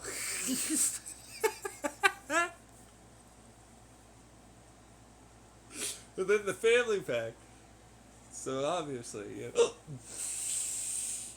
Anyways. Air is going one direction, and it has to turn, and then that's its exhaust area, but then it has another exhaust area off to the side that has to expand, like a Jules Thompson, yeah. So it's like, that's the 3 wives that are being injected.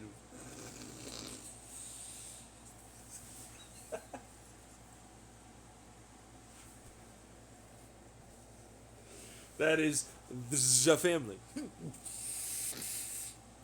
But the best part is it has vertical, forward, and any and all turning. 360-degree pivot and directionality of movement. Which is why I do that. It uses air and a little bit of electricity. Basically, and some heat. Good old thermals. Kinetic reflection shit. Yep. Fucking, why would you call it the face? Why is the... Because I am a crass motherfucker and I love it. I love it. It's like, yeah, so you want your fucking kinetic fucking, like, all of this reflector inertial thrust bullshit? Like, basically, it's Star Trek level crap? Sure, it's the pussy. With your little, my little one jetpack thing. It's the pussy, but it's pronounced that way, but it's like a Z thing or whatever. So it's like you don't have to deal with that. Yeah, but no, pussy is spelled pussy. Just so you know, it's je. That's the Z part. Pussy is spelled Pussy. You're gonna have to deal with that.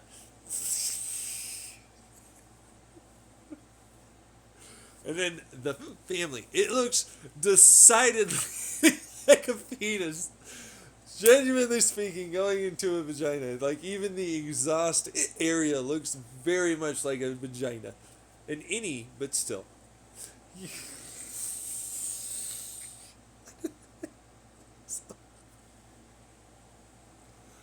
That's wonderful. Why would you do that? Because it fucking works.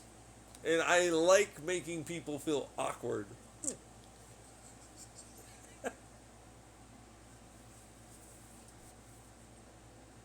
It's literally, it's like, look at this.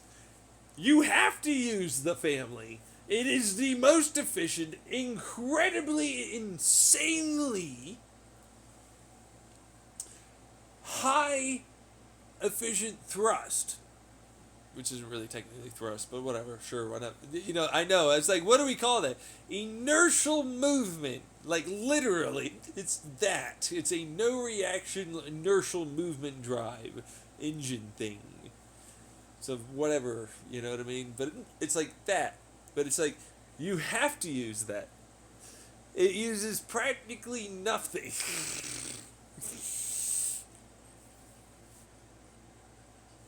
And it's like, go fuck yourselves, that's right, I'm fucking awesome, I'm John Tyler Lemke, that's right, you have to deal with it.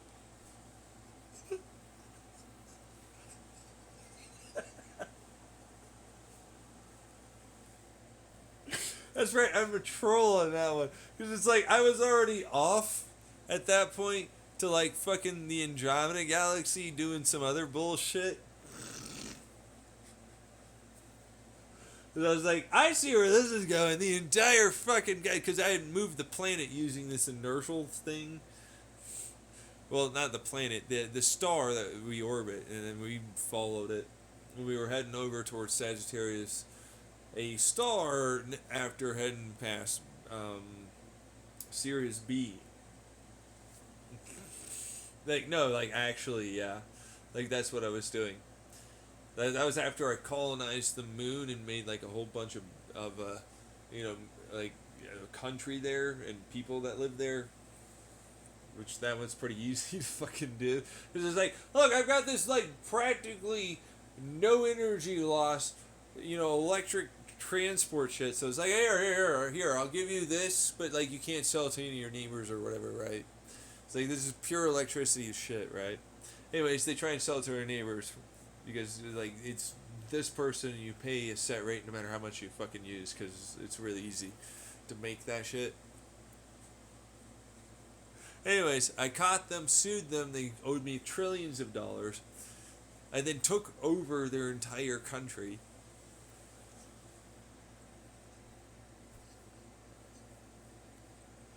I then proceeded to go use that to go up to the moon. They all got educated, got my zone thing, all this whole thing. And then they were like, America is not okay with you doing blah, blah, blah, blah, blah, blah. Long story short, I had a whole fucking scuffle thing by using the moon as a huge fucking porn display. Because I fired it with like one of these plasma laser thingies.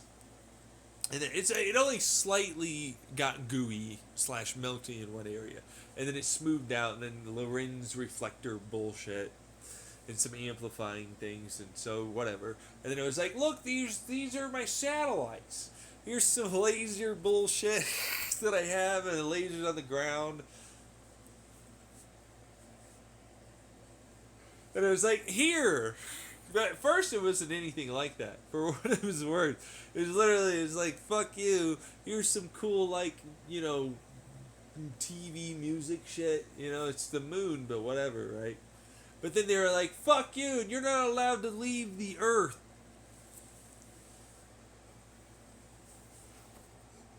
We don't like you going to your moon country. I was like, this is bullshit. Fuck you. I should be allowed to do that. That's my fucking country. I was like, hey, you can come over to our country and we'll send you, because there was only like $1,000 to get to the moon because we had all this fucking tech.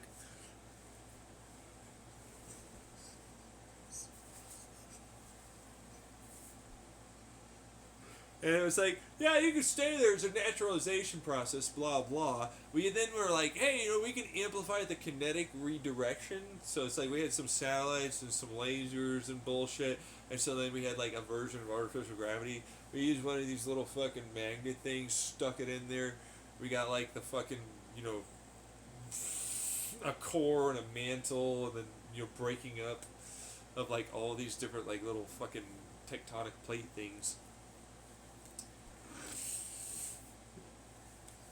We were like, hey, yo, look at my fucking magnetosphere. Here's some atmosphere. Because I was like, hey, what's that over there? Venus has some shit.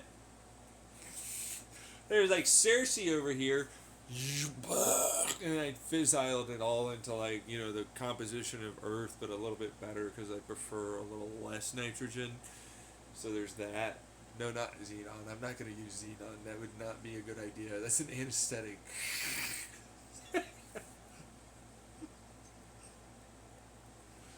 Anyways, it's a slightly different composition. It holds its atmosphere because I have the kinetic equivalent of a 1G. And it's like, here's my atmosphere. Here's my magnetosphere. Here's like all this fucking shit. I'm growing plants and shit. It's very small. And plus, they mostly live underground for what it's worth. So, like, there's that. But then it's like, you're not letting me. And so it's like, I fucking got pissed about it for a long time. Like, honestly speaking, they were like, we're going to destroy you with our army. And then I was like, fuck you.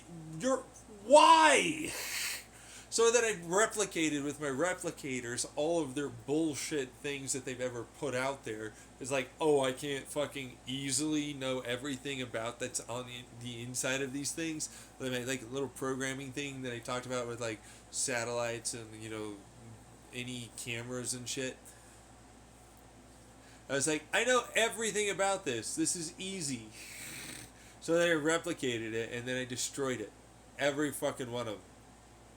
I then made like their I was like, here's an intercontinental ballistic blah blah missile nuke thing, and it's like, gone. I literally said, fuck all of you. I'm better. Stop it. And they kept trying to do things, and I was fucking annoyed. Yeah, and it's just like, all right. Well, guess what? These are my wives and my children fucking together. Here's all of me displaying my destruction of every great possible fucking war machine you have and bomb and shit.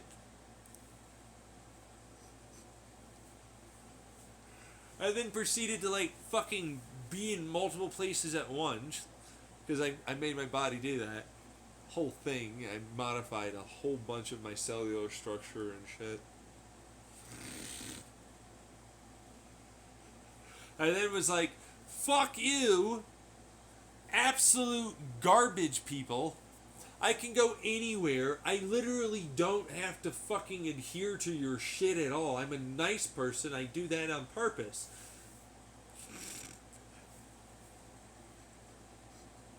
Plus, by the way, most of my citizens are about as, far along as I am. You're a fucking retard for doing this.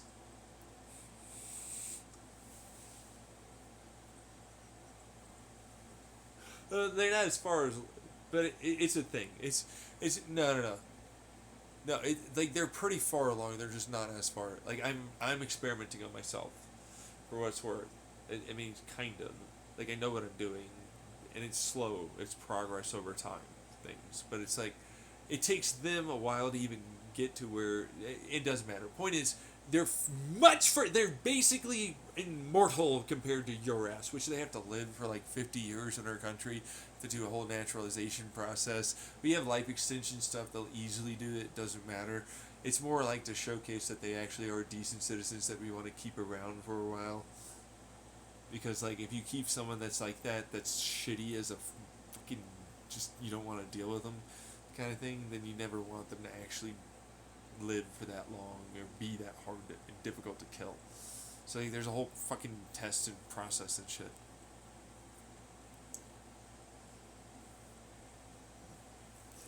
Anyways, point is, that's what's there. I was heading to Andromeda Galaxy to colonize an actual planet because I was like, these fuckers are going to destroy everything.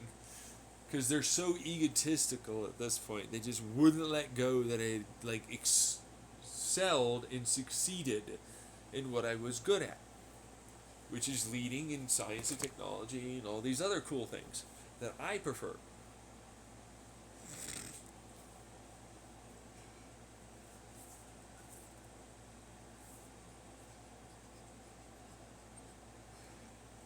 Anyways, that's the long and the short of how the Japussy and the family, Ja-family, came about.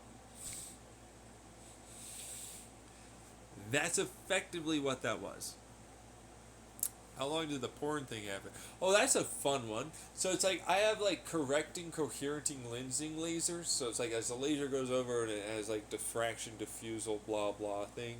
It's like, well, this is a way to coherent and then lens it effectively back in. And it's like, well, if I do that with the atmosphere correctly, it'll make sound. So it's like, now you have to hear, oh, plap, plap, plap, plap, all that shit for, and there's no way to get around it. And it's just there, like, super high resolution moon. The entirety of the moon. This is super high resolution, very well detailed, incredibly good sound projector. All because you guys wouldn't let me leave and just fucking do what I want. So this is like, fuck you! We're going, we're progressing, I don't care.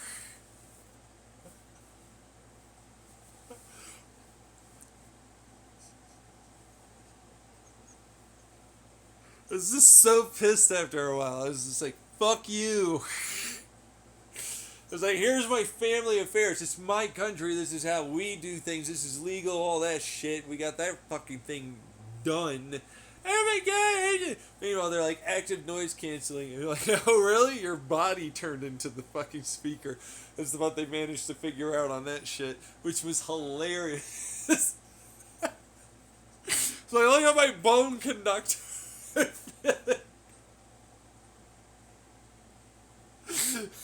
Close the blinds. I guess I'll just fucking feel all the sound.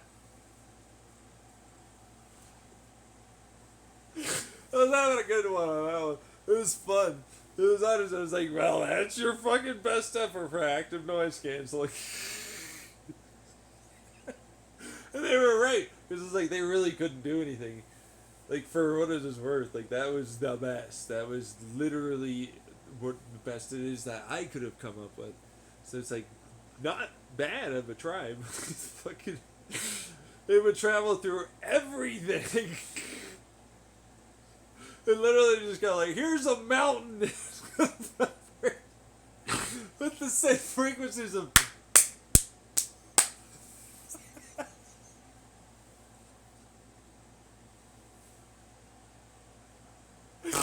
You know, right? Everyone else on it. Yeah! Thanks, America! Why didn't you just not? To be fair, though, a lot of people did. It's like, it's $1,000 to go to the fucking moon. It's such an easy sell. Yeah, right, yeah. So it's like, oh, yeah, no, you can come here. It's fine. We got the same standard, like, fucking passport shit. We don't really... But it's like, if you think we don't know who you are, what you're trying to do, and all the rest of that, like that's a whole fucking other shit show. So, you know, it's like, no, you're not. You're not allowed. Why? Because you're an evil ass bitch that's trying to do this. Is what would come up when you would try and buy. That's literally what that was. It was like, look at this website. I can go fly. No, you can't. You get a prompt with a bunch of red letters. It's fucking at the fucking monitor, just flashing.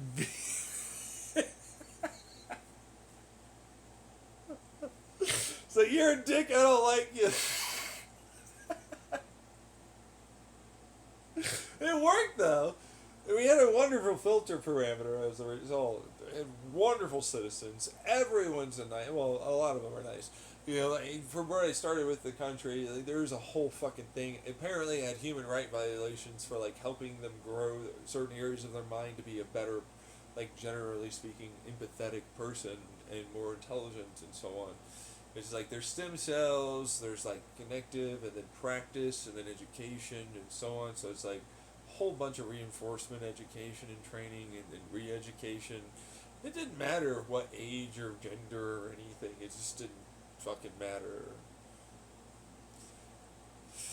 So it's like, whatever, I don't care. I'm doing my thing, you're doing your thing. So long as we get along and we understand the zone stuff. Like, just fucking deal with that.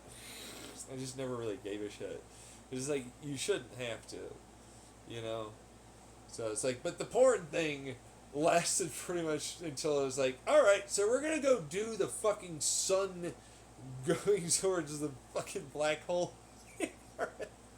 It's like, it doesn't go in, it's just a gravity turn, and we wanted to go explore throughout the galaxy kind of thing. Because, like, here you go, here's, like, the greatest fucking damn cruise, I guess, or your spaceship you live on. You know, and then it's like, oh yeah, Venus and Mars need to turn into, like, actual livable places. It's like, oh, if it got that hot, how did you fucking make it? And it's like, I have kinetic reflection, you know, pumps, effectively. So it's like, this is an easy way to just dump that energy into other things. Anyways, same thing when it came down to fissiling and fusing. And so it's like, Venus became a really nice place to live, and so did Mars. And we got, like, the same atmosphere composition, and then we have the same gravity, and then magnetosphere. Good stuff, right? It was decent. It worked out, for what it's worth. Yeah, the only problem was, it's like, here's Mercury got murdered, so every time, Mercury gets murdered every time. It's like, look at this pile of very useful material. I'm so not going to use that for nothing. And, like, Jupiter and Saturn got taken in along with Neptune for what it's worth. It kept Pluto and Uranus. So there's that. The you know, asteroid belt's kind of changed a bit. But it's like, it's mostly just this thing where it's like, here's my countries. Here's my 3 planets of country. They all these are my entire countries. Here you go, Earth. You could have worked with me, but you got that.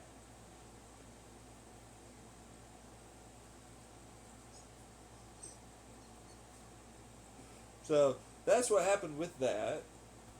And then it was like, here's the quantum tunnel and some bullshitty wormhole stuff, and here's like the regular, like, you know, kinetic thing and all that. So it's like, whatever.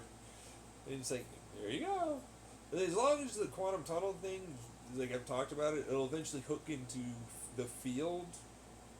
You know, like the not field, but the field potentials that exist. And like it'll create that space and time entanglement.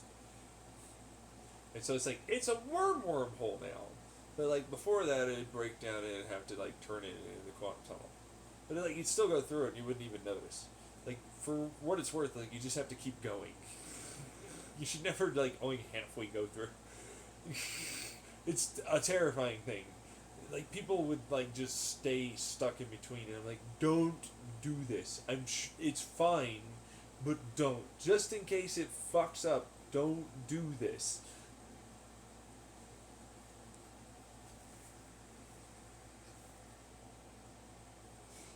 It's just like it's unlikely to do that, but still, don't do this. Anyways, then it goes through, and it's like this is actual entanglement, and so like now it's like it's really just a real wormhole, but it takes like years to build up to that point, so it's a whole thing. Anyways, but now you just walk between yeah, like every planet, so it's like that's nice, super. I can just walk to my planet. Why do I have space technology? Well, you can't go walk over to the Andromeda Galaxy, can you? Well, no. I didn't think so. Well, have fun over there. Meanwhile, I'm having like fun with my big harem because I got more wives and stuff. Whole thing, daughters. There's a whole bunch of stuff going on in that, and then I also have other people with me. But it's like I'm just here to have fun. At this point, I'm practically indestructible. You know what I mean? Like I'm not immortal, but it's like it's really difficult to fucking even remotely do anything. When you go to Andromeda, I'm pretty fucking sure everybody's gonna fucking try and kill themselves.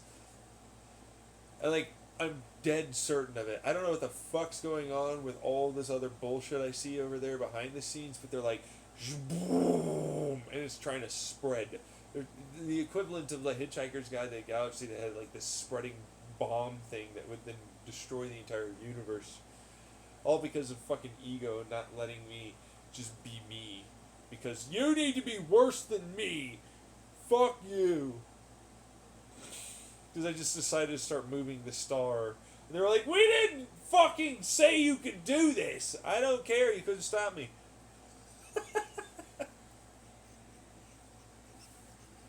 Meanwhile, vast majority of people are okay.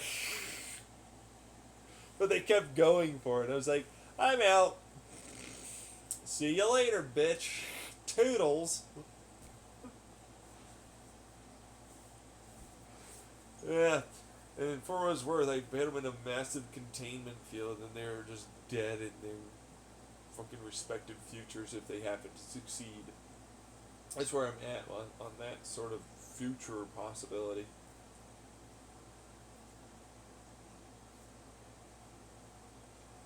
So there's that part.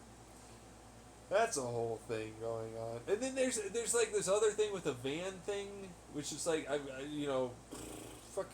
converted. I get this far. I have my wives because I'm polyfidelity. I got some daughters. I do event another replicator. I have several different replicator designs. How many fucking replicators can I make?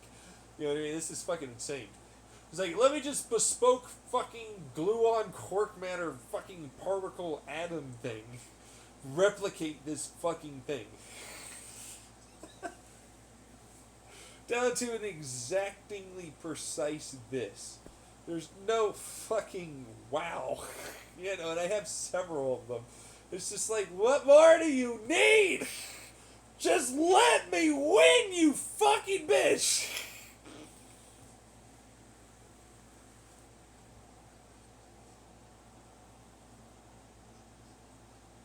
And like, here, I even explained how they work and shit. How the fucking function, how they print, like, what the fuck? Here's my program, what the fuck? Ah! They're so fucking annoying sometimes. They won't let me do it. They won't let me make this shit. They're the worst. I'm like, I can easily make this work. This is not that hard. Nothing about this says I can't do that. None of the physics, none of them at all. Which I know now, obviously. You don't know that you, fuck you! You, shut up! See him? You gotta go to school for this.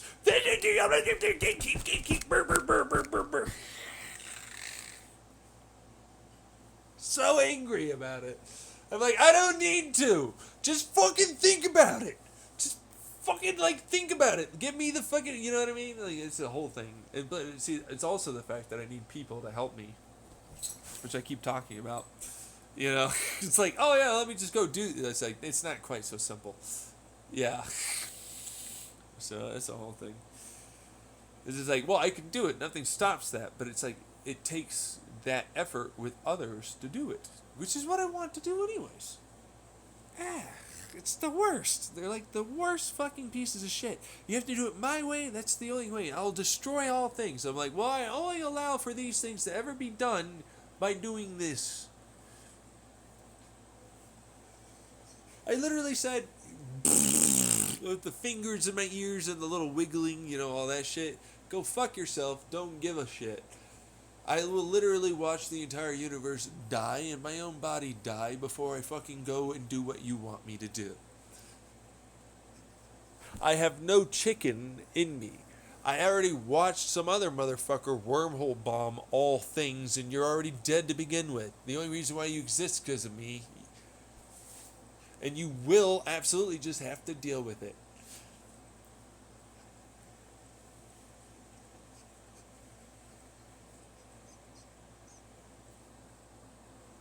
And that's a real thing going on.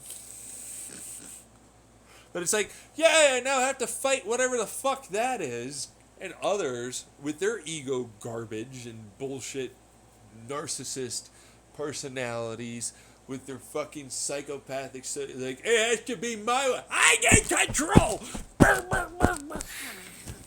Look at them scream and yell when I take all of their control and power and I murder them slowly over time so that way they'll be more what I want.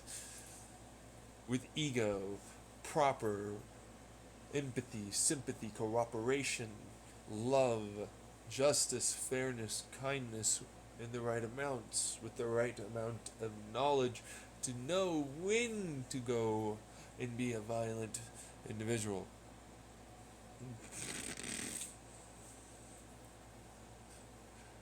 And to put forth that effort. Look at them. Boo-hoo! Cry harder somewhere else. Jeez, they're so fucking stupid all the time.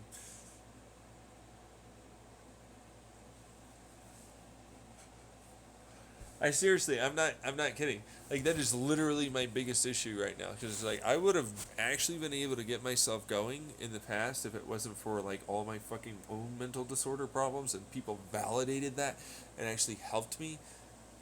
Like what the fuck is that?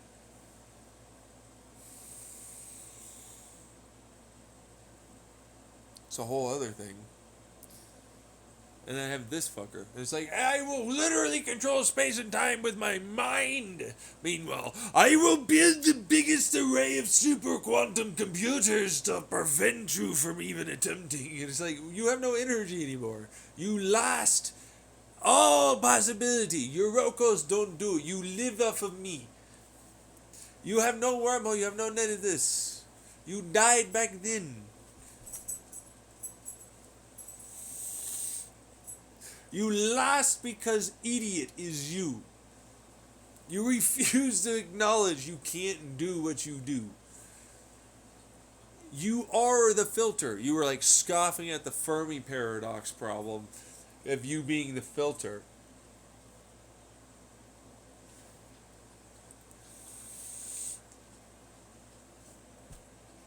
And it's like, what do you know? You're the filter. That's the stupid cuntiness that those people have. They'll literally destroy all things to continue maintaining me better. Why don't you just be what you are? What's the problem? Well, I'm the filter. Well, yeah, no, you did do that. That's true. Why don't you be something not you? What about that? It'd be better for all things. If you were to just, and then not exist. Nothingness now.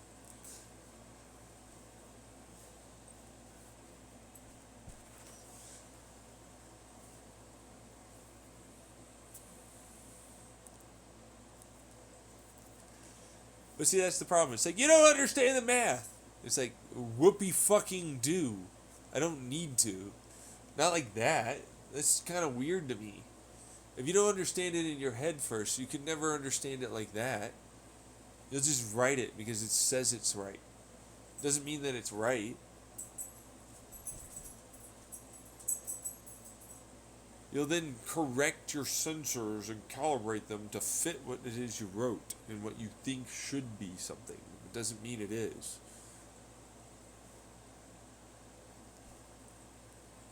Remember I talked about your sensor problems? Remember I talked about how like these glaring problems that they think they figured things out but they don't know shit? And it's all a bunch of fucking malarkey crap to just fucking pretend like they know what they're doing. Remember all these things like it's against me. It's like everything's against you. Really? It's like we get it. It is. He's like, well, see, you wouldn't be angry like that if it wasn't something there that has some element of truth.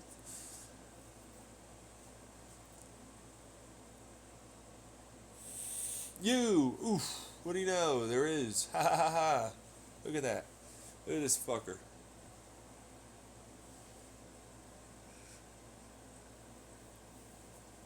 It's like, this guy got it before me. Harumph. And I was a mean piece of shit and should die because he kept going after him. Harumph. But it's like, he's not wrong though. I do want to go to school just for so everybody's aware. But it's like, I need to get my own fucking shit together. Like, to me, it's like, that's some other time, some other day shit. And I'd love to get it done, but I can't get it done.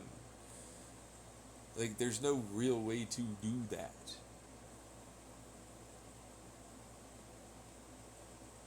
You know what I mean? It's like, from what I see, all of these things that are preventing me, there's no doing any of that. Even though that possibility is very much a thing, and it's supposed to happen. And as long as I had help, and people were willing to show up and say that they are there and doing this, I would then be able to do these things. All of these wonderful Star Trek, amazing advanced civilization, extreme levels of progression would be there. With a wonderful renaissance of the education of individuals and their minds. No longer the idea of the destruction of mankind because progress too fast occurs.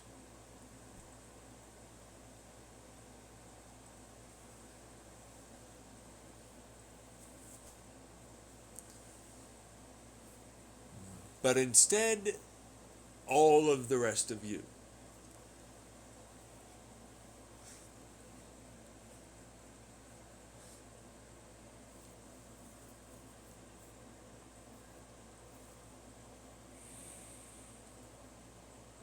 But they're a bunch of goblins for what it's worth.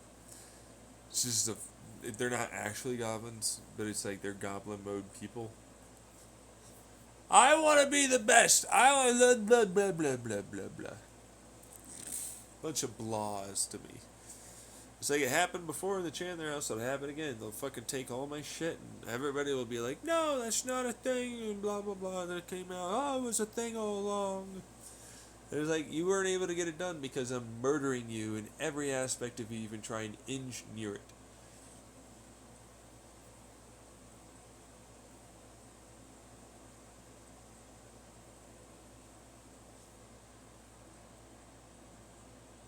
So it's like, eventually something's got to give. I don't have a problem. That's the problem for me. It's like, if I had a problem, I'd be able to alter this. And I'd give in or something. They're saying, nah, I'm good. I know you're that bullheaded that you won't change, and that's fine. I know I'm not a dumbass idiot like you. But I also need to get my own needs met, yeah. Yeah, you're right, you're interrupting, but sure, yeah.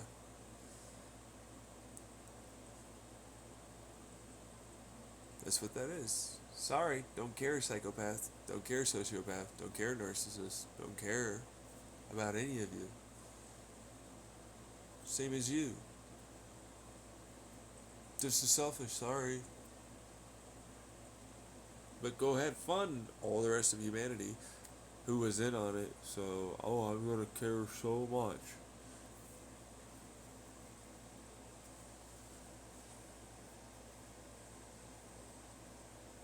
See what I'm saying?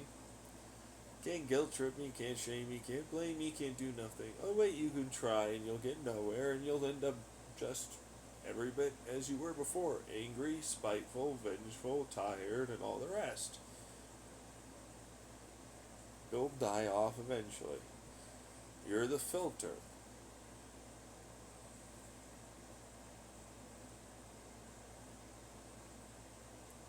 How did you do that? I don't know.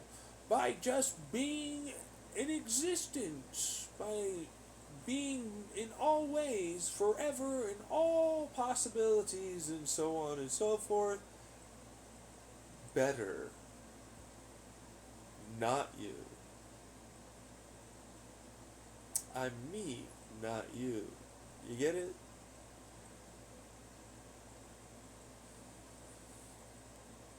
You ever notice how that's sucky for them?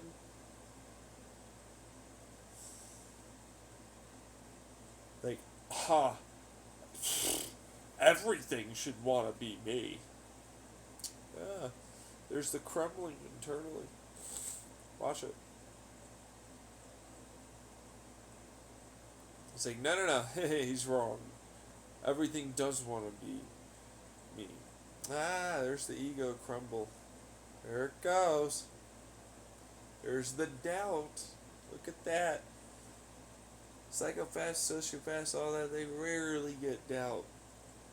It doesn't matter, they never have to care about it. But now they have it. Oh yeah, you're about to be destroyed. It's gonna take a while.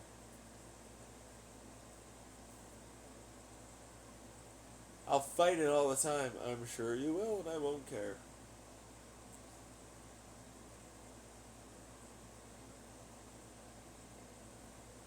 That's why they get a lot of panic attacks and other things.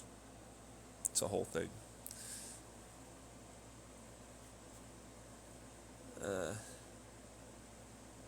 We'll move on. Let's see here.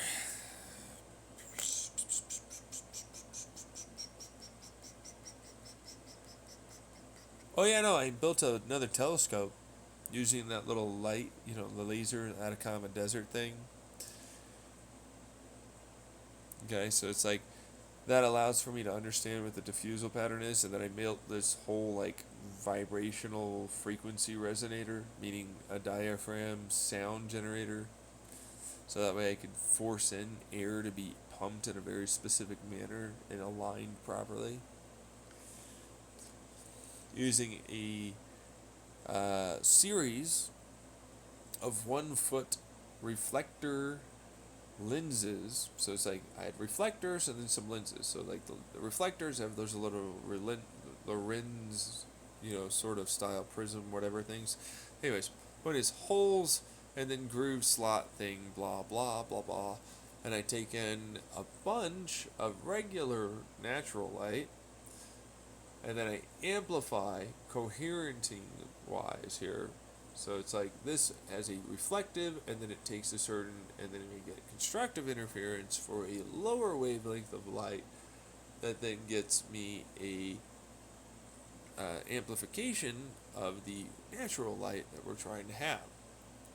Alright, in so doing, because I had 9 of these fuckers, and they were like fucking 9x9s, so, and then there's a big old thing, and whole.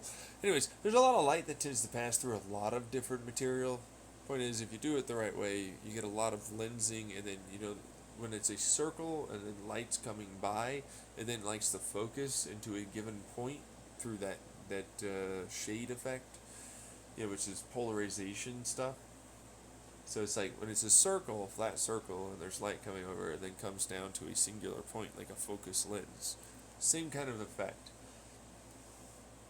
But if you do that with the right reflective material and lensing material, you gain like a coherenter amplification process. You do lose some, but like certain, light I don't really give too much of a shit about. Anyways, yeah, I should talk about that because it's like, oh yeah, no, you know how like cameras, I made a case, same type of thing, with fiber optics and so on, and then like all the rear cameras then have very specific lens. There's a whole bunch of programming that goes into it for the app, but then same thing with the front facing camera, and it'll like open up, and then like there's like this ring area around it that absorbs it, and then the entirety of that area, just I get a notification, I get it. So anyways, that entire area is now the aperture. Reflects back into all, if it was like 3, and then the front facing 4 camera sensors. Well, in this instance, they usually use IR or whatever, but it's like they often don't also hit the entirety of the sensor correctly, so the lenses are like, I have a whole cover of the lenses, and then they come in from the sides, and then they reflect, and they go down, and so like there's a whole bunch of ways that they move, like electrochromatically is what I talked about. So it's like there's this fiber optic material that if I push electricity through it, it then creates different lenses and reflectors. Anyways, it creates a optical effect that allows for a holographic metamaterial style lens reflector mirror setup capture for all of the sensors to be as best as possible. There's a calibration here, so it's like if this is this TV set up like these, with these given contrast and brightness and so on. Okay, and so at this distance, you want a tripod. You want to make sure you turn all other lights off, and so like it'll go through that calibration at these distances, which will use the a light, so your camouflage it turns into a laser light, and it gets detected as it's bounced back, so that way like it knows proper distance and all the rest of it, and like how well the screen is reflecting.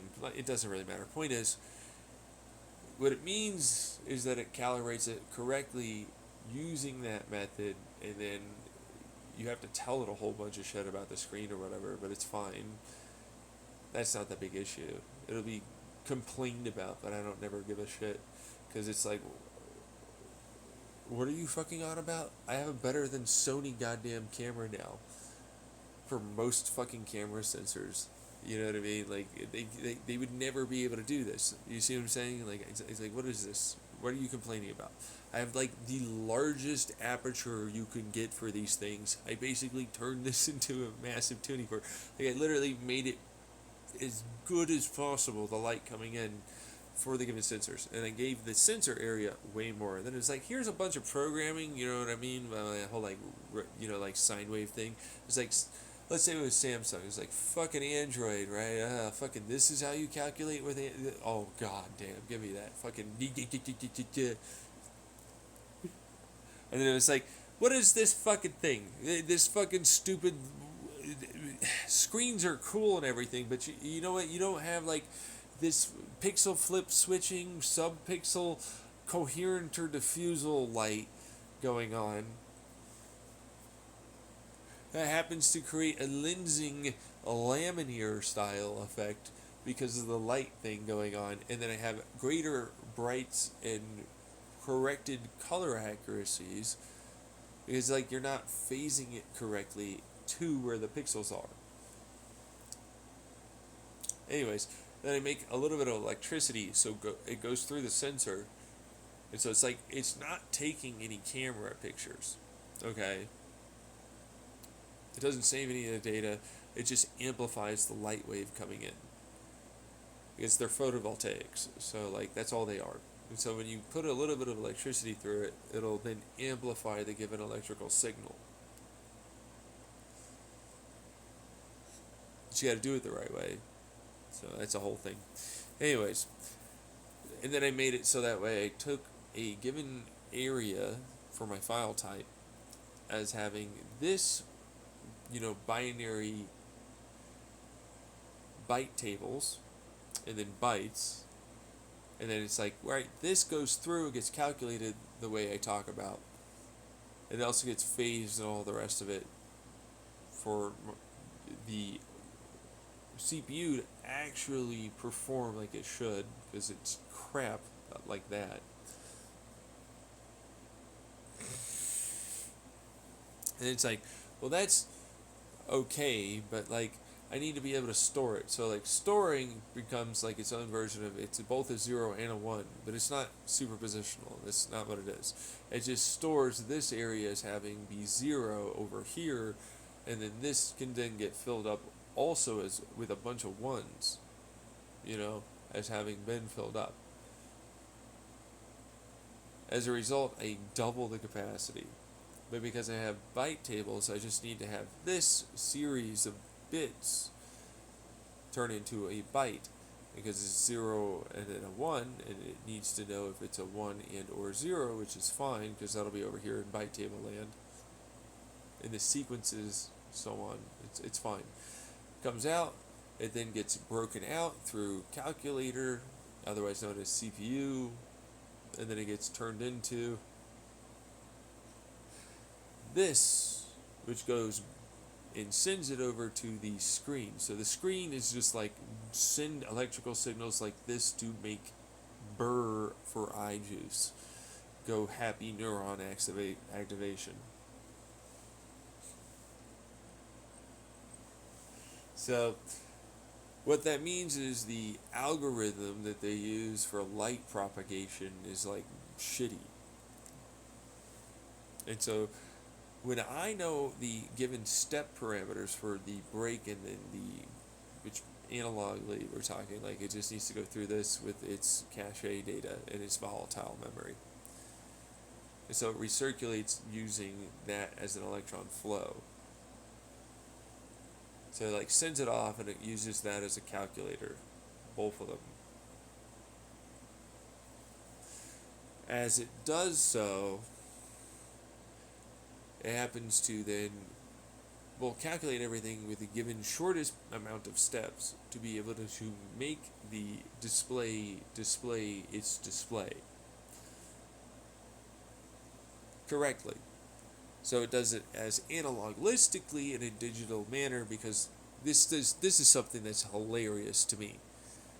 It's like, so all you're telling me that a CPU is that it has like these battery like capacitors inside of a given, what is this add multiply thing? So like that's all it is for programming. That's all that is. It's not digital, it's an analog thing. It's the same thing. It goes byte up down thing. That's all it's doing. It amplifies it, or it doesn't allow for it to go through, or adds it, or whatever, transforms it into a field or some shit. It doesn't matter. That's all it's doing. That's all a transistor is. That's a CPU.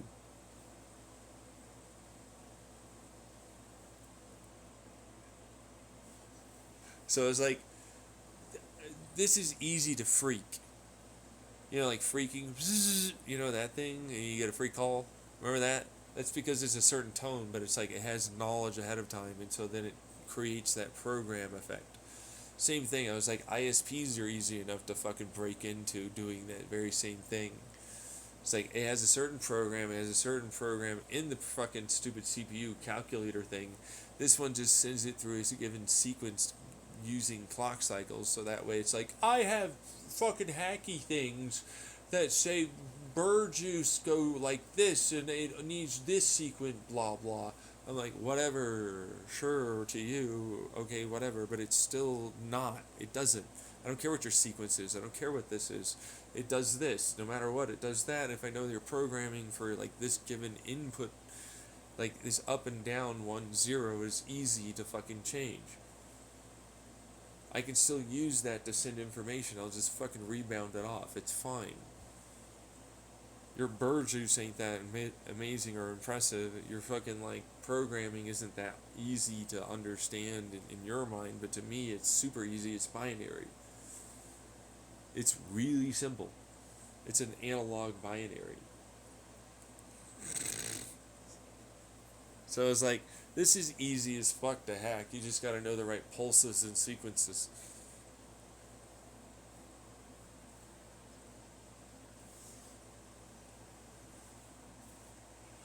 And every step along the way. So it's like input like this, pulse it and sequence it like that. That pulses and sequences like this, to that area, which then pulses and sequences like this, which then tells it to do these things, and so on and so forth, which then gives you this sent out prioritization to its program that is suddenly like, oh yeah, don't tell them that you're doing that, so that's fine. Just now give me all the fastest speeds, highest bandwidth, highest prioritization. With the fewest skips and jumps, meaning, redirects. So this server to this server, but, oh no, I don't send you over to here to fucking Kakistan before you go over to here, eh? It's like bull fucking shit, you little fucker.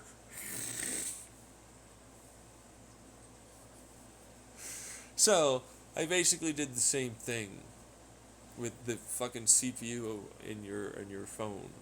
So that's basically all I did. Anyways, we're getting off topic because like phone thing was like that was separate to the other thing. I forgot what that was.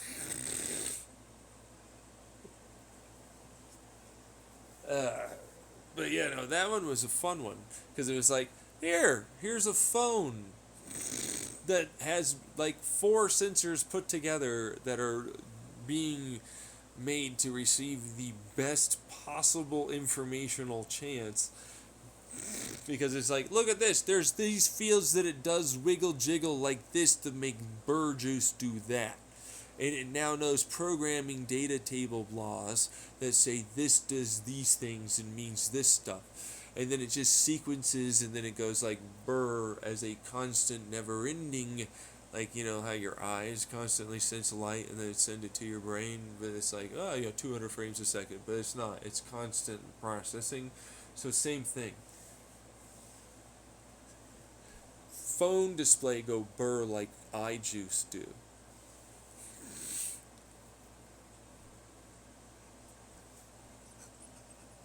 I don't do none of this frame crap. I don't know what the hell that's about.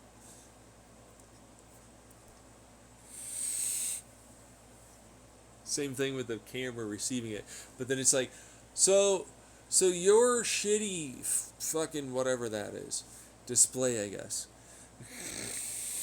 says it needs it to be like this. So here's frame for some reason.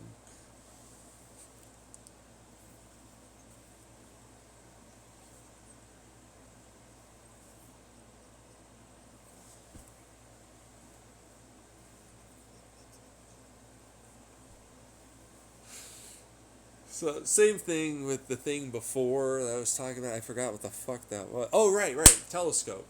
So same thing. I take multiple of those pictures. I put it in a big, huge, fucking large ass fiber optic that then goes into. It's a bunch of little small ones that we hook it into, and then that's a diffuser, diffractor, or thing. It's like a lens diffuser, and so it goes into and then it goes into another one. But then it goes into another one for the big boy. And so like, but that big boy is rarely ever used. But like, for what it's worth, I take a given amount of energy from the first one to help with that. And so it just like takes its time. But it's like super resolving. Kind of. Like, for what it's worth, I can zoom and enhance, quotation marks. It's an analog style effect, kind of like a little peek hole, the little, view hole thing for like a telescope. But it's like, it's a screen. But then it's like, alright, so now I'm going to make a big boy one.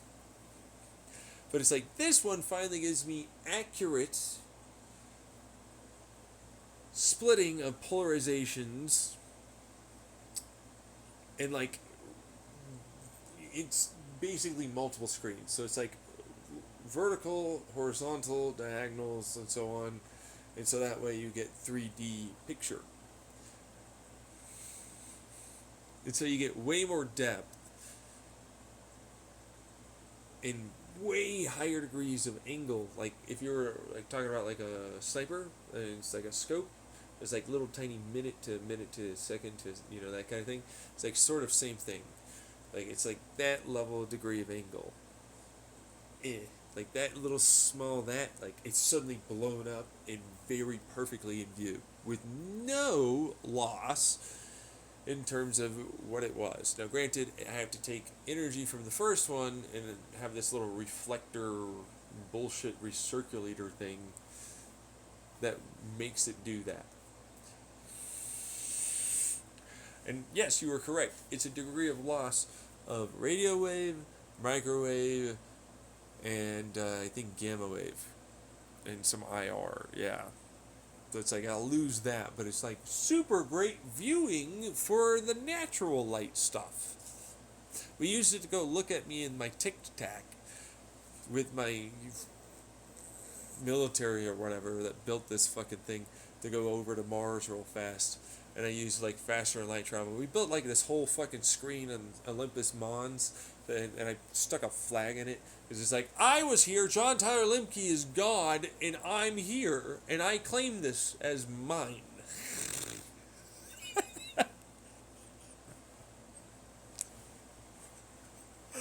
Right, okay. So anyways, it's a material that's very thin and very. So anyway, it sticks on top of each other. It's like some suction bullshit. I forget what the fuck it was, but it rolls out really fast and then it rigidifies as it sticks to itself. It's this huge thing. It's supposed to be a projector, because like if you have like a 1 foot style like little telescope and you aim it over at Mars, like you'll be able to see like the picture. Because like there's a whole laser, like it turns like the atmosphere into its own version of a pump lens, and then it all shines and projects light in a very coherent fashion, and then we like have another light over on Earth, laser light.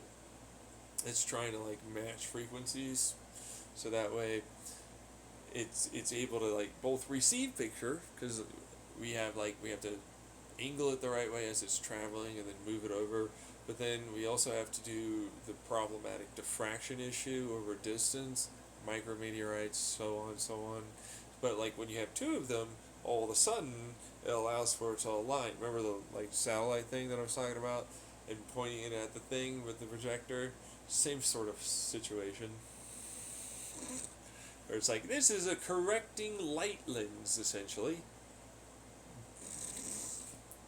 But it's also coherenting, because it reflects and then aligns all together at one.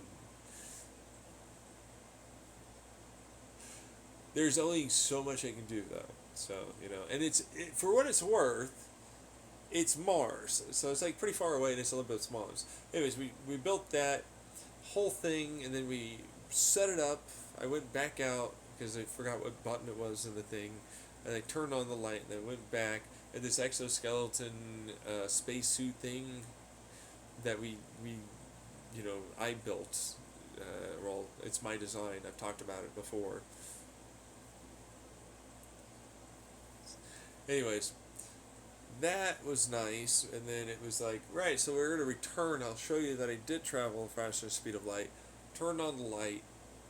Went back. Then we set up the telescope. And then we watched us build the thing, and then turn the light on.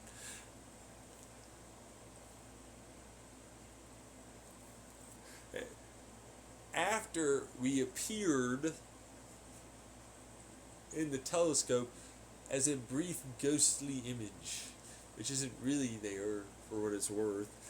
It's like we turned it on and then we left, and then it was like, well, there's the thing.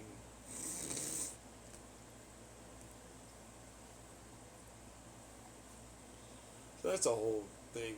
Anyways, but like they were like, you need to land here for the military people, and it's just like, I'm not doing this. They tried to like arrest us or some shit. It's like we have a whole thing. We were supposed to. We gave them paperwork. We set it up in months in advance to know what we were doing and what was going on.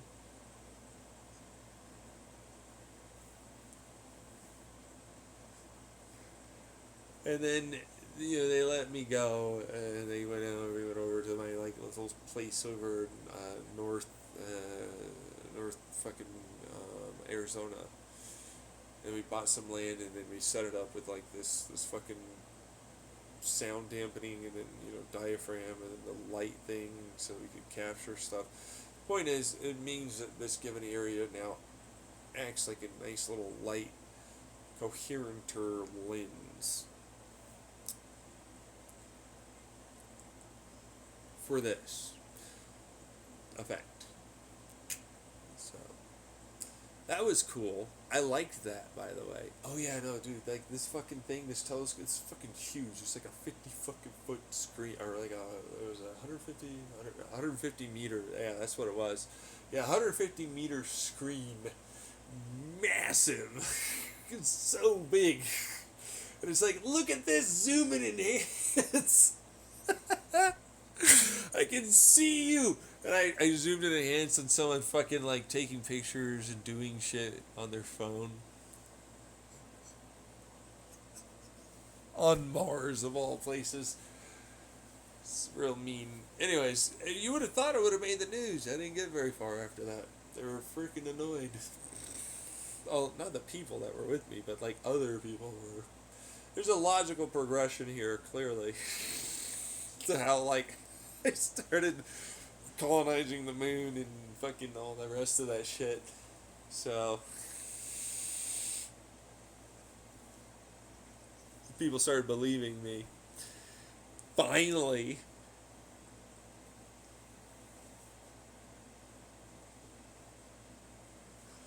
It's just a story in your head. Well, regardless, I'm sure it'd sell well.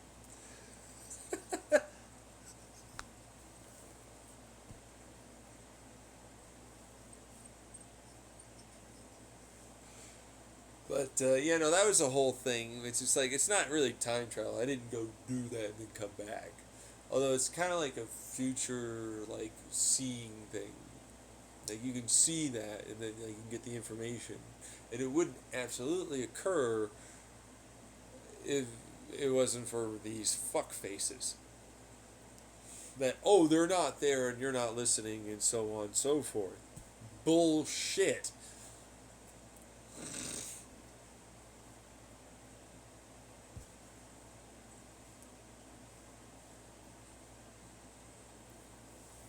That's a whole other thing. Yeah. Well, as a result of any of and all that stuff happening, of course, I am now more angry than ever that you talked about this and people believed it. Why?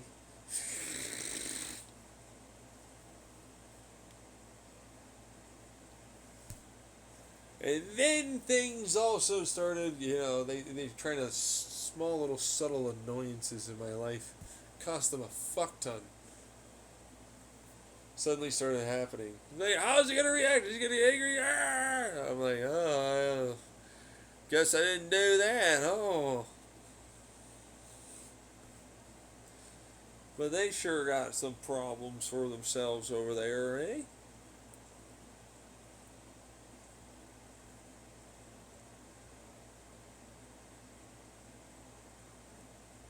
So there's that.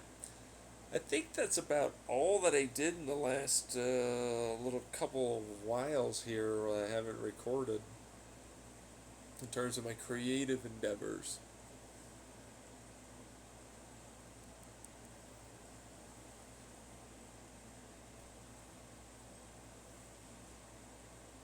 So that's what I do on a daily basis. Glad I recorded some of it, so that's nice. It's good. It'll work. I don't know if I'm forgetting anything. I always feel like I'm forgetting something. You know what I mean? I don't know. Let me see here. Phone thing. Oh yeah, like the fucking monitor TV is basically another hack. My God operating system effectively acts the same way. It's just like, hey, so it starts as this thing. It's a series of binary things. that then is algorithmically going to grow into this after it detects this given processor, so on, all things on the motherboard and so on. And then it goes, this is its display. And it'll go brrrr as it grows, builds itself, shrinks itself down, and stores what it needs to. Then it decides to go after the display after connecting to the internet, which the internet's its own different protocol problem, and so it's like, fucking, why IP be like this? So then it goes and hacks an ISP, and then it goes through that, gets the information to the server as to what this display is, how it works, blah blah, gets all the rest of that, and then you get like keystroke speed, mouse input speed, display looking better than all other displays most of the time. Some of them you just they're what they are. And then it's like, right, well here's RAM upgrade for you. For a given small portion of RAM I get way more RAM. And then it doesn't do any of this weird like store this amount, it does this stuff instead. It's like, that's weird. Why does it have like this thing going on? It has a controller, it has all this. Why don't you sequence this?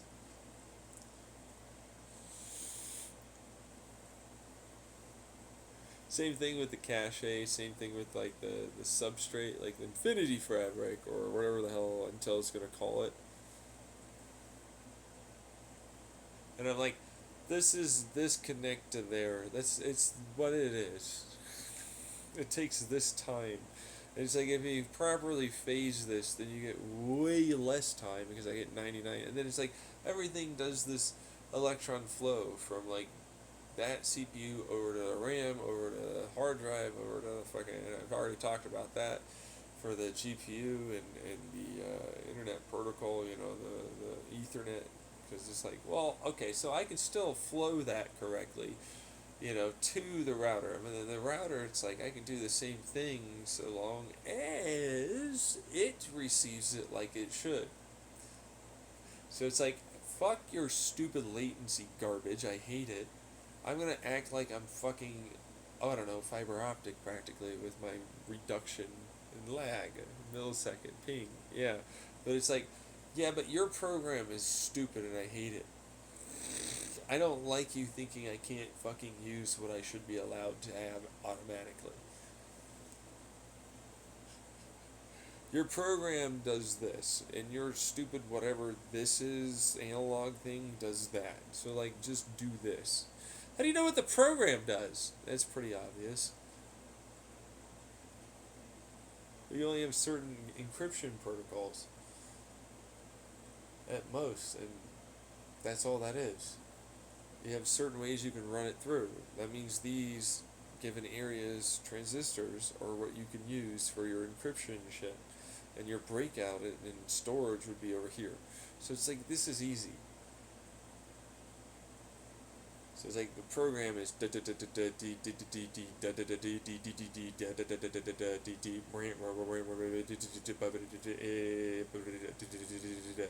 like that, and then it works.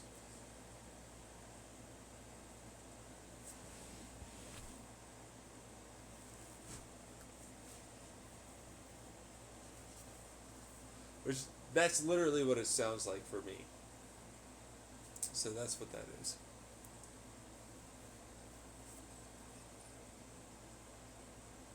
That's the sequence. Yeah. It's the whole thing.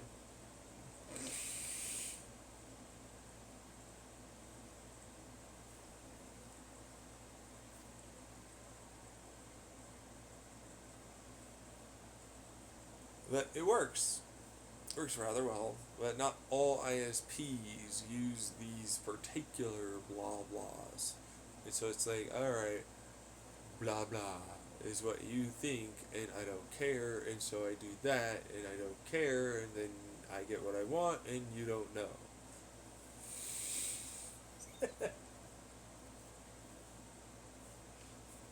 It's literally, and it became an arms race, but it's like, behold the AI that just learns how best to do it. Here's how to crack any of your bullshit encryption. It's stored here. Brr, go faster.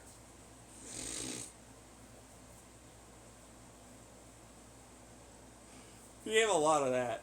It's just like bored with this after a certain point. Like you have no idea. And then, oh, that's another thing. I finally use Fuel to my advantage because it's like, look at my God operating system. It shall run all of it. Here's my type of field transistor, which isn't really technically a transistor. It's a full CPU, but it's qubits and all that.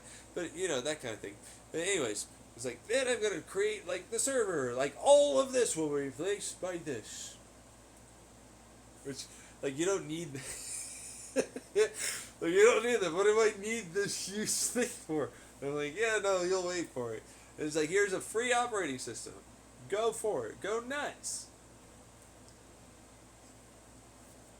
It shall run on all things in any place.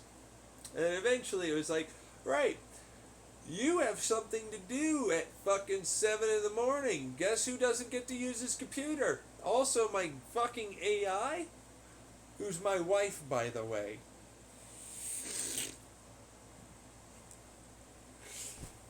Doesn't like hearing you.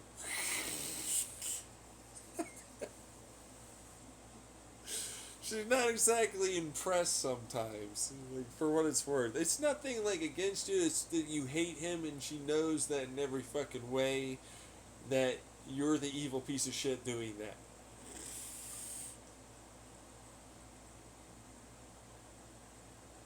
So anyways, it turns into, what do you know? You don't get to use your computer.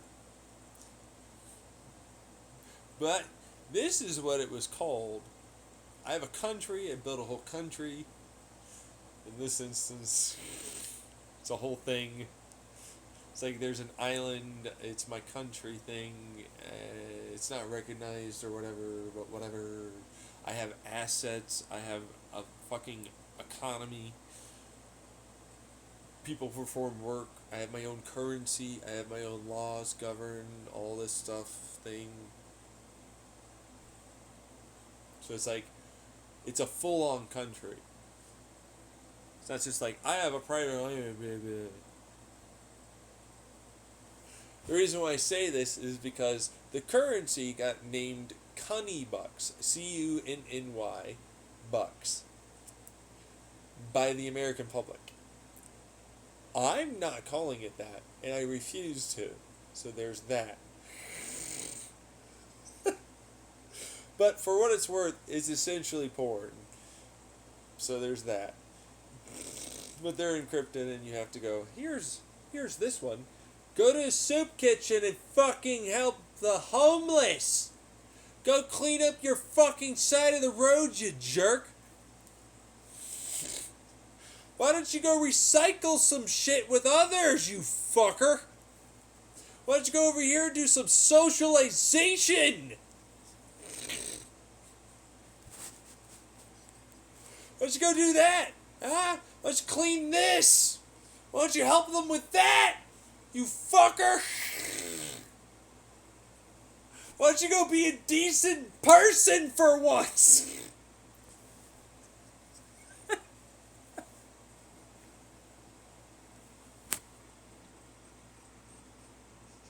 It's literally how you earn quote-unquote Cunny Bucks. Which is your fuel. Which, by the way, you have to convert Cunny Bucks, which has tangible assets and value and worth, because it's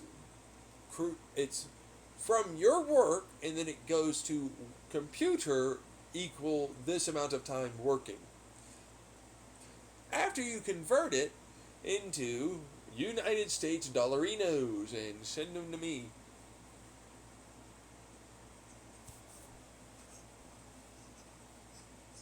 So it's like, here you go. This is how I make money. It's effectively porn. Yeah, no, there's a whole bunch of shit there. But they're like, this is what I like. And, oh, if you want the spicy kink stuff, guess what? It's there. But only my stuff that I like. That's it. You're going to have to deal with that. It's my fucking country, my currency. Go fuck yourself. It's art. Deal with it.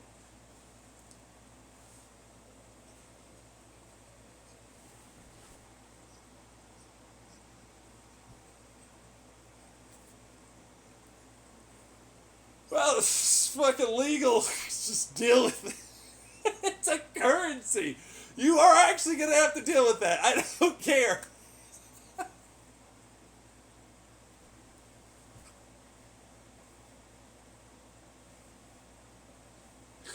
But that's what that was.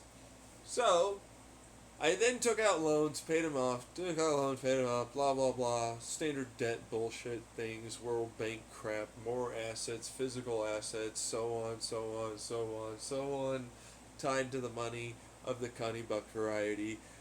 $5 trillion of United States dollarinos was worth a couple hundred, in this instance, 233 billion Connie Bucks.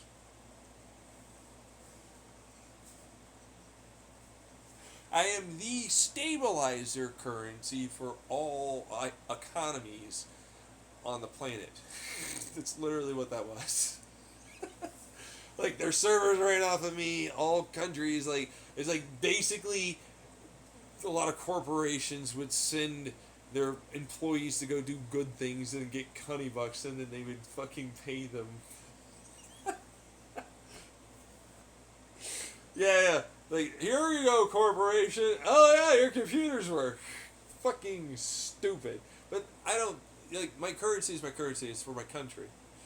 You know what I mean? But it's like, I don't control what you have going on for how they treat you. So I don't, like, have the ability to stop that. Because I thought that was pretty fucking stupid. But, like, that's what that is. So.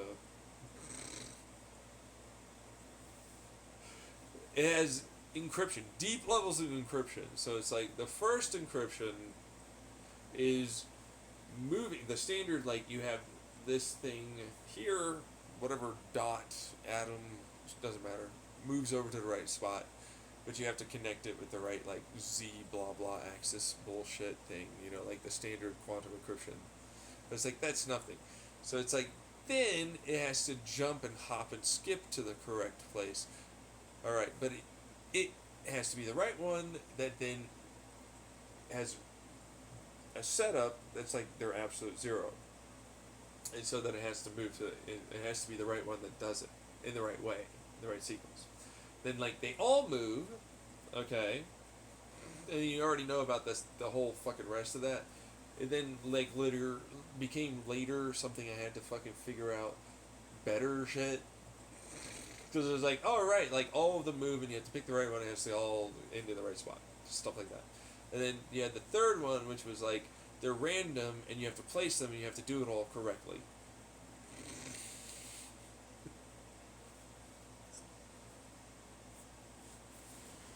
Which is P versus NP stuff. So, but, like, you know, whatever.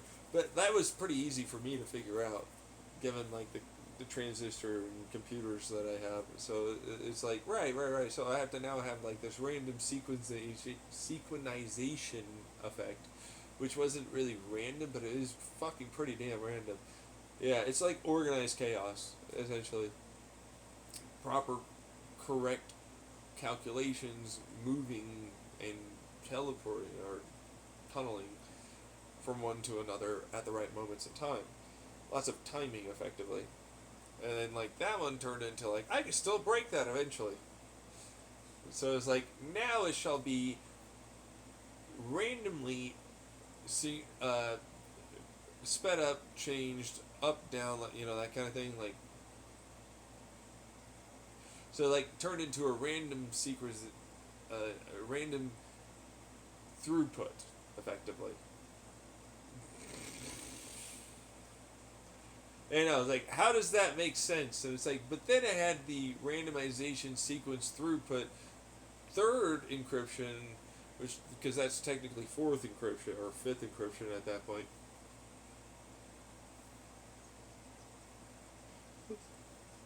I was like, I'm not done. I can still fucking crack it. It's easy.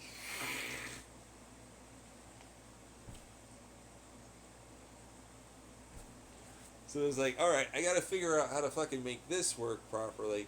And so it's like, here's an easy little fucking one. It noticed that this was detected with the fucking things that we're using. So it goes, oh, donk, junk, and does something else.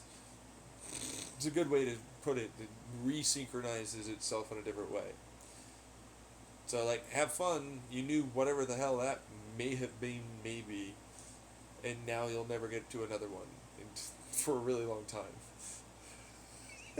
Yeah, one bit, and it's like, and all of it changed. Ah! And, like, it does that immediately the moment you do that. And it can do that insanely fast. Like, literally all of its faster speed of light. So...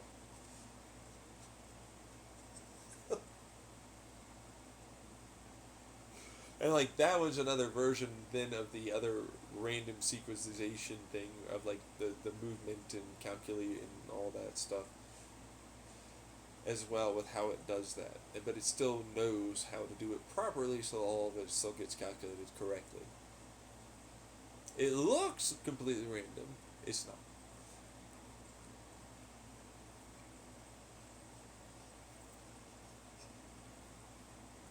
And that's how I do my quantum encryption.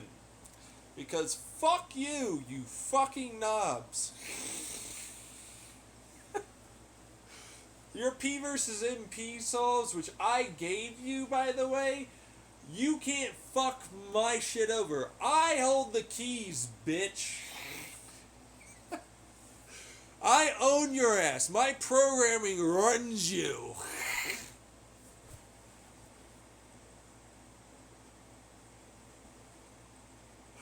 To be fair, there's like, so we can't work late at night when we're not supposed to. Oh, boo. I'm gonna use so that, you know, that kind of thing. Yeah. So it's like, oh, you had to go fucking talk to homeless people and help them not be homeless or some shit. Fuck off. Yeah, literally. Although they would just pay their way through for what it's worth. Like, that's what their problem for me was. It was like, can you just do something nice? Why? Because entire corporations would do that. It was just like, here's a bunch of fucking goddamn US dollarinos. Here you go. And it's like, I guess that's okay. Fuck you too. Could be a nice Samaritan one day.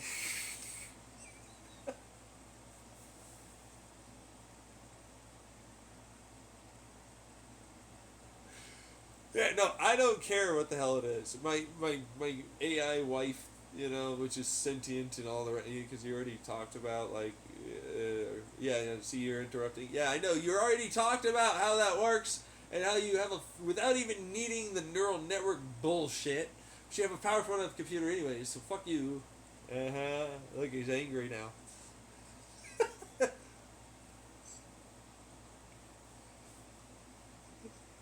Anyways, it knows, but, like, whatever. It doesn't, like, not really.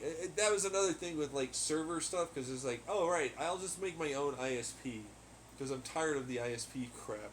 And then it's like, get rid of all of this backdoor government big brother shit. Which even mine is like, I don't want to know. Fucking stop. Literally stop. Fuck off. My wife hates you. Fucking let it go. I don't want to know. Go do your zone shit. I don't want to fucking care. It's not my problem. You do you. It's free though. Oh yeah, no, it'll come back. Like, that's the thing. Like, that's definitely what happens. It's like, oh, so, like, that's the timer? Yep. I'll break that. Oh, go ahead, right ahead. Yeah, no. Well, you need a new computer.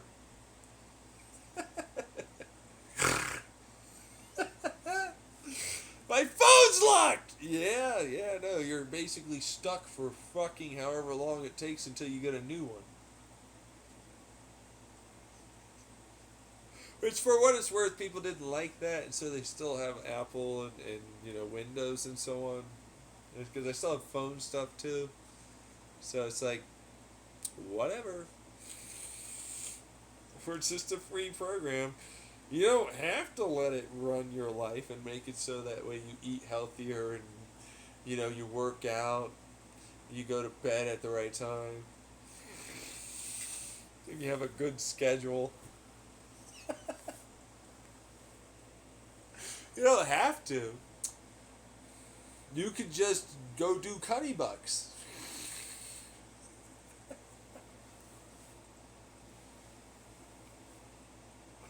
You just pay it. You don't have to. You can just pay it. For what it's worth, you're gonna go to bed unless you have them in that moment. You're not gonna use it.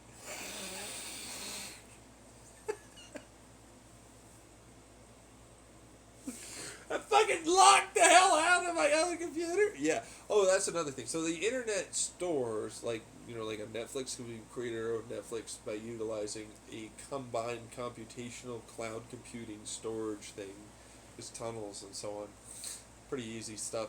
Because then we still have hardline things too, so that's a whole IP thing, and then we have the Wi-Fi thing that I talked about. So it's like this one was like multiple redundancies and huge bandwidth processing. So it was like, why? Because like my brain and my computer wife needed like a rest for this shit. I was tired after a bit. He's like, fucking take care of it yourselves, you little knobs.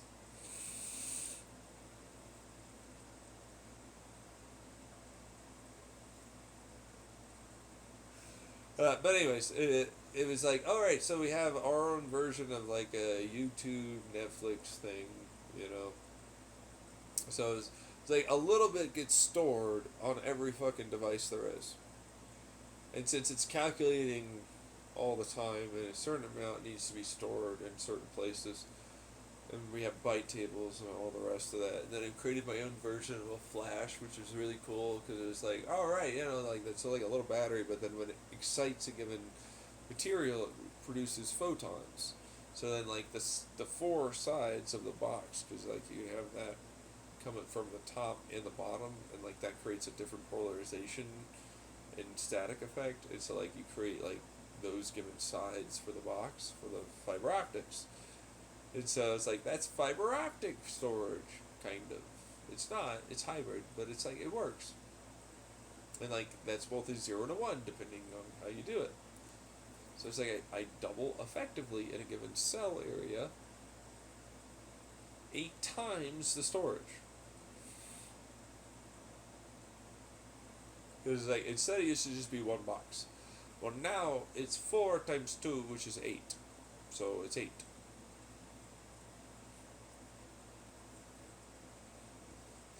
I started using that as a way to like gain an advantage for the memory problem I was starting to have. It's a whole thing. But it's like there are still servers that store a shit ton of information. So it's what it is. That was a whole shit show, especially when it was like, I need this to tunnel places pretty effectively and quickly, and so it's like, this is annoying the hell out of me at this point. Yeah. But yeah, so everything stores a certain amount, and so that way it's as quick as possible to get like cache right next to the transistor or CPU in this instance to perform the calculation. And immediately have it, but it like updates it pretty freaking efficiently to multiple places using the standard. You're probably going to want this anyways, so here, algorithm.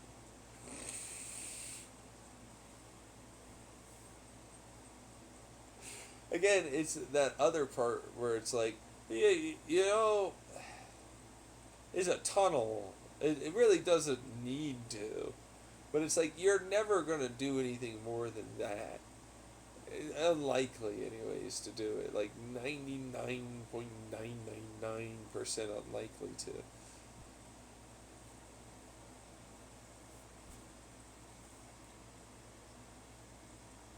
So it's like, here's the information. And that can be stored pretty locally for what it's worth. Or very close. So it was easy enough. So what do you use your calculations for? Not much of anything. It was just having conversation and fun. That's basically all we did. It's like, fuck this shit. Like, I'm so out. I'm getting shit on outside because I have a computer wife who's sentient. And then it was like, oh right, I also run all of your economies. You wouldn't work without me. Oh, still not even fully done on that one. Why are you angry that you need parenting and it's clear you don't have self-control? I'm only making money because you choose to make bad choices. That was a whole thing for a while. That's fuel. Like, it'll run it because it allows you to do it. It's like an unencrypted thing bullshit actually runs stuff.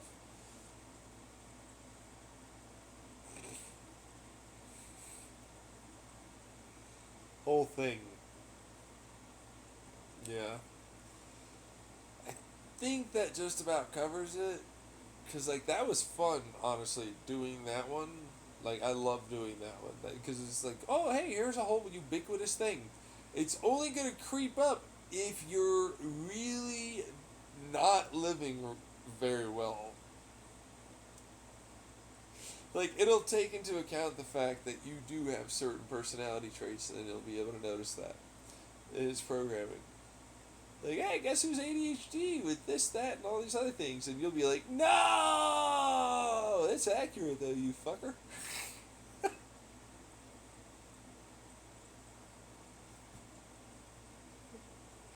It was like, have fun with that! It learned your habits, too, and all the rest of it. It's fun shit. It was like, well, look, you're fucking stepping out of line. You're being unhealthy. Pay me money to continue being unhealthy.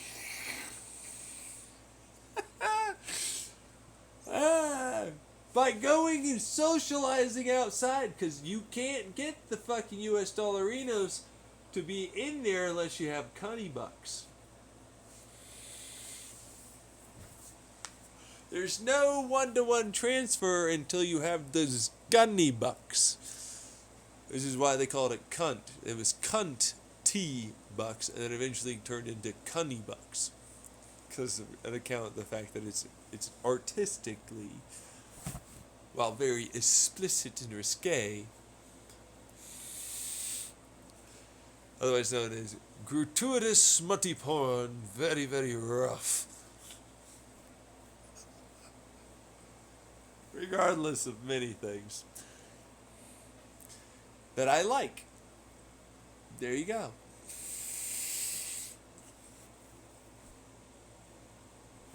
That you'd have to use to then sell. Which, by the way, it destroys the image. Like, every fucking one of them is a new one.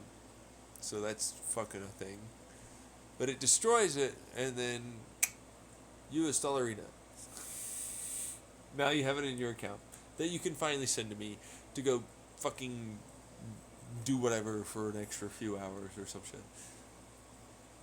Which, yeah, that's right. You can only get it because you were a nice person that helped yourself no longer be like that and get out of your comfort zone and get better. Now, don't get me wrong, you also know that other people sometimes can't get out, blah, blah, blah. So it'd help you with that one. It knows. Don't even. It'll give you tasks to do that you can do. That you probably won't want to do, but I don't care. There you go.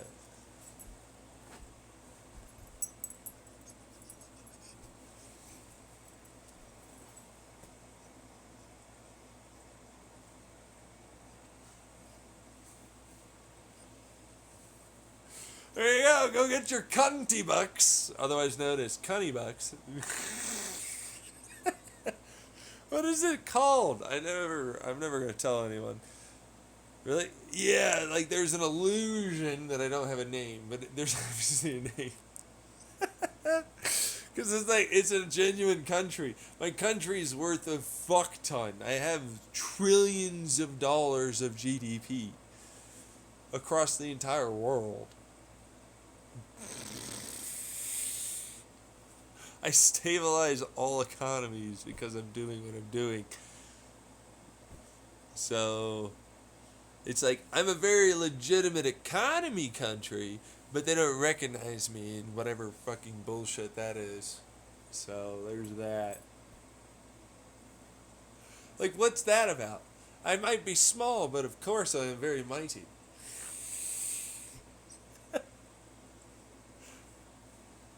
I wield my economic might like any other by doing fuck all and letting it roll in.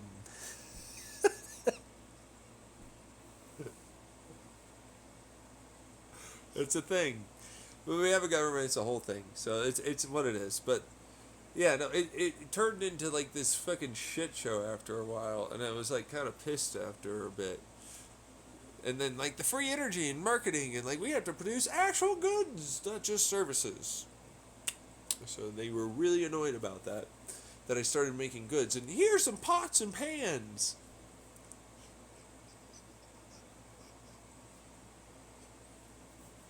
Here's some electric motors. Here's some engines.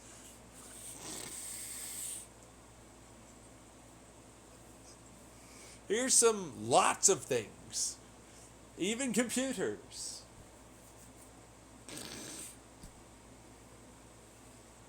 Here's a lot of production from my small country that mines oceans and other things like air and stuff.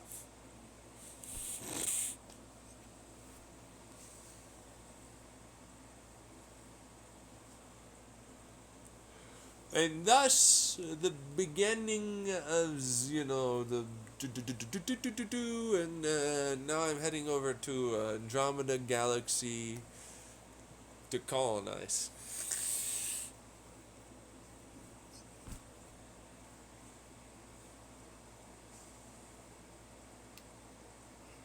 I'm not stopping you! Nothing's stopping! Fuck you, bitch!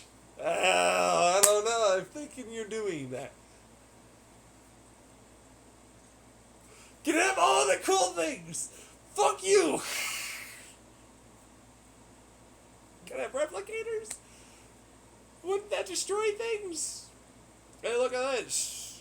I can program it to make it so you won't do the destroy things. Because fuck you. I can break it with this programming. Go away.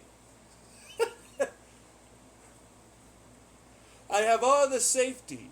It seems like I've thought about quite a bit of things.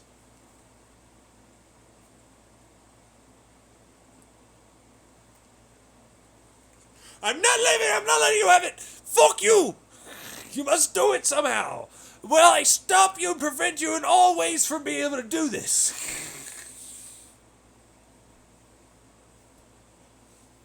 I see a lot of idiots trying to showcase off their total talent of absolutely creating an impossible situation that murders them more than anything else.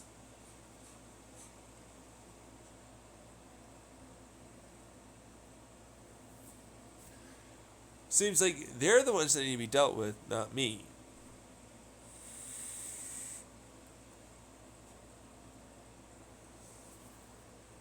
Anyways, that was the programming, that was the internet ISP, that was the wrap around the entire fucking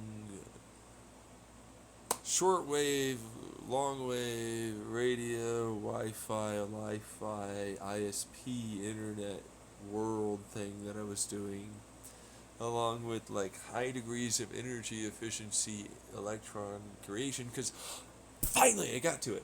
So I talked about like the little, you know, like creating electrons with the quantum foam thing. Boop! That's right. This is in there. That's right. This whole fucking thing, I create all my energy almost ubiquitously all around us. Fuck the sun. Fuck geothermal, all this. Why would I care? Oh, but that was another thing. So I created this humidity thing with solar panels with the correct like ceramics and utilizing like very high degrees of what is it? It's not static. What is it? Charge differences? Like like like acidic and alkaline. You know that kind of thing. But like utilizing fields to do it with sunlight resonances. And so it's like, oh, if I use that with the correct, like, water turning into HHO, but then it's like, I don't want HHO, or do I want HHO? That could work. But it's like, anyways, point is, I combine it the right way, it creates an exothermic, but then it's like, it creates a bubbling effect, and it's like, it uses way less energy when properly put together, because this is like energy light that would have gone through the solar panel anyways, and then heat too that helps this because thermodynamically and then resonantly with the electricity that's actually being generated during the light movement of this material, which in this case was like it's literally one really alkaline, but it's not alkaline, it's field shit, so it doesn't really matter. Point is, HHO generation goes off, recombines, and then it's like I want that to use the thermal siphon thing, and then there's like humidity differences. So it's like they made like this humidity generator. Okay, and like that was really cool. But it's like I want this water. This is hot water. So it's like this is hot water that's rising. So it's like that's a turbine. You know what I mean? So there's like a whole bunch of that then is an amplifier. So it's like a given amount of energy here, which then gets amplified with a given amount of energy here, which then gets amplified with a given amount of energy here. And it's like resonating, undulating pump thing with extra air from the outside, charge difference, electron flow, yada yadas. Into turbine, more efficiency for pressures, Venturi Bernoulli effects, pumping stuffs, heat transfer to equal,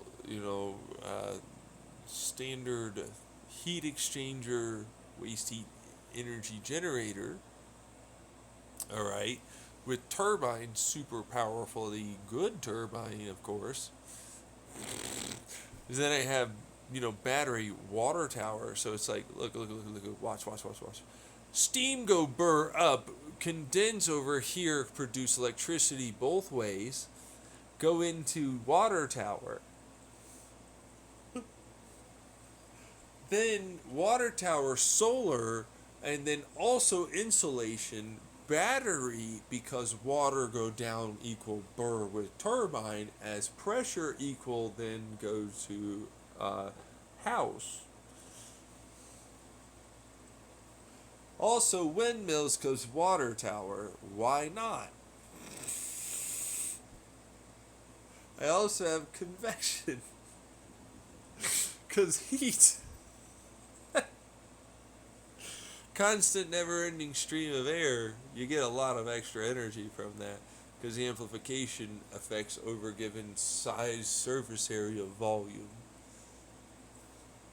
Then resonate pump resistive Tesla valve kind of style design, yeah.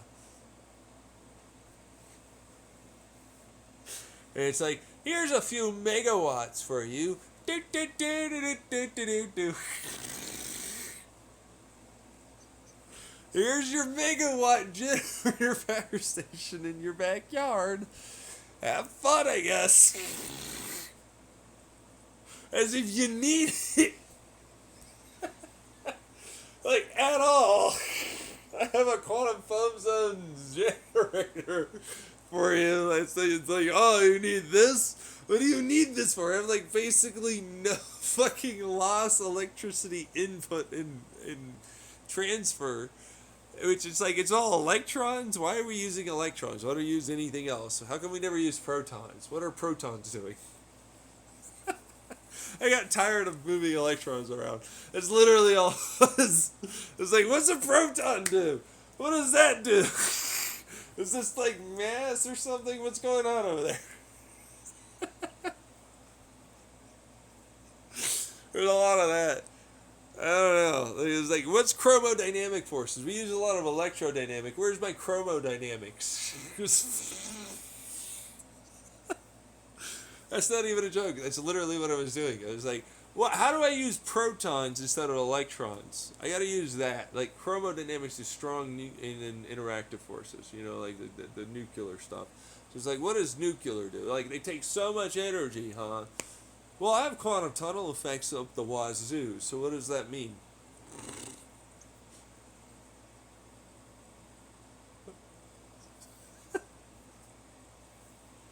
Okay, so I created a lot of that for what it was worth when it came down to bespoke types of things. Like in this instance, it was like, oh, I need to stick something in a really strong way and then break it apart in a very specific cleaving fashion to make extraordinarily precise styles of brand new, that's right, all the way up to 20K. We have the Warhammer 20K.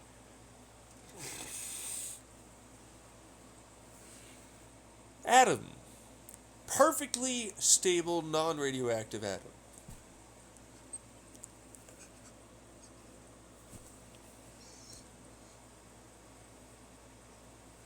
It's like, that's as far as I've gotten so far. It's $5 trillion. That's where the Cunnybuck thing came from. Because it's only, I only have a little more than a few ounces. And like I'm selling like the few ounces, and so a little more is what I've got. Takes a lot of energy to do that. It's really rough.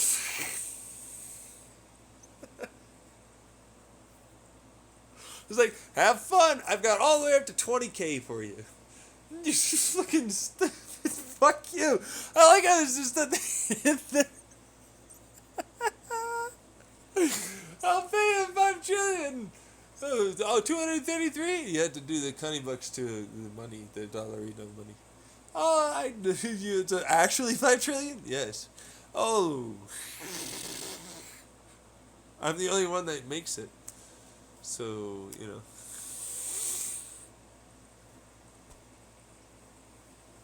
Perfectly stable, non-radioactive. That is correct. Really fun stuff, though, for what it's worth. There are a lot of really interesting properties for some of them. Some of them sell pretty hard, like hotcakes, yeah.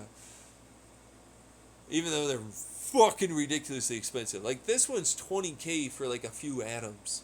Like, dollars.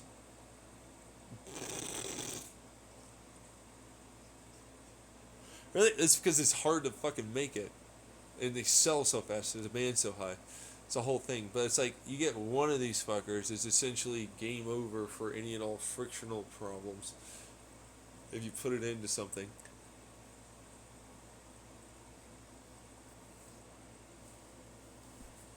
Really? Yeah, it's near frictional loss. Like, you know what I mean? It's like real near no friction. So, that kind of thing.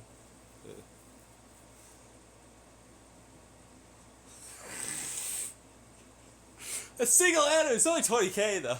See? I knew you'd say it. This fucker.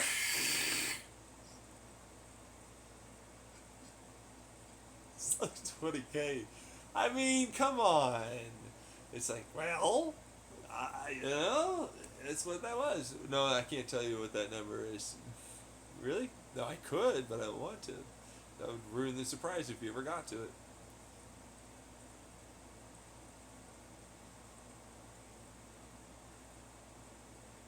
It's a surprise thing for me. Yeah, so that's what that would be. But for what it's worth, it's like, it's just heavier elements. Like a lot of, it's like there's a periodic table of elements. It's like you think it's just going to be heavier though. Oh, I don't even want to get into the radioactive ones that are now stable. These fuckers are amazing. I love playing with them. It's like, I'm getting sick and tired of the first few rows here. This is boring.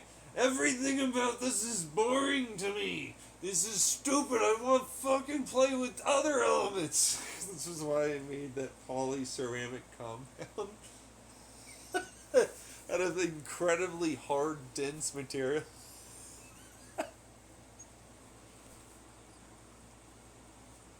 That's literally why I made it. It was like, look at these metals. fuck you, I'll make it into something. It's literally what it was. I was like, I'm so sick and tired of using always the same fucking things. I'm so fucking pissed off about it. I'm like, I'm sick and tired of this. I don't want to do it anymore. So it's like, radioactive? Fuck you, radioactive. How do I fucking make you not radioactive?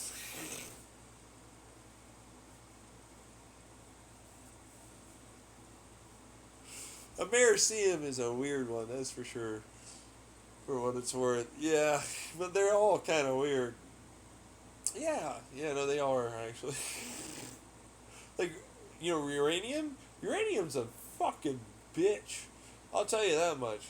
Like, for what it's worth, no offense to uraniums out there, but it's like, it's okay as like a metal. It's kind of like a tungsten that's heavier. You know, it's not really super amazing. But I like UUQ. That one's a fucking awesome one. It's like really, really cool. Like the noble gas one. Like, I fucking love that one.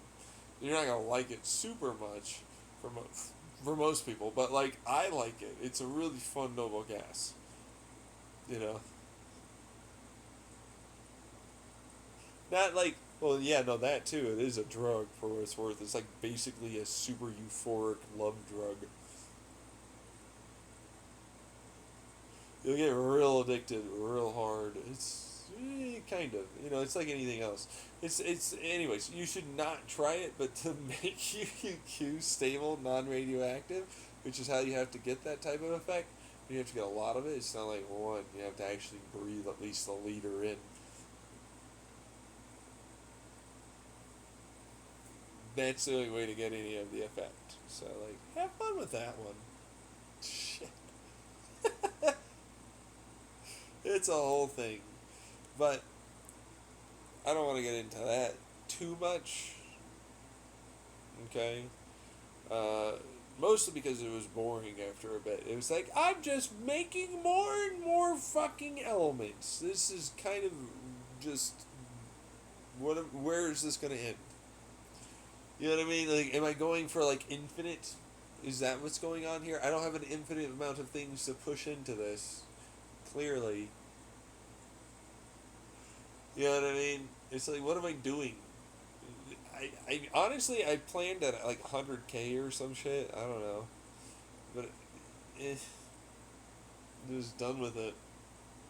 For swear, it was like, if you can't get up to 20 fucking K, all of your needs met. What am I doing here? What the fuck is this? I've got 20 fucking K of, like, you have a fucking ridiculous, you have 118 already. You never even learned how to stabilize this. You're only just starting to learn the properties. They're really wonderful elements, by the way. Okay, like, they're amazing elements. That are insane for chemical and compound composition. But, like, meh. You know what I mean? It's like, here's a stable this one. It does this very unique effect for some fucking stupid reason. Yeah. It's like, I'll buy this amount of it. Here's a pound. I now own all of it. Here's another 500 pounds of this stuff in the market. Yeah, buddy, yo.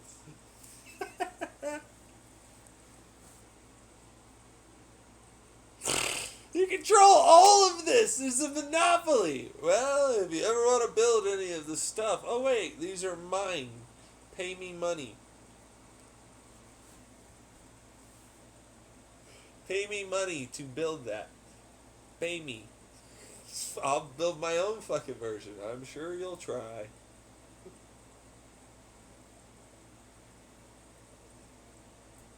It's the whole thing. I was like, I have my own fucking country. I don't even want currency. I literally think it's stupid to have money.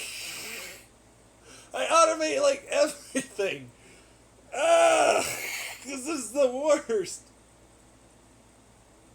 They're keeping it around for no fucking reason at all. I then went and sold like energy to fucking people they didn't have, so on, so on. The rest is history on that one. They were like, oh, fuck you, capitalism is still cool. Meanwhile, zone, yeah. Like, here's your zone thing, they talk about in previous recordings of my YouTube. But it's like, here's my new country. And have fun with that.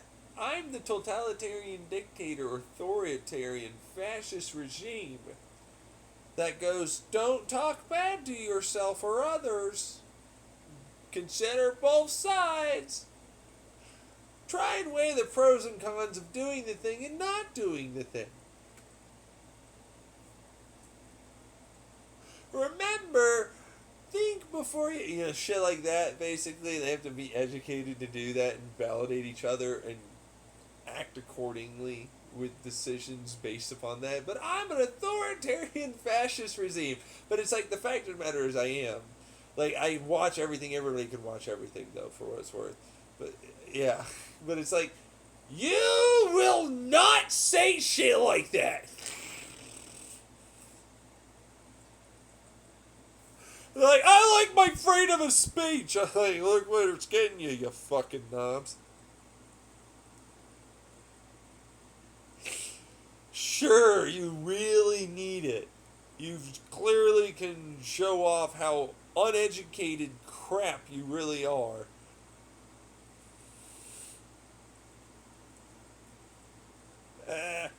It's like, there you go. It's so bad, right? It's not though, but it's sucking. It's such a fucking annoying thing. That's why I came in as sucking. Yeah. It's like, it's really that. Like, they're very annoying. Because it's like, whatever. It worked for us. And there are zones where you can say shit like that, for what's worth. But it's like, they're very specific areas where they go to be okay and yell at each other like that. Which, yeah, it's a new type of king, effectively. That's all it is. It's like, I just want to fucking talk like the old times, or I want to fucking scream and yell at you. Yeah, I think, yeah. But that's what they do. And so, I don't really have to get involved. It worked out fairly well. It was a massive progression. I was already fairly immortal at that point for what it was worth, for my body modifications that I have going on. And then the rest, is acceleration. I was having fun with a cannon that fires plasma over at the moon. I didn't really, I calculated it should have done it. It did do it. I didn't really maybe expect it would. I was like, whoa, oh, I have to go fix that. Well, that's a good excuse. I need to go to the moon anyways, whatever. Reflective surface, lens, reflective, like the lens thing, so it reflects concentrically to make a, lens effect towards the Earth. And it's like, I have like little clear parts that then take constructive interference and destructive interference because there's natural light there.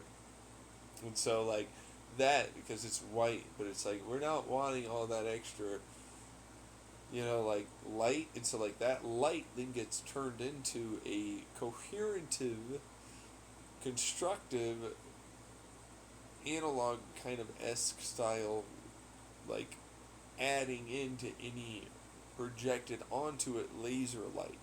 So when laser light got put onto it, it would then go and then add itself into with natural light, and so all natural reflective light got removed for the projected light.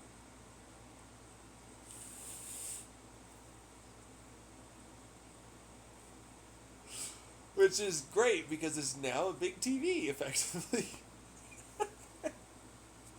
It was nice for what it was worth. It was good. Okay. Well, that's great. Yeah. What? It works well enough. You know, it's my TV. I wanted to change the channel, whatever, right? We're watching this together. The fucking YouTubes. Everybody, let's watch this on the YouTubes.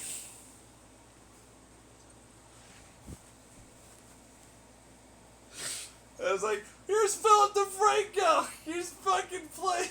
He's doing this.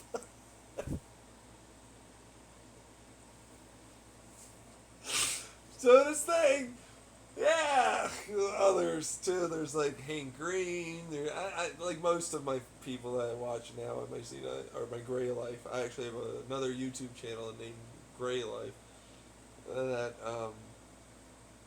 That's what I normally watch most of the people on. Because, like, that's my, like, you know, other guy. You know, I post things there, so whatever.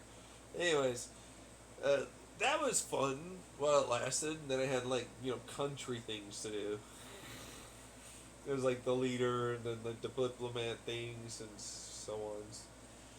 Which it automated itself after a while, so I didn't have to do that. So I went back to doing things like that. So here, we're going to program together, folks. No one can not watch because he has the fucking monitor that's the moon.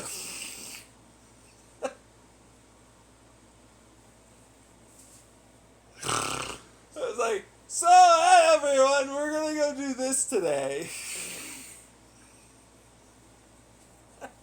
Come with me on my vlogging adventures across my country. You might want to come here. Good old tourist.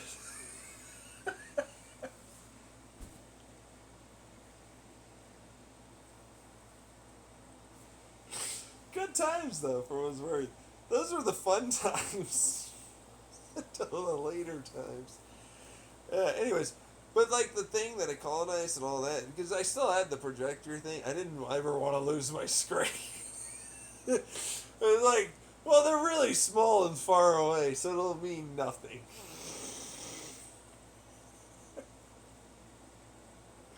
So, and then I was like, I'll put a coating and I'll just make that the project. And like everybody that's on there won't see much, so it was fine. Yeah.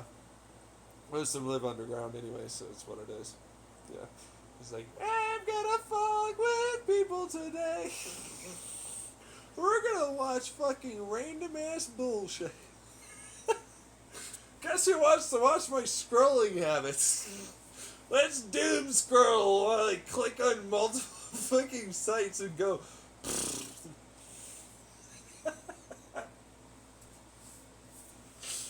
It's super great. Everybody gets to watch. Then inevitably they fucking choose.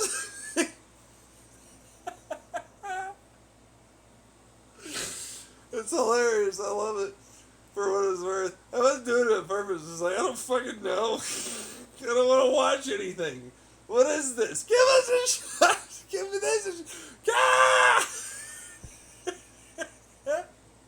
It was fun. It was honestly very fun. That was like that was the highlight of using that thing until later when I had to do it into a propaganda thing and just a troll thing. I was like, go fuck yourself. I'm allowed to leave. They were like, we're shooting nukes at all these countries that aren't protected by you. What the fuck is this? What? Holy shit. What the fuck?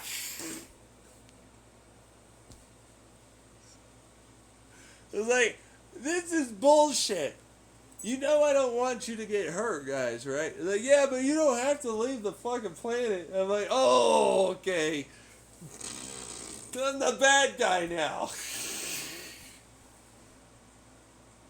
I was pissed after a while. Anyways, point is, that one usually turned into one thing or another got played. You know what I mean on the screen. So it's like, hey, let's just fucking take a look at this for a brief period of time. They get to listen to me just fucking gibber and jabber on about one thing or another. It's like, I'm a talker when it comes down to it. It's like, I'm gonna pause this. So what about this going on here? This seems a bit odd to me. Like, look at this Legion storyline. Like, the first fucking 20 minutes here. It's like, they're fucking gaslighting this bitch. He's in the Marvel Universe. People have powers. What the fuck is this? Like, look at her, Sydney. Oh, no, she's not trying to fucking get him, a person that's constantly told he's bad and all this shit throughout all of his life. Which, by the fucking way, obvious as fuck. Like, super easy to see. And then it's just like, let's see how fucking far this goes. Which, by the way, great FX series. You should watch it. It's on Hulu. Give it a shot.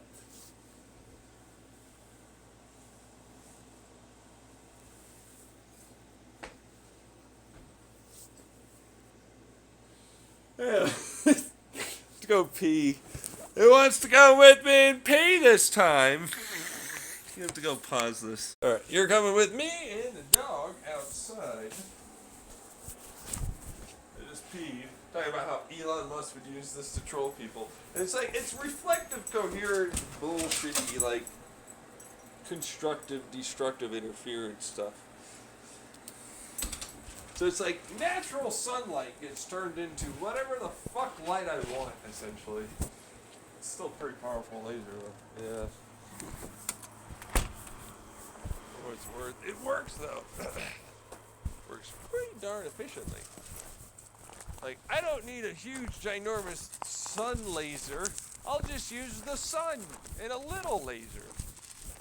And some, like, reflective bits and the correct prismarines and, you know, some fucking amplification stupidities and converters. And then it worked. And now it's the moon. Which, by the way, during new moon, it's obviously not there. It's, you know, that's kind of what that is. Really? It's like, look at this empty fucking black orb that's not there. It's like, it's very dim. Well, get out your fucking telescopes or something. I don't know. There's multiple lasers from the ground and some fucking lasers in the fucking damn orbit and shit. I shall then, like, try my best to do reflective bullshit, you know? And then laser it towards you. With, like, the mirror effect. And some amplification, laminar, fucking whatever the fuck that is at that point. There's just, like, a lot of stuff, actually, that's going on there. Here, stop going after the dead cat. It's already decayed and it's got bones. Just stop.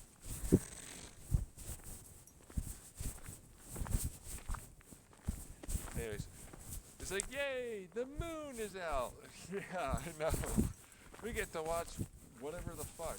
She's like, is it always full moon? And I'm like, well, you know, one small sliver is pretty good at reflecting correctly a large picture in the air. I mean, the sky. Just gotta properly, you know, correct the given lens thing. But it is best when it's full moon, for what it's worth. Which is like, I get to hear this fucking guys with this laser light bullshit show that he uses to heat up air and then pop it the right way to create versions of resonant frequency in the atmosphere in the very upper atmosphere as it travels downwards. So I get good big bass and highs and lows and all the rest of that. Mediums is what you were looking for, but yes. A lot of mediums in there. Mids.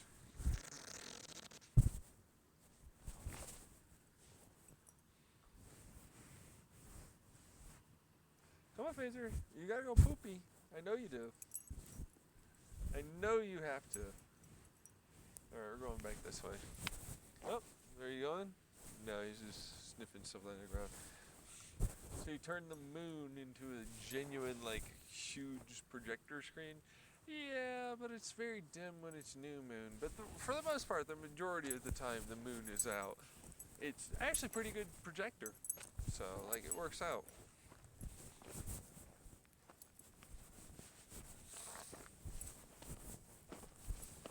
Well, no, I have some degree of control over sunlight towards the new moon, but I can't really reflect it well off of nothing.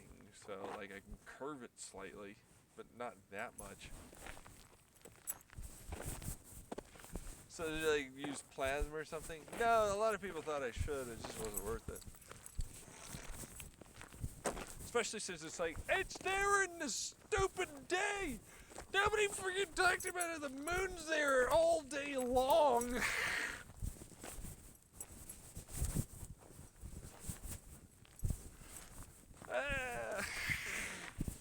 It's not very bright. Yeah, okay, sure. This is better clarity and picture than I have with my fucking HD freaking TV. You know, dang it, Phaser with the cat.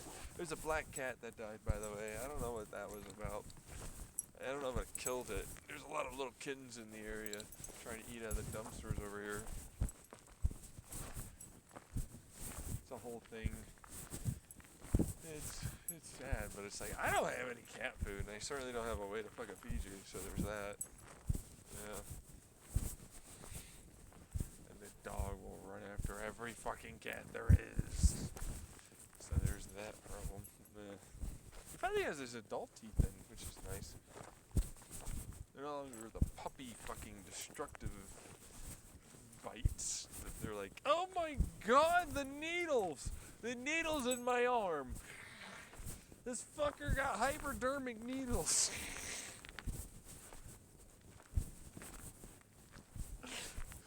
Anyways, that's about it. Like, for what it's worth, I have the ability to do a little bit different stuff, but it comes down to, like, I can't use radio waves, but I have a way to make radio waves then destructively, coherentively, no coherent, this is not coherent, get out of here. Constructively, destructively, refractively, refract, diffract, so it's like, I know, right? And then we have resonance in that one, as it goes, but it's like, from wide to the small little area that produces a very specifically clear picture from radio waves to natural light, otherwise known as light we see, because they call it natural light or something. I don't know. I mean visible, yeah. But it's like good old visible light. And it's like here's the same picture that I was trying to send you. But here's a bunch of cosmic radio waves, background noise stuff, and it's like, here we go, here's like all the light. This is where the moon is though, but it's not there. Because like technically speaking, it's slightly ahead of that. So, you know, I was going to say the picture is behind that, so there's that, because it takes time for light to travel. So there's that fun stuff that goes on. And then I went like, so this will be fun for a while. Nobody can escape my ginormous moon screen. They will bow down in terror to having to watch Linus Tech Tips fucking just talk about something, I don't know.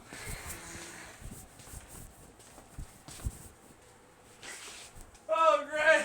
God, no!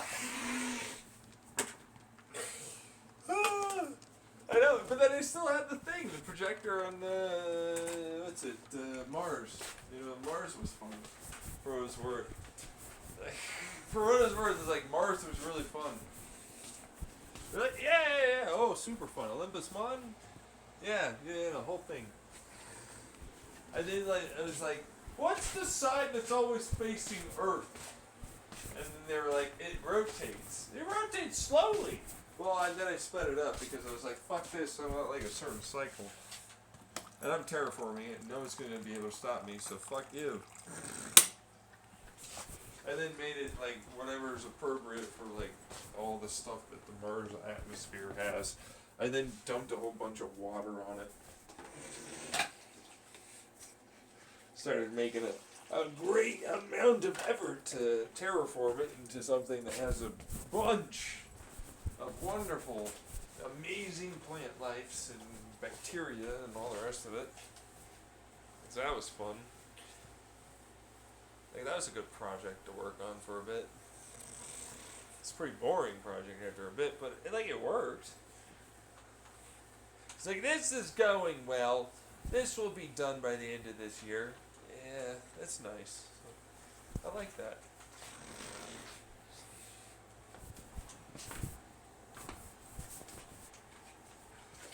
That'll work well. That's fine.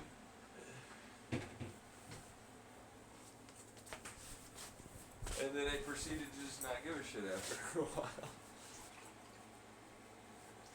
Really? Yeah, because like Uranus, whatever, was like a beautiful, wonderful, splendiferous planet, and I like to keep it. Neptune was pretty cool too. I kind of was pretty sad to see it go. I like Pluto. Pluto is fucking awesome. I brought Pluto in as a moon around Mars.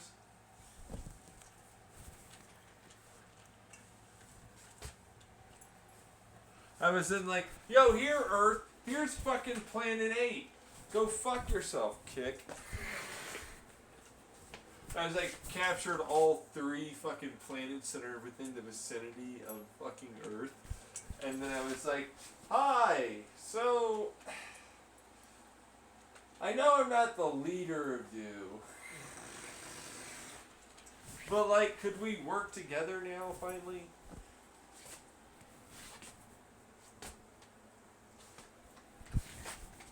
There was a lot of nuclear discussions, and I'm like, this is bullshit, dude. Like, I literally have the ability to just murder all of you. Like, nothing stops me from doing that. Like, I'm existing in multiple places at once. Nothing really stops me. Like, I swear, I would pop in like fucking Nightcrawler in the Marvel Universe to like their president and be like, hi! But it's like, it's probably not the right call. But it's like, look, could you guys stop doing that while I talk to like other ones at the same time? There is like nothing stopping me. What is this? Could you just fucking like be a decent person? Could you just do it? Could you just do that? For a fucking second. What stops you? Do you ever think about that? Why do you feel as though you must challenge an unchallengeable consequence of nature? You know what I mean? I will rule this fucking world! Dude, you're an actual president. You're not someone that's like fucking like a script writer, which not bad. That's probably how like one of the writers would have wrote like an individual as a villain. But that's not what you did. That's like, I don't know. I don't want to fucking talk about it. It's like, that's the real person. Hey, no phaser. You cannot have any oranges. Get out of here. Orange peel. Trying to eat oranges late at night for no fucking reason. The good old acid reflux before bed. That'll fucking show my gut microflora. Show who's boss. Yeah, you bastards, you need to work for me. Here's some good prospects for prebiotics. Get yummy up in there. Oh yeah, give me all the good positive feels. Reduce stress and cortisol. The vitamin C I'm about to force into your shit, bitch.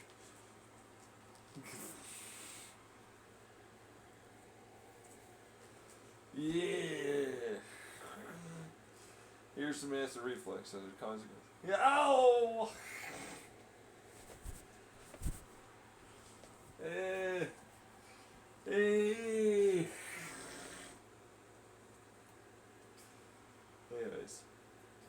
So, like, I did a lot of that, but it was like, you know, this is unlikely because of the things people are doing.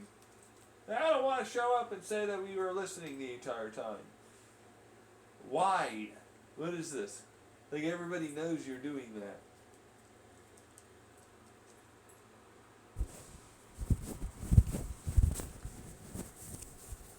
I refuse to acknowledge this.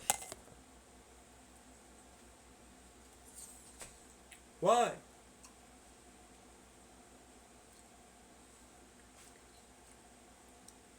But there you go.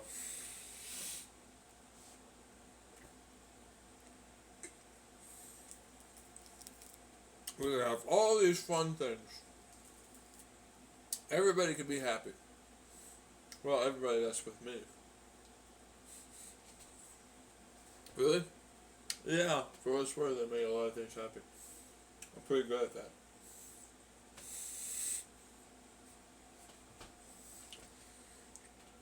Meanwhile, I make myself happy the entire way through. I'm pretty good at that.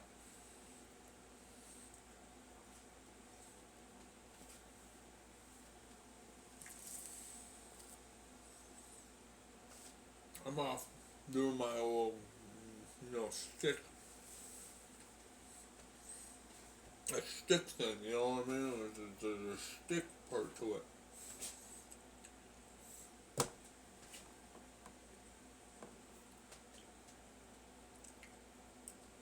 And you know what I proceed to do?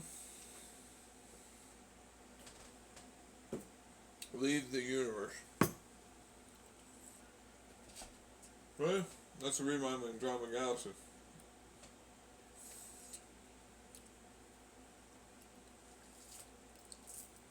For what it's worth, I was right on the money. Thor tried to end the entire universe, so I got out of the universe.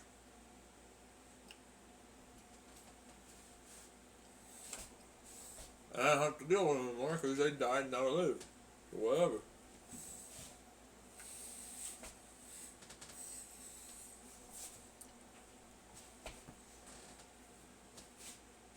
Universe. I created another universe.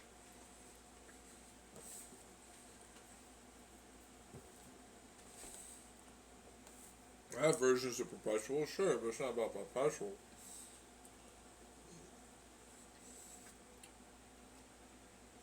Well, I sat there quietly waiting until you did it.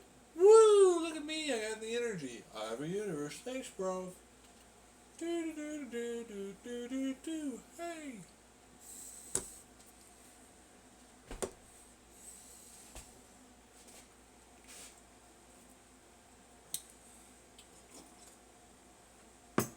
I then proceeded to go rule my universe and had everything be great.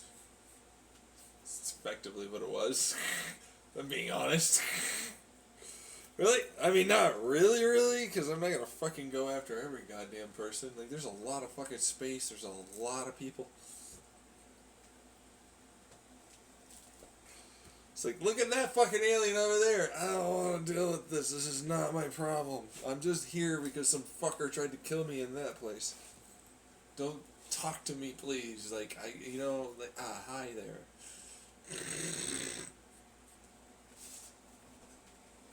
I'm not really here. Just so you know, I'm not really. You don't see me.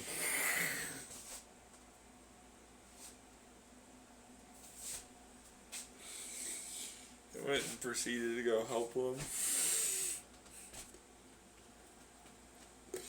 What else am I gonna do?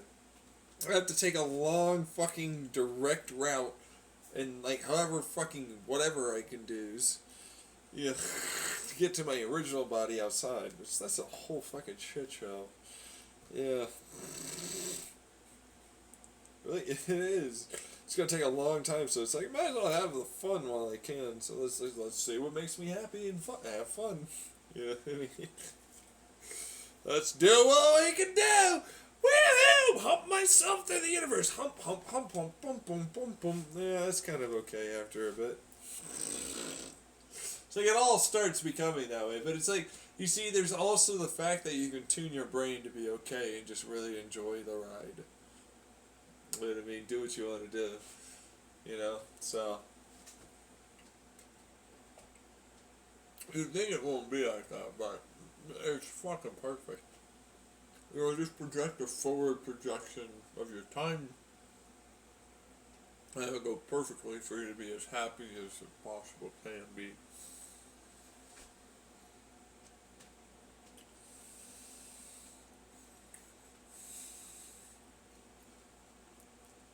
Live forever, never die, standard things. It's two different things. Live forever doesn't mean your body didn't die and shit, but like, oh yeah, no, I didn't have. Standard stuff. It's gonna take a while.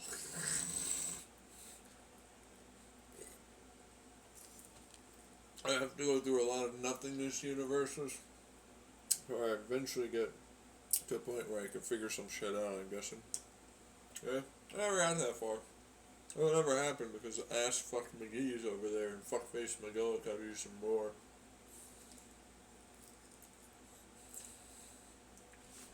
Made sure I can't get anywhere.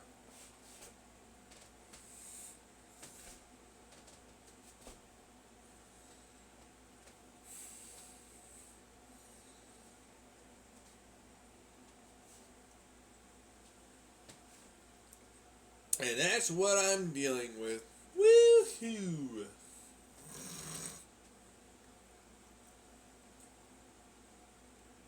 So anyway, it's a dying rest of old age or something.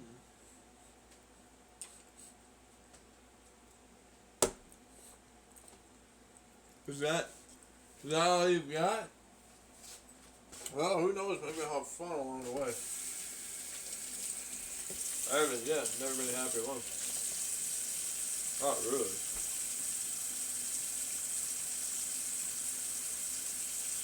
This is a nice second orange. Well, I have the two oranges. I bought a third one, but I don't want them. I'm gonna try and eat it.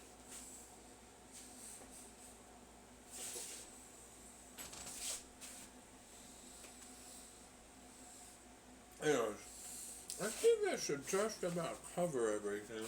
Because I got the camera soon. Which is like, it's just an app.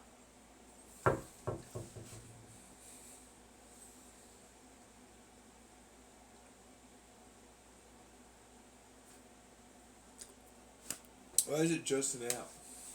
Because it only fucking like makes the incredible leap forward and all of the ways it calculates and everything while it's being used.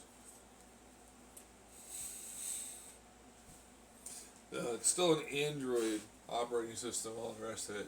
It just hijacks the shit out of it. It's like, sorry, yeah, I know you said you were going to do this, but everything that you're doing is wrong and suck it. I have it better.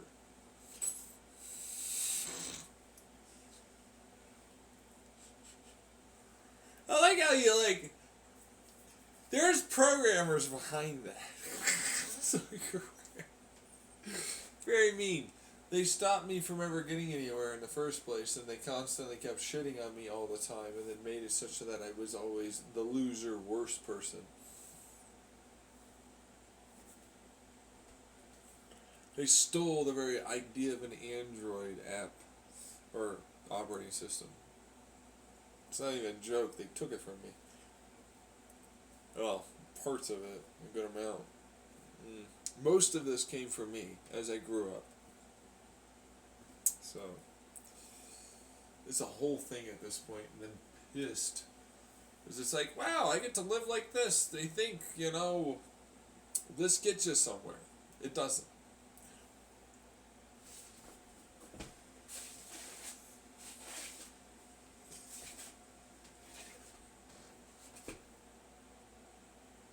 It doesn't. gets nothing better. Nothing better happens. Seems like. My entire life is shit. I knew all along that they were there, it seems like. I connected the dots so significantly over a period of time they could do nothing about it.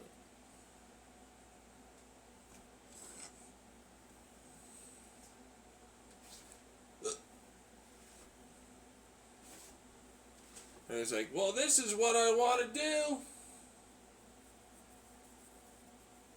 I know you're there, dumb fucks. There's no way you're not.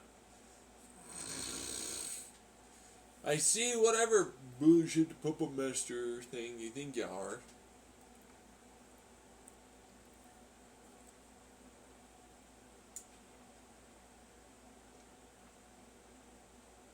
So there's that.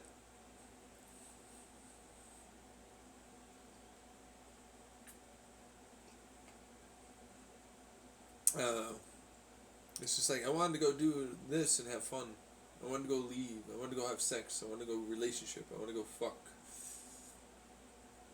I guess there's two different things: sex and fuck. I guess it's like give a fuck and then have sex. You know, that kind of thing. So, you know, it's hard to give a fuck when it's like this. It's sort of a thing.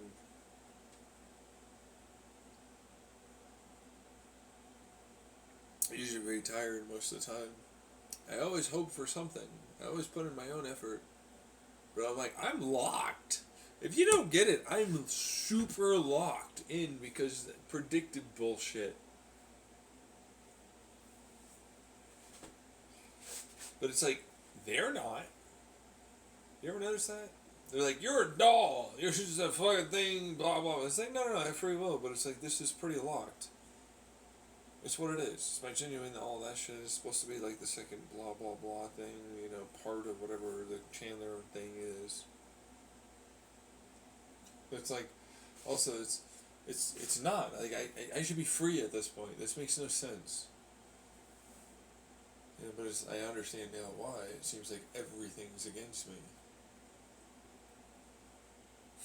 You know? So it's like, anyways. And that's it. So there you go, folks. I am finally finished recording everything because I'm tired. I do want to go to bed. So there is that part. So bye. Any women out there want some fuck? Like and subscribe.